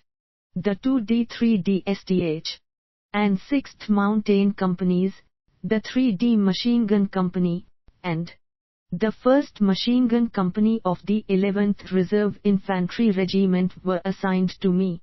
At the same time the Southern Attack Group under Captain Jessel, 1st and 4th Mountain Companies, 1st Machine Gun Company, 2D and 3D battalions of the 18th Bavarian Reserve Infantry Regiment, was to attack Mount Kosna from the south or southwest via Hills 647 and Hill 692. He knew and difficult task was most attractive, so I remained with the outfit. Sketch 28, 157. I got little sleep during the night because my wound smarted, and my nerves were on edge as a result of the day's activities, not to mention my preoccupation with the next day's work. Before day. Sketch 28. Attack plan for 11th August 1917. Break. I woke Lieutenant Heusser and we went forward to the 5th and 6th companies and, in the early morning light, studied the terrain and prepared our attack plans. The enemy positions were astride the ridge road on the next ridge half a mile to the east of our forward positions. His sentries were hidden behind trees or in the undergrowth. North of the road, we located a fairly compact skirmish line in recently dug positions. Elements of the garrison stood in groups. Neither side disturbed 158. The quiet of daybreak with shots. Our positions were well concealed and scarcely perceptible to the enemy. The avenues of approach were less favorable than I had thought. Bare grassy slopes in front and to the south offered no protection against hostile fire. The terrain 700 to 900 yards north of the ridge road appeared more favorable. On the grassy slopes of the ridge leading to the Peshorul, numerous fairly large and dense clumps of bushes were scattered about. The Peshorul, 652, located a mile north of the ridge road on the flank of the 5th Company, was covered with large deciduous trees, sharp and dominant. Ng, the Mount Kosna summit loomed on the horizon in the rays of the rising sun. It was the objective for the attack on August 11th. Would we be able to do it? We had to. My wounded arm was forgotten, for I had 6 companies to lead against the enemy. I went about the difficult and responsible work with confidence and new strength. I planned to use the companies already in position to pin the enemy down starting at 0800, to mislead him and prevent him from reconnoitering the ravines northwest of his positions. During the course of the morning, I would move the bulk of the assault force south of the Peshorul, using the thick brush there for concealment, to within storming distance of the enemy position north of the ridge road. Once in position, I expected to attack with artillery support at 1100, hoping to breach the position and drive through to Mount Kosna in a single movement. The units located on Hill 674 were to launch a frontal attack coincidental with ours. The STH and 6th Companies, with Aldinger's machine gun platoon, were given to Lieutenant Junk, whom I instructed through Lieutenant Heuser as to my plan and the tasks of his formation. In the attack on Mount Kosna, I left Lieutenant Heuser with Junk's detachment, in order to secure communication with the Sproeser group and cooperation from the artillery. At 0600, I moved off to the north through dense shrubbery with the remaining 4 companies. Telephone wire with Junk's combat group was laid at the S. time. After about 700 yards, I turned the head of the column eastward and we approached the ridge between Hill 674 and the Peshorul by climbing up a shallow draw. The ridge was sparsely covered with lone trees and clumps of bushes. Now and then we halted and studied the terrain, and I was amazed to see that the enemy had combat outposts along the entire ridge. The Romanians had pushed combat outposts out in 159 front of their new position. Neither the 5th Company, on whose left flank the outposts were located, nor the scout squads of the reserve companies had located these outposts. Under these conditions, a surprise attack from the northwest against the Romanian main position seemed almost impossible.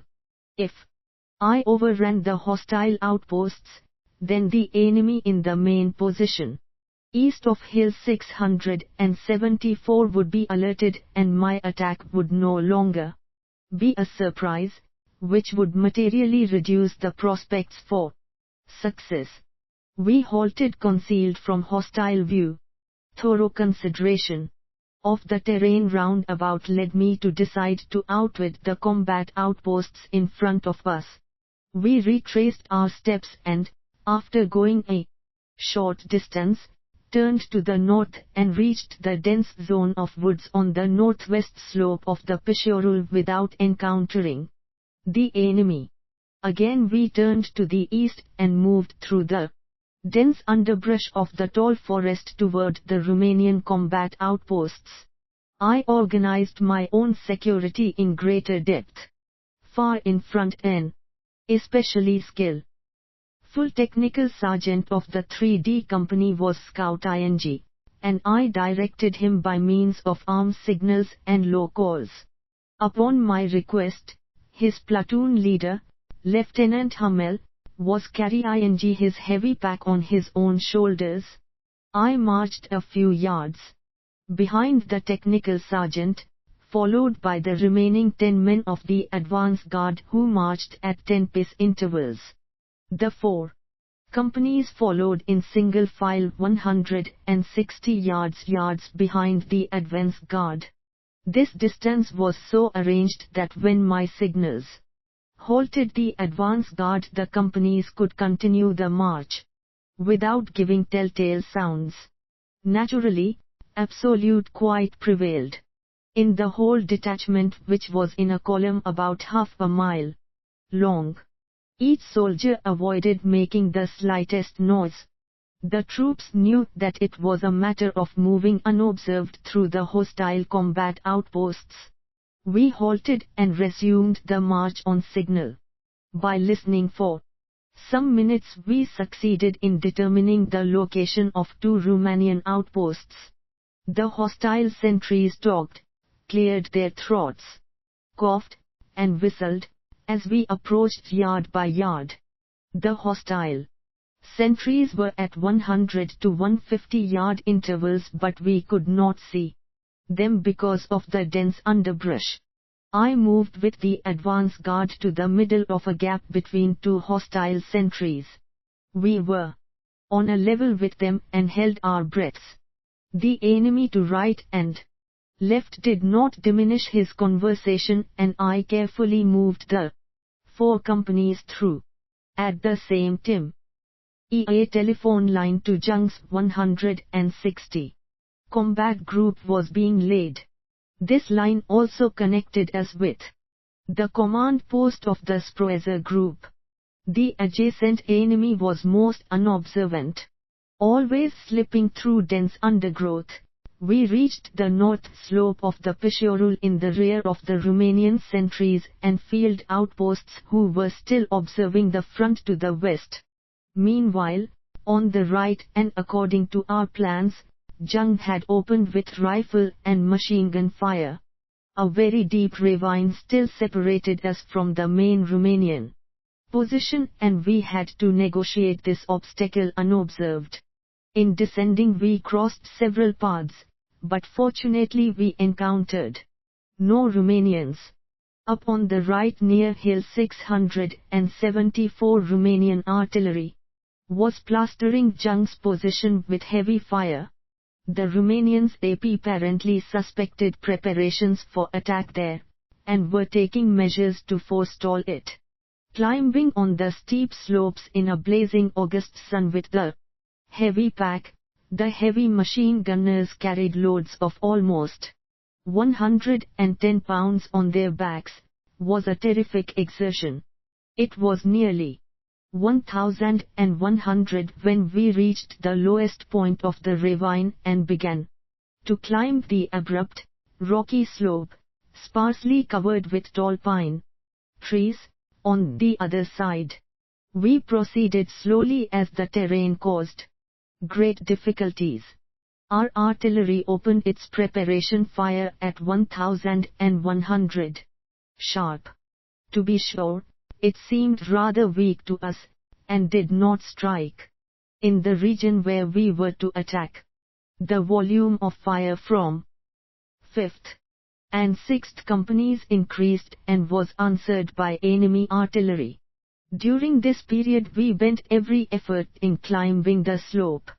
My wounded arm hampered my climbing very much, and my combat orderlies had to help me over the more difficult spots. Our own artillery fire had ceased when, toward 1,130, the technical sergeant of the 3D company who was out ahead as scout was fired on in a light forest and, as instructed, quickly took cover without returning the fire. I ordered the advance guard to halt and secured the ascent of the companies, who came up silently until they reached a narrow space on the protecting slope about 160 feet below the advance guard. While this was going on, I got Jung on the telephone and told him I intended to attack in half an hour. I also tried to get in touch with Major Sproezer and ask for artillery support, but the wire went dead. Apparently the Romanian detachments on the Peshorul had discovered the wire and cut it. That the connection with the Sproezer group, the artillery, and the Jung combat group should give out just before the decisive at 161. Attack was most unpleasant. To restore communication seemed barely possible and would take hours of hard work. I had to accept this misfortune. The location of the enemy positions which we were to attack could only be surmised. I believed it to be in the region where the scout had been shot at by the Romanian sentries. The configuration of the slope and the growth of bushes and high ferns made it possible to assemble in a well-concealed area within rushing distance of the enemy. Support of the attack by machine gun fire from elevated positions was out of the question, nor could Jung cover our front with fire, for we had no communication whatsoever with him. But I hoped he would act according to his instructions. I took one platoon of the 3D Company and Gross Machine Gun Company and disposed them in the front line on a width of some 100 yards. The 2D Company was echeloned to the right, rear, and the remaining two platoons of the 3D Company and the 1st Machine Gun Company of the 11th Reserve Infantry Regiment were echeloned to the left rear.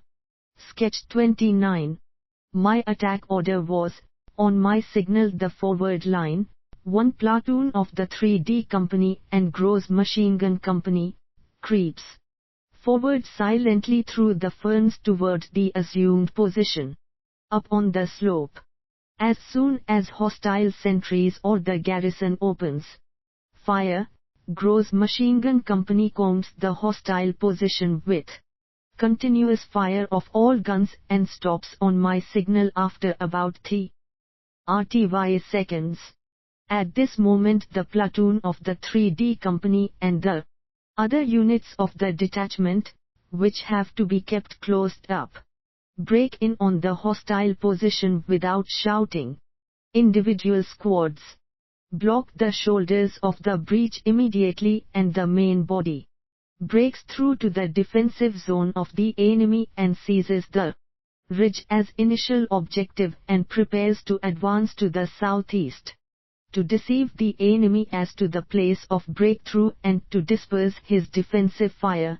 The sectors of the hostile position on both sides or the breakthrough point are to be engaged by hand grenade squads. All these preparations and discussions were carried out noiselessly within 100 yards of the hostile sentries. Since I had left Lieutenant Heusser with the STH and 6th Companies, I was obliged to do all the work myself. We were ready a few minutes before noon. The Romanians had done us the favor of not disturbing us. On the eastern slope of the Peshorul, Romanian detachments of platoon size were crossing 162, the path by which we had advanced. It was high time to attack, and I gave the signal. The detachment worked its way up the slope only to be fired on immediately from enemy positions near at hand. The enemy fire is outlay. Sketch 29. Preparations for the attack of 11th August 1917. View from the west was quickly answered by all the machine guns in Gross Company. Hand grenades burst to the right and left as we lay ready to charge. The H. Heavy machine gun fire in front of us pinned the hostile garrison to the ground and left the enemy firing wildly from the right and left. I gave the signal to stop the heavy machine gun fire, and the mountain troops stormed up the slope, broke into the hostile position without any real losses, took a few captives, blocked off the area, and then charged forward to the right into the defensive zone. Everything went with the clock-like precision of a peacetime maneuver. Soon the bushes in front of us began to thin out, and we advanced another 100 yards before lively machine gun fire hampered our advance against a slope rising gently to the right. The 163 fire, coming from a wood located on the highest hill about 600 yards away across a broad grassy surface, increased in violence. The platoon of the 3D Company and the heavy machine guns of Gross Company took up the fight, and the remainder of the 3D Company and the machine gun company of the 11th Reserve spread themselves out to the left. The enemy on the edge of the wood was being reinforced, and we were soon engaged with several dozen machine guns. There was no question of continuing the advance across the grassy unprotected area, for, in our tired condition, we were having trouble holding our own. Hostile reserves counterattacked from the woods with artillery support and made their main effort against our left. The mountain soldiers clung desperately to the ground. They did not want to give way, and their rapid fire stopped the hostile counterattack. Sketch 30. And more enemy machine guns began to hammer us, and our losses began to mount at an alarming rate, with the result that our predicament grew more perilous with each passing second. I was up in front on the right of the 3D Company. On my left, Albrecht's heavy machine gun platoon was engaged in most violent combat. The 2D Company was in reserve to the right rear of the bushes, where it was protected from the hostile fire. Should I commit my reserve? Would its firepower turn the tide of battle in our favor? No. Should I order a withdrawal? No. For then our dead and wounded would have been left in enemy hands, and we would have been driven from this position down into the ravine, where the Romanians would have annihilated us with ease. The situation seemed desperate, but we had to master it or remain on the spot. There were some clumps of bushes down the slope to our right. The idea occurred to me that we might use these to cover an advance against the enemy on the hill, and I decided to commit my last reserves in a surprise blow against the left flank of the enemy, who was pressing us so hard. This move could decide the issue. I gave instructions to those near me and crawled back, and in a few seconds the 2D Company and I were rushing impetuously to the south. It was a case of do or die. We overran a weak enemy in the clumps of bushes before he knew what had hit him. And in no time we had gained more than 100 yards. We turned eastwards, and I hoped that the remainder of the detachment was continuing to resist. 164. I was just about to launch the attack against the hostile flank, when elements of Jung's group appeared on the right rear of the 2D Company. Jung was continuing the execution of his mission of the morning, and was about to attack the enemy astride the ridge. Sketch 30. Situation at Mount Kosna, 11th August 1917. View from the West Road. His arrival decided the battle in our favor, for the enemy had committed his entire forces against the 3D Company and the two machine gun companies, and he had nothing left to throw against the attack of three mountain companies against his flank and rear. The Romanians hastily vacated the height, leaving the greater part of their machine guns on the battlefield. On the edge of the wood, 700 yards east of Hill 674, the exemplary, brave Lieutenant Junk, a leader respected by his company, received a fatal abdominal wound. The 3D and 2D companies, as well as elements of the machine gun companies, continued to fire on the enemy as he swept back in complete disorder along the ridge road and through the broad hole 165. Lo! At the same time I took the 5th and 6th companies and pursued the enemy just south of the ridge road and across the highest part of the ridge. The other units of the Rommel detachment received orders by runners to follow the same route as soon as possible. While the 6th Company took possession of the knoll half a mile west of Mount Kosna's summit, we called it Headquarters Knoll. The 5th Company was bagging more than 200 prisoners in protected hostile positions west and south of the ridge road and was capturing several machine guns. A broad ravine still separated us from Mount Kosna itself. Dense masses of Romanians were retreating on the road led ing down the western slope, and they were soon being hit by fire from the 6th Company. Romanian troops were standing on the summit of Mount Kosna, and we began to receive lively machine gun and rifle fire from there. During this fire, among others, my splendid adjutant Heuser received a chest wound. Soon the companies arrived one after the other on Headquarters Knoll. They were completely exhausted. No wonder, for since 0600, they had been marching, climbing difficult terrain, or attacking. The enemy occupied prepared positions on the steep height of Mount Kosna and could not have been attacked with exhausted troops. My decision was to rest the men and reorganize the units before considering an attack against the Mount Kosna summit position. The 2D Company furnished the security details for our rest area, and a reconnaissance detachment from the 6th Company with a telephone detail reconnoitered the avenues of approach into the Mount Kosna position. From Headquarters Knoll, we saw Tirgul Ana lying northeast of us in the valley.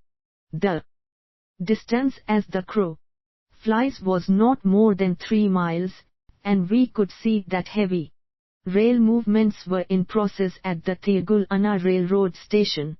Toward 1300, the staff of the Sproezer group arrived together with the group reserves, 2D and 3D battalions of the 18th Reserve Infantry Regiment, just west of Headquarters Knoll. Major Sproezer had followed the attack of the Rommel detachment from his command post in the Oak Woods, and thought that we had taken Mount Kosna in one rush. At that time nothing was known of the activities of Jesser's detachment. I announced my intention of continuing the attack on the summit position in an hour's time and asked for fire support from Headquarters Knoll by the machine guns of one of the 2 Bavarian battalions. My intention was to repeat the successful Mark 166 maneuver of the morning, and Major Sproezer gave his consent. At the agreed time, units of the 2D Battalion of the 18th Bavarian Reserve Infantry Regiment opened fire on the hostile positions. At the same time I climbed down into the ravine to the east and 100 yards north of Headquarters Knoll with the 6th, 3D, 2D and STH companies, the 3D Machine Gun Company, and the 1st Machine Gun Company of the 11th Reserve Infantry Regiment. We followed the reconnaissance detachments via through thick underbrush and down an extraordinarily steep slope. Soon we were going up the opposite side and had caught up with the reconnaissance unit F. roamed the 6th Company.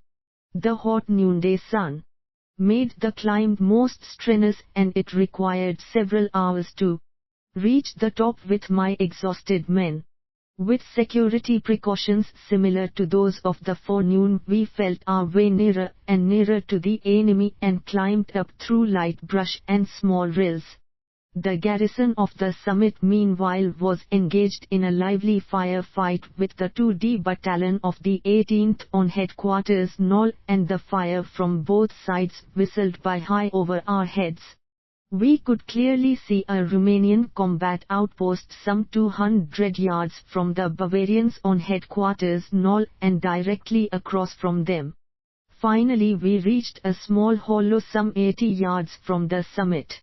The Bavarians had ceased firing on the hostile position sectors above in order not to endanger us, and the enemy's fire likewise had ceased.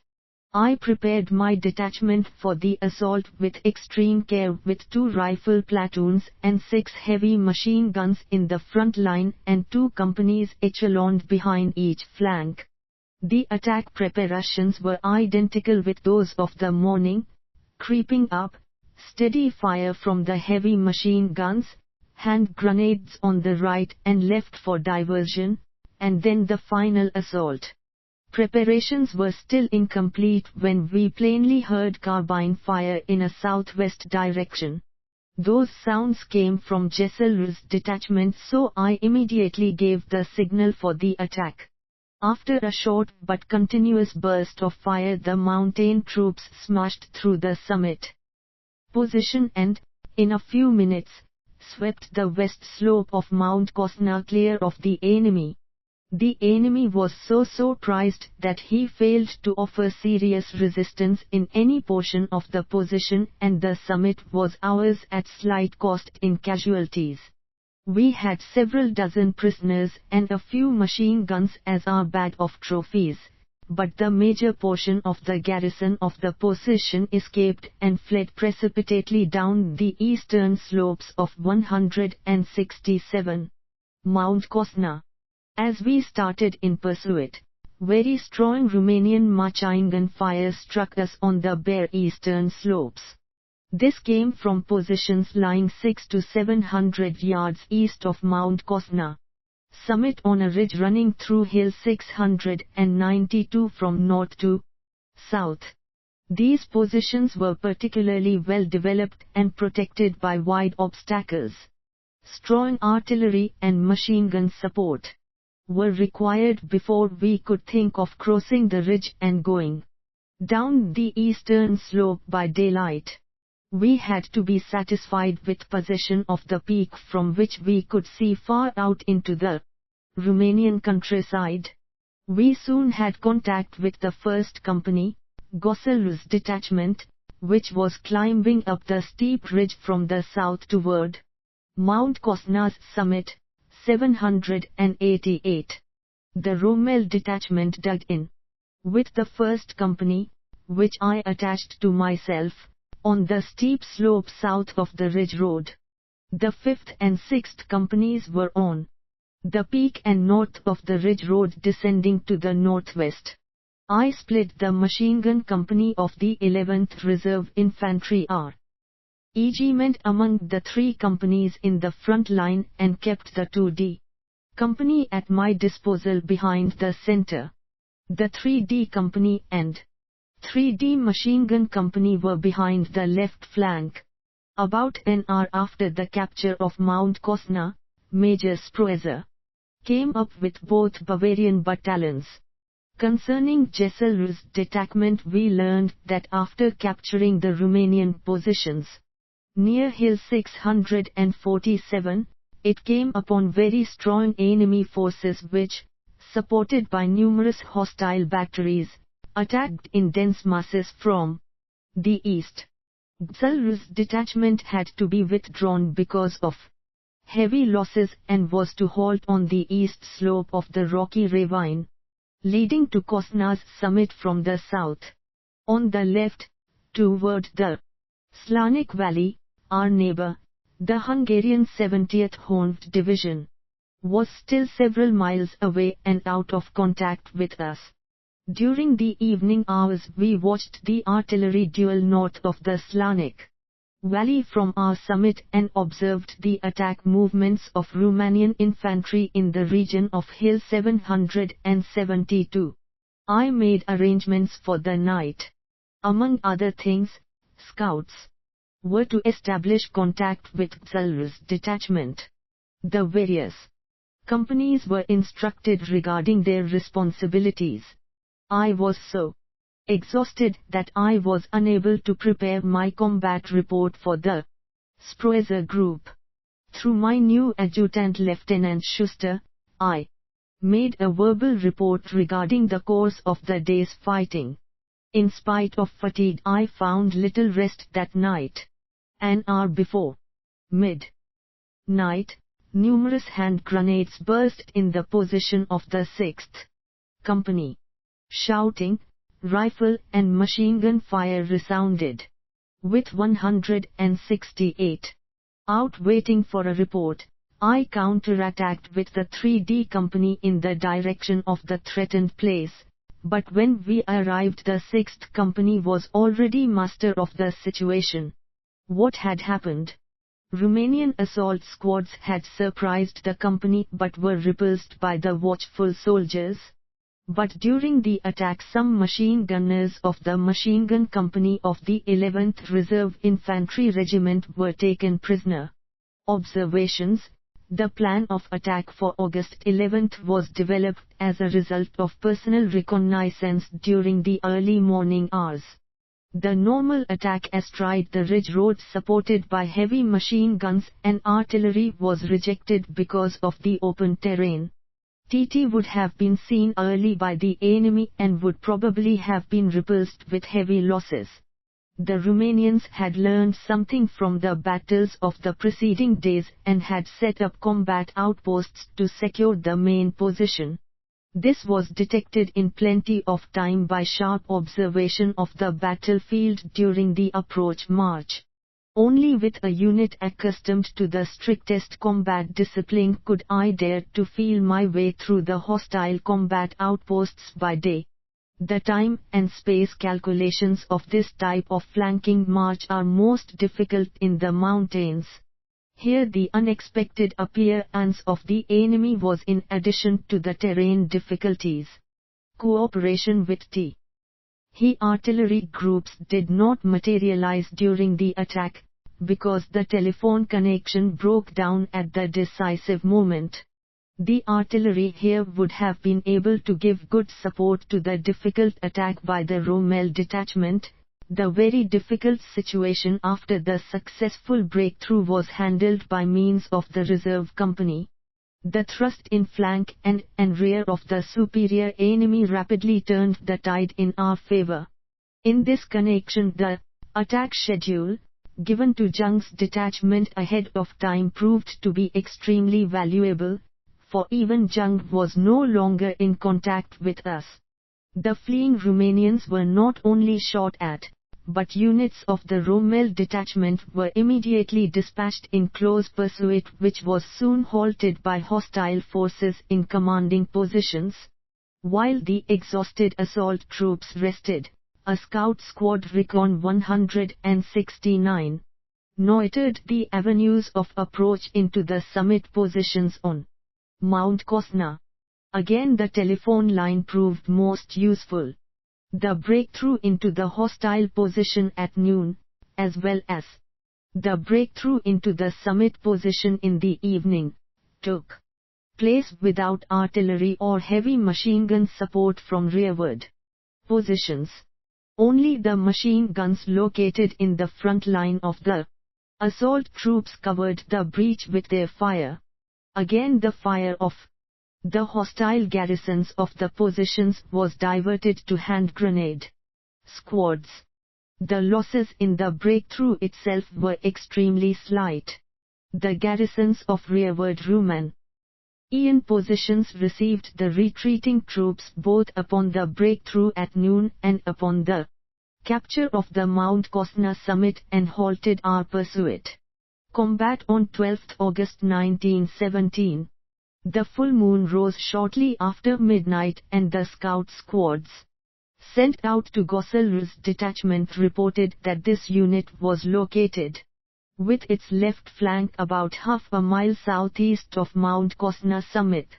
It had sustained heavy losses and urgently requested support, for the enemy was 600 yards away and occupied very strong positions.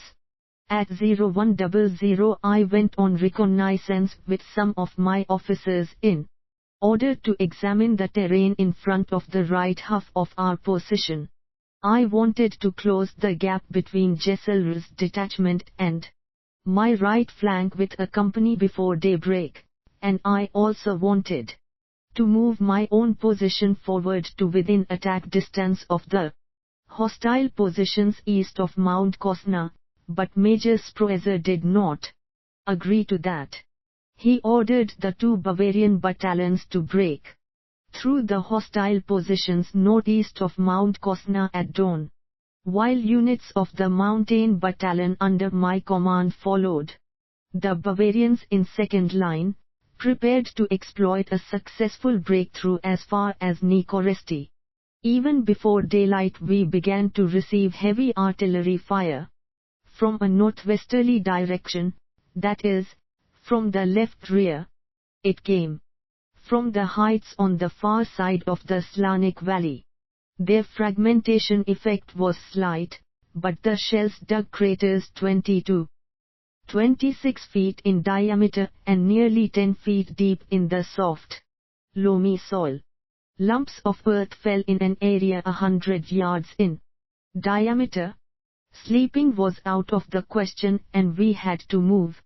Whenever the hits began to come too close, the fire increased and other batteries to the east and north selected Mount Cosna as their 170 target, with the result that things around the summit became most uncomfortable.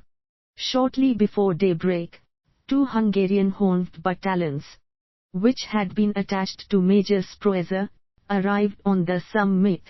One of them deployed on arrival, passed through my detachment and without orders proceeded to attack the Romanian positions east of us. It suffered heavy losses and increased the hostile artillery fire. I was much relieved when I led my detachment, consisting of the 5th, 3D and 2D companies, the 3D machine gun company, a Hornwade rifle company and a Horned machine gun company out of the endangered areas. The 2 Bavarian battalions had started out ahead of us in order to execute their mission of breaking through the Romanian position northeast of Mount Cosna by daybreak. A successful breakthrough would open the road to the plains and hasten the collapse of the Romanian mountain front south and north of the Ojtos Valley. We crossed the west slope of Mount Cosna in a long column about 600 yards below the summit and we were often endangered by Romanian shells of varied calibers, which struck all about us in a most unpredictable fashion. Marching in the cool of the morning made us feel very cheerful. After a half-hour's march through light undergrowth on a steep slope, we reached the ridge descending from the summit of Metricton Cosna north toward elevation 491. Tall fir trees covered the steep northeast slope and below on the left were small sections of a continuous fir forest. Through the firs we got a bird's-eye view of the Romanian positions northeast of Mount Cosna, which the 2 Bavarian battalions had to penetrate. They consisted of carefully developed trenches with continuous broad obstacles out in front. Numerous communication trenches led over the bare ridge to the wooded zone on the east slope. Between us and the hostile position was a drop which would end toward the northeast and whose slopes were covered with brushwood. As yet, the hostile positions had not been taken. 12 to 1600 yards north of us, we saw units of the Bavarian battalions in the broad draw just in front of the Romanian positions, engaged in a hard struggle with the position's garrisons. We passed a group of wounded from the 18th Reserve Infantry Regiment and heard that all was not well up forward. Their lead ING battalion came upon the hostile position suddenly and suffered 171 heavy losses, about 300 wounded, from small arms fire, with the net result that the breakthrough into the hostile position failed. On the strength of this report, I ordered the detachment to fall out and rest. At the same time I telephoned Major Sproezer. Wires had been laid along our advance, to inform him of the existing situation north of Mount Kostner. I ventured the opinion that since the Bavarian attack had miscarried, the only chance of taking the well-constructed position northeast of Mount Kostner was with very strong artillery support. This was promised for the forenoon. Since there were no artillery observers forward, I offered to direct the fire from my present position, which was an admirable observation post. We examined the possibility of getting down into the hollow without being observed, but could find no concealed avenue of approach, for the trees were too widely spaced. I adjusted my first artillery fire at 1130, and at that time my detachment began its descent in column of files with 20 pace intervals between men. My intention was to deliver a short but heavy artillery concentration, and then smash into the position 500 yards northeast of Mount Kostner summit. Fire adjustment proved to be a slow process, but I finally got the center of impact of an Austrian howitzer battery onto the Romanian positions, only to hear that all the artillery had been ordered to cease fire for the remainder of the day, because of changes in position and ammunition shortages. Meanwhile, the Rommel detachment reached the southeast part of the hollow despite lively Romanian artillery fire, for the enemy did not fail to observe the descent of 700 men. We found ourselves among clumps of bushes some 300 yards from the enemy obstacles and out of his line of sight. One man was wounded slightly during the descent. I went down to the detachment and found that telephone wire had been laid. The situation did not seem too promising, and attacking an alerted enemy without adequate artillery support was out of the question, for the wired-in positions were much too strong. A daylight withdrawal over the steep northeast slope of Mount Kostner was equally unattractive in view of the excellent enemy observation and his ability to punish us severely with artillery and machine gun fire. The men could run down the slope, but would move very slowly uphill and would offer excellent targets for the Romanian artillery 172 and machine guns. Heavy losses were unavoidable should the enemy decide to plaster the depression with artillery and mortar fire. In spite of the unfavorable situation, I decided to attack the Romanian positions without artillery support. I knew my men could do it, and it was better to be a hammer than an anvil. Skilled scout squads reconnoitered the hostile obstructions and the positions behind them, in order to run in under the expected hostile artillery fire. I moved the detachment up through the bushes to within 200 yards of the enemy position and made my preparations for the attack in the small draws in that area. The machine gun companies located some positions up on the slope to the right, from which they could deliver supporting fires. The results of reconnaissance were not unfavorable, and the enemy gave no signs of having noticed our offensive intentions. I was just about to order the two machine gun companies to move into their reconnoitered positions, when the following order came over the telephone from Major Sproezer. The Russians have broken through in the Slanik Valley to the north, and are now apparently about to come up on our rear. The Rommel detachment and the 2 Bavarian battalions withdraw immediately to the ridge half a mile west of Mount Kosna. The group staff was heading there, and I was ordered to transmit this order to the 1st and 3D battalions of the 18th Bavarian Reserve Infantry Regiment, and to cover their retreat. It was obvious that the greatest difficulties would result from daylight withdrawal from the hollow in full view of the hostile force. The moment the enemy observed our retirement, he would hit us with machine gun and artillery fire or launch an attack. In either case, heavy casualties could not be avoided. The Russians caused me much less worry, since I hoped to reach the ridge before they did.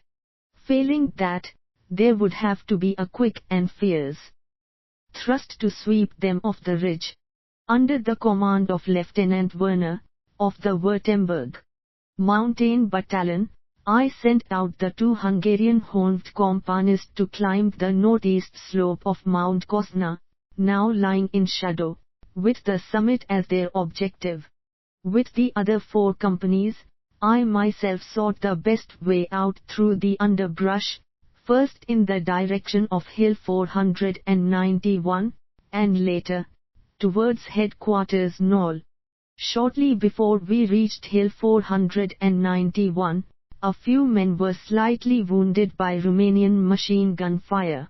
Once in the vicinity of Hill 491, I sent the 3D company to occupy the lower part of the ridge, 788 to 491, with the task of making 173 contact with the 2 Bavarian battalions. I had sent an officer to inform the Bavarians of the orders received from Group Sproeser. Unfortunately, the telephone connection had been interrupted.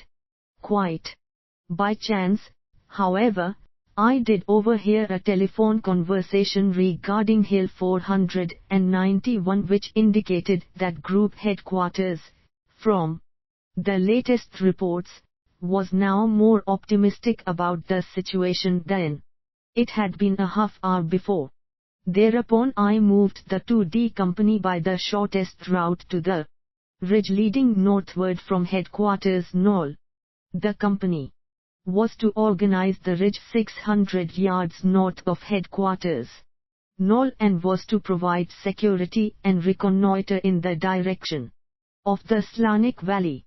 I ordered all units, except the 3D company, to march to headquarters Knoll while I stayed with the 3DC company. In the course of the next hour both Bavarian battalions succeeded in disengaging themselves from the enemy. As soon as I saw they were being successful, I took the 3D company and started for Mount Kosna. The 1st and 6th companies were still on the Kosna summit, which the increased bombardment had turned into a field pockmarked with all sizes of craters. I left the 3D company on the summit as a reinforcement to the garrison, reported to headquarters Knoll, and asked permission to go to the hospital, for I was completely exhausted and did not feel able to continue in command. The bandage on my left arm had not been changed since morning, and so I gave up command of my companies and went to get some rest near headquarters. It was a pitch-dark, warm summer's night. On the defense, August 13th to 18th, 1917.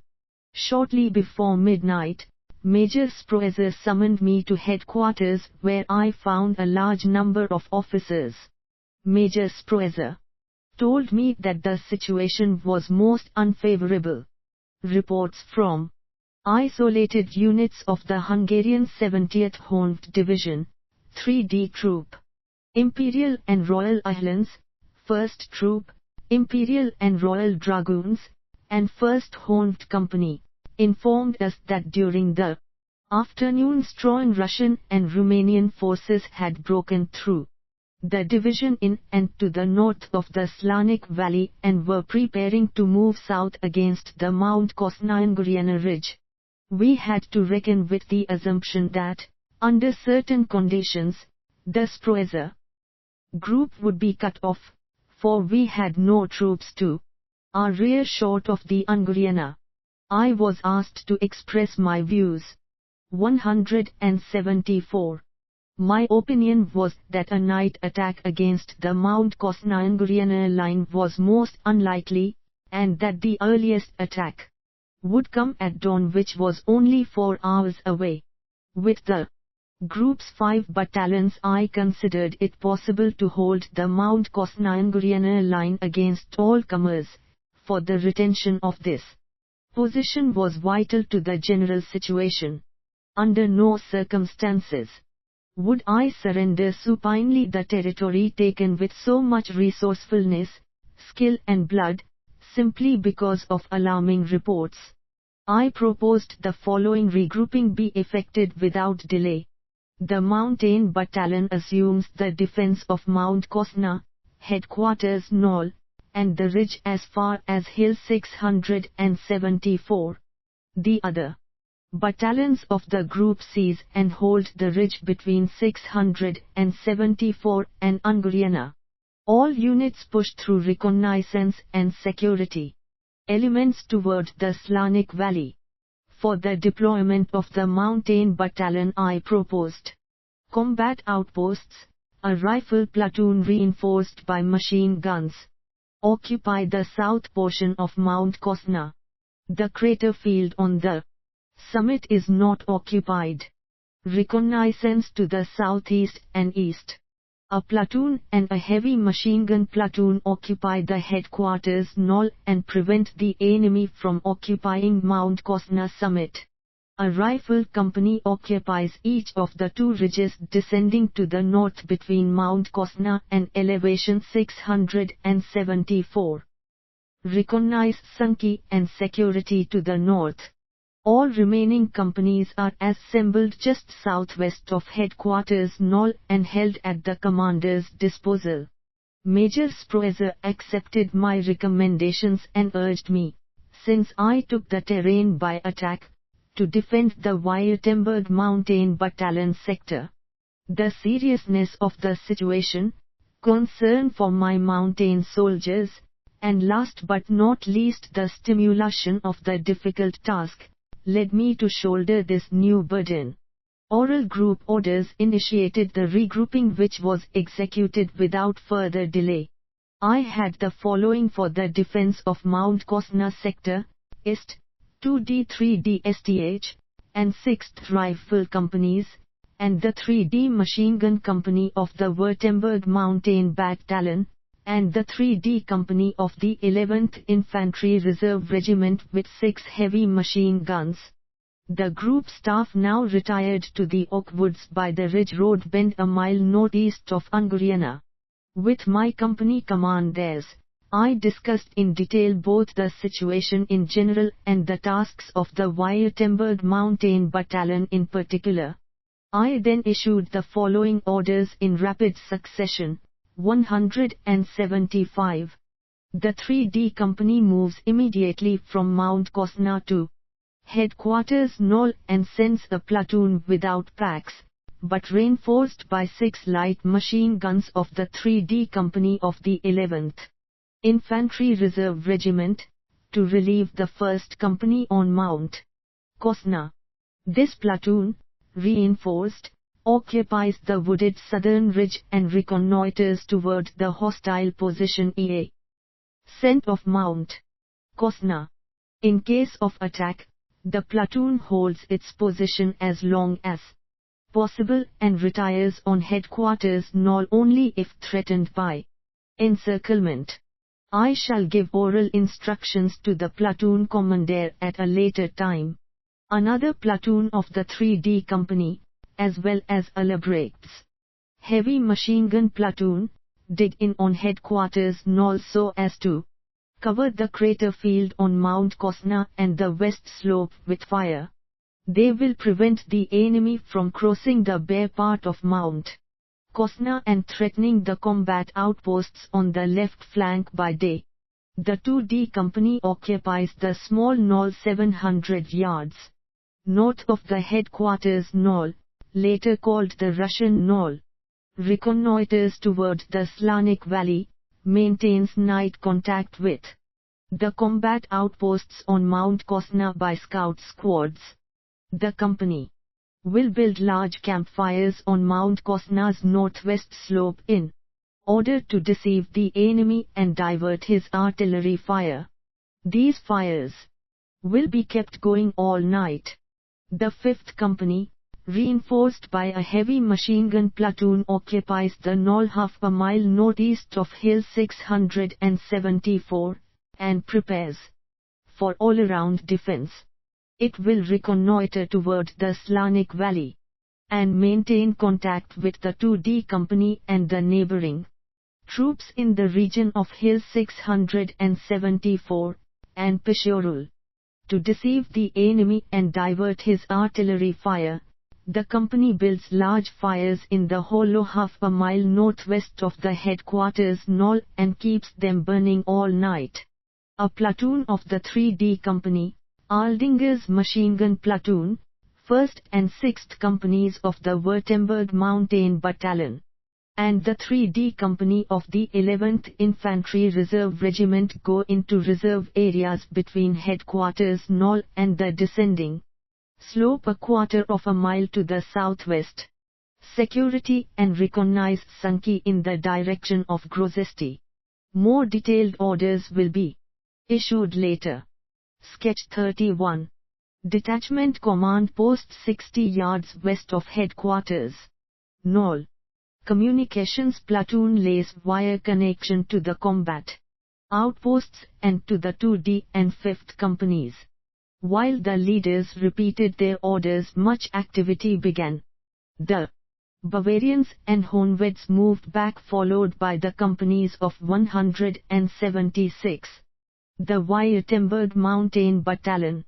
Sleeping was out of the question, for individual orders had to be issued on the spot to meet particular situations. It took 3 hours to get the companies in their new positions. The campfires on Mount Kosna and in the combat outposts. B. Enemy positions. Sketch 31. Positions at Mount Kosna, 13th August 1917. View. From the west, hollow northwest of headquarters knoll were burning, and contact with the various units had been established. The reserve units rested while those in position dug themselves in. The reconnaissance detachments made no alarming reports. My staff consisted of Lieutenant Schuster as adjutant and Lieutenant Werner as administrative officer. Toward 0500, some artillery observers, including the Hungarian First Lieutenant Zadler, arrived, and I went with them to the combat outpost on Mount Kosna. We reached Aldgoet's platoon, 3D Company, just as the sun was rising above the horizon. In accordance with orders, Aldgoet had located his platoon on the sharp terrain leading south from Mount Kosna summit. The position was so organized as to have 177. Its flank on the edge of the thick forest some 200 yards south of the summit. The Romanian positions were visible through the hedge, and were on a bare ridge some 350 feet wide and about a half-mile away. We saw the sun's rays reflected from the helmets of the large garrison, but there was no firing, and our men who had had no rest, were asleep in their freshly dug foxholes, leaving only the sentries to keep sharp watch in the enemy's direction. The slope in front of the platoon position fell sharply to the east and was covered with short shrubbery. The ridge itself, as well as its western slope, was covered with large trees and had little or no protective undergrowth. While discussing emergency barrages and harassing fire with the Artillery observers, the various sentries reported, the Romanians are leaving their positions in a skirmish line and are advancing toward Mount Kosna. Shortly thereafter, violent Romanian machine gun fire was directed at the Mount Kosna ridge line, and heavy artillery began to fire on headquarters knoll. I got through to our artillery and requested Harasi NG fire on the Romanian positions east of Mount Kosna, from which increasing numbers of troops were coming. In the meantime, this report arrived: strong enemy has been located just in front of the line of combat outposts and is climbing the ridge from the right. The bursting of numerous hand grenades, lively carbine and machine gun fire confirmed this report. Retribution was being exacted for inadequate security measures on the steep eastern slope. By telephone I ordered the reserve platoon of the 3D Company and Aldinger's machine gun platoon forward at the double to reinforce the combat outposts. This order was followed by a request to the group for emergency barrages. I made a tour of the front lines and found that the Romanians had secured a foothold on the ridge and were delivering flanking fire on our combat outposts. All frontal attacks had been beaten off and our artillery was smashing up the many Romanian reinforcements on the bare slope. On the left, the heavy machine gun and rifle fire from headquarters knoll prevented the Romanians from crossing either summit or the northwest slope of Mount Kosna. This fire also protected our combat outposts on the left flank. Sketch 32. I ordered Technical Sergeant Aldgoyer to hold the position at all costs until the arrival of reinforcements, and I ran back to speed the reinforcements on their way. Heavy shells were still hitting headquarters knoll, where I met the two platoons preparing to GET on their way, and we hurried forward at the double. The noise of battle had increased considerably, and we hoped that Aldgoyev was holding on. 178. In the saddle between headquarters knoll and Mount Kosna we encountered several light machine gun crews of the 3D Company, 11th Infantry Reserve Regiment, who were part of Aldgoyev's platoon. Apparently it had become too hot for them up front, and I treated them with scant consideration and took them along with me. 100 yards east of the saddle we saw Aldgoyev's entire platoon coming toward us. Aldgoyev reported that large Romanian bodies had pushed up the slope and that these and the strong fire from below on the right had compelled him to give up the position. I was in no frame of mind to surrender Mount Kosna at so cheap a price, and organized my forces for a counter-thrust. Lieutenant Aldinger took 2 heavy machine guns and went into position in the woods on the right and kept the ridge, hitherto occupied by Aldgoyev's platoon, under steady fire. Simultaneously we climbed the ridge and passed through dense bushes before reaching the ridge line. Having arrived there, we charged ahead and swept the surprised enemy from the ridge and drove him down to the east. We also seized the promontory down on the right. Sketch 32, but the Romanians were tenacious and did not let go. We clearly heard the commands of the enemy leaders down below us on the arched slope, and soon bitter hand grenade battles began at various places. The slope was so steep that our hand grenades did not burst among the Romanians lying in readiness 125 yards below us, but actually fell even farther before detonating. To reach him with a carbine meant exposure of head and shoulders, a procedure most disadvantageous at our short ranges. Losses began to increase and Dr. Lenz had much work to do in the front line. The mountain troopers fought with exemplary bravery, Many wounded returned to the firing line after having their wounds bandaged. All Romanian footholds on the ridge were immediately wiped out by counterattacks, mounted by the nearest group of mountain soldiers. The hard battle, replete with casualties, lasted for several hours, and ammunition and hand grenades gradually became scarce while hostile artillery fire against headquarters Knoll increased. Telephone connection between headquarters Knoll and the combat outpost position was shot away. If I wanted to hold on to my combat outpost positions, then the time had come to reinforce them with additional forces, ammunition and hand grenades. In order to expedite matters, telephone communication was lack-ing. I put Lieutenant Stelrate, the 3D Company commander, in command and ordered him to hold at all costs while I hurried back 179 to headquarters Knoll, where I found the following situation. The platoon of the 3D Company and Albrecht's heavy machine gun platoon had used up nearly all their ammunition against the enemy, who was threatening the left flank of the combat outposts from the R. A is equal to OA runs. Sketch 32. Defense of Mount Kosna, 13th August 1917. Crater field on Mount Kosna.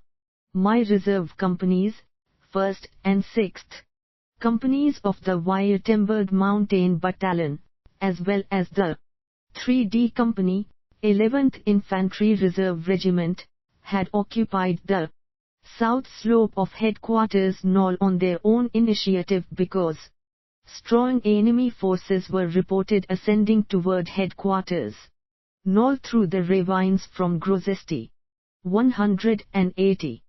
Before I had units of these companies ready for use, we had reports that strong Romanian forces were advancing both from the south and from the north against the saddle between headquarters Knoll and Mount Kosna, and that the combat outposts had abandoned Mount Kosna and were retiring on headquarters Knoll.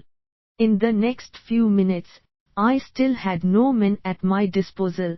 The noise of battle approached dangerously near to headquarters Knoll, and the riflemen of the 3D Company were retiring on the Knoll, hard pressed by a superior and aggressive enemy. They brought their dead and wounded, including Lieutenant Rommel, back with them, for they had no intention of allowing anyone living or dead to fall into enemy hands. Hand grenades and machine gun ammunition had given out, carbine ammunition had become short, and they were threatened with encirclement from either flank. The lack of ammunition and hand grenades made it most difficult to stop the attack of the Romanian mass against headquarters Knoll. The heavy machine gunners had to defend their positions with pistols and hand grenades, and the few runners of my staff were used at threatened places. Violent fighting raged along the entire front. At that moment I discovered large numbers of Romanians in the wooded part of the depression, 700 yards northwest of headquarters Knoll. I informed the 2D and 5th companies by telephone regarding the new danger which threatened their flanks and rear. In all parts of the sector violent fighting was going on and a withdrawal was out of the question. What would happen on headquarters Knoll when the ammunition was completely expended? With the dominant position in enemy hands, the entire battalion would be in a most precarious predicament and our entire defense would collapse. We could not allow that to happen. Telephone connection with the group still existed, and I described our current crisis and urgently requested immediate reinforcements including small arms and ammunition. I stressed the fact that time was not to be wasted. The worries of the next half hour were indescribable, but at our 11th hour the 11th and 12th companies, 18th Bavarian Infantry Reserve Regiment, and a heavy machine gun platoon came to our assistance. The 12th Company with the heavy machine gun platoon went into position on headquarters knoll, and I kept the 11th Company in reserve on the slope 300 yards west of headquarters knoll, where I also located the detachment command post. From there I had an excellent view of the whole battleground. 181. I used the reserve company to resupply the forward positions with ammunition and hand grenades. All troops not actually firing at the enemy plied their spades with great vigor. The machine gun fire from dominating positions on Mount Kosna was most annoying to those on headquarters knoll and the ridge. I withdrew Aldinger's heavy machine gun platoon from the front line and put it in a defense zone in the neighborhood of the detachment command post. Furthermore, I established ammunition supply points and put my supply system in order. The battle for the headquarters knoll and Russian knoll continued for hours without pause. The enemy repeatedly hurled new forces against our thin lines, and Romanian artillery concentrations on the slope just west of headquarters knoll prevented contact with the front line and tore up our telephone connections. But the Bavarians and Württembergers up front held their positions, and our own artillery did a good job during the course of the day in giving us emergency barrages at all threatened points. Its shells thinned the ranks of the Romanians who were lying in dense masses on their lines of departure. To counter the strong enemy force now milling around in the depression a half-mile northwest of headquarters knoll, I arranged for the cooperation of several batteries to prepare saturation barrages, hold them at the ready, and fire them on signal, which could be done within minutes. In spite of the excellent artillery cooperation, I still lacked observers up forward and was also in need of wire communication with the artillery command posts. By noon there were mountains of dead and wounded Romanians in front of headquarters knoll, but the 12th Company of the 18th Infantry had also suffered heavily and had to be reinforced with elements of the 11th Company. Later still more elements of the 11th Company had to be used to fill gaps in the 2D Mountain Company. The defense arrangements on headquarters and Russian knolls included light frontline garrisons, with strong counter-attack groups assembled under cover in the vicinity of the more threatened portions of the position, with the mission of immediately ejecting the enemy from any point where he managed to effect a breakthrough. This type of defense lent itself to our particular terrain. In the afternoon, the 10th Company of the 18th Infantry arrived as additional support, and I ordered it to dig a communication trench from headquarters knoll to the detachment command post. 182. The Romanians switched their main attack against Russian knoll. Their Hegel's platoon had organized itself for all-around defense in some old Romanian positions, and was hit hard from the north and east by an enemy who outnumbered him 10-1. The enemy tried repeatedly to regain positions whose installation had cost him weeks of work. Aldinger's heavy machine gun platoon at the detachment command post spoiled all enemy attacks from the west against Hegel's platoon, and the 2D Company gallantly held its ground. The battle raged in undiminished fury and almost without interruption into the late afternoon. For the third time I ordered ammunition and hand grenades replenished in the front line. Through the smoke clouds of our heavy shells, calibers up to 305 mm were used in the defensive fire, we saw more and more fresh Romanian troops descending the slopes of Mount Cosna in our direction. When the 2D company reported that it had melted away to such an extent that it was obliged to retire from Russian Knoll, I sent the remaining elements of the 11th Company, 18th Infantry to its support. At the same time I ordered 2 heavy machine gun platoons to prepare for destruction fire on Russian Knoll. When these preparations were completed, I ordered the 2D Company to vacate Russian Knoll rapidly. As expected, the hostile forces stormed up on the bare knoll in a dense mass. At the same moment the destruction fire of the heavy machine gun platoons struck among them and mowed them down like ripe wheat.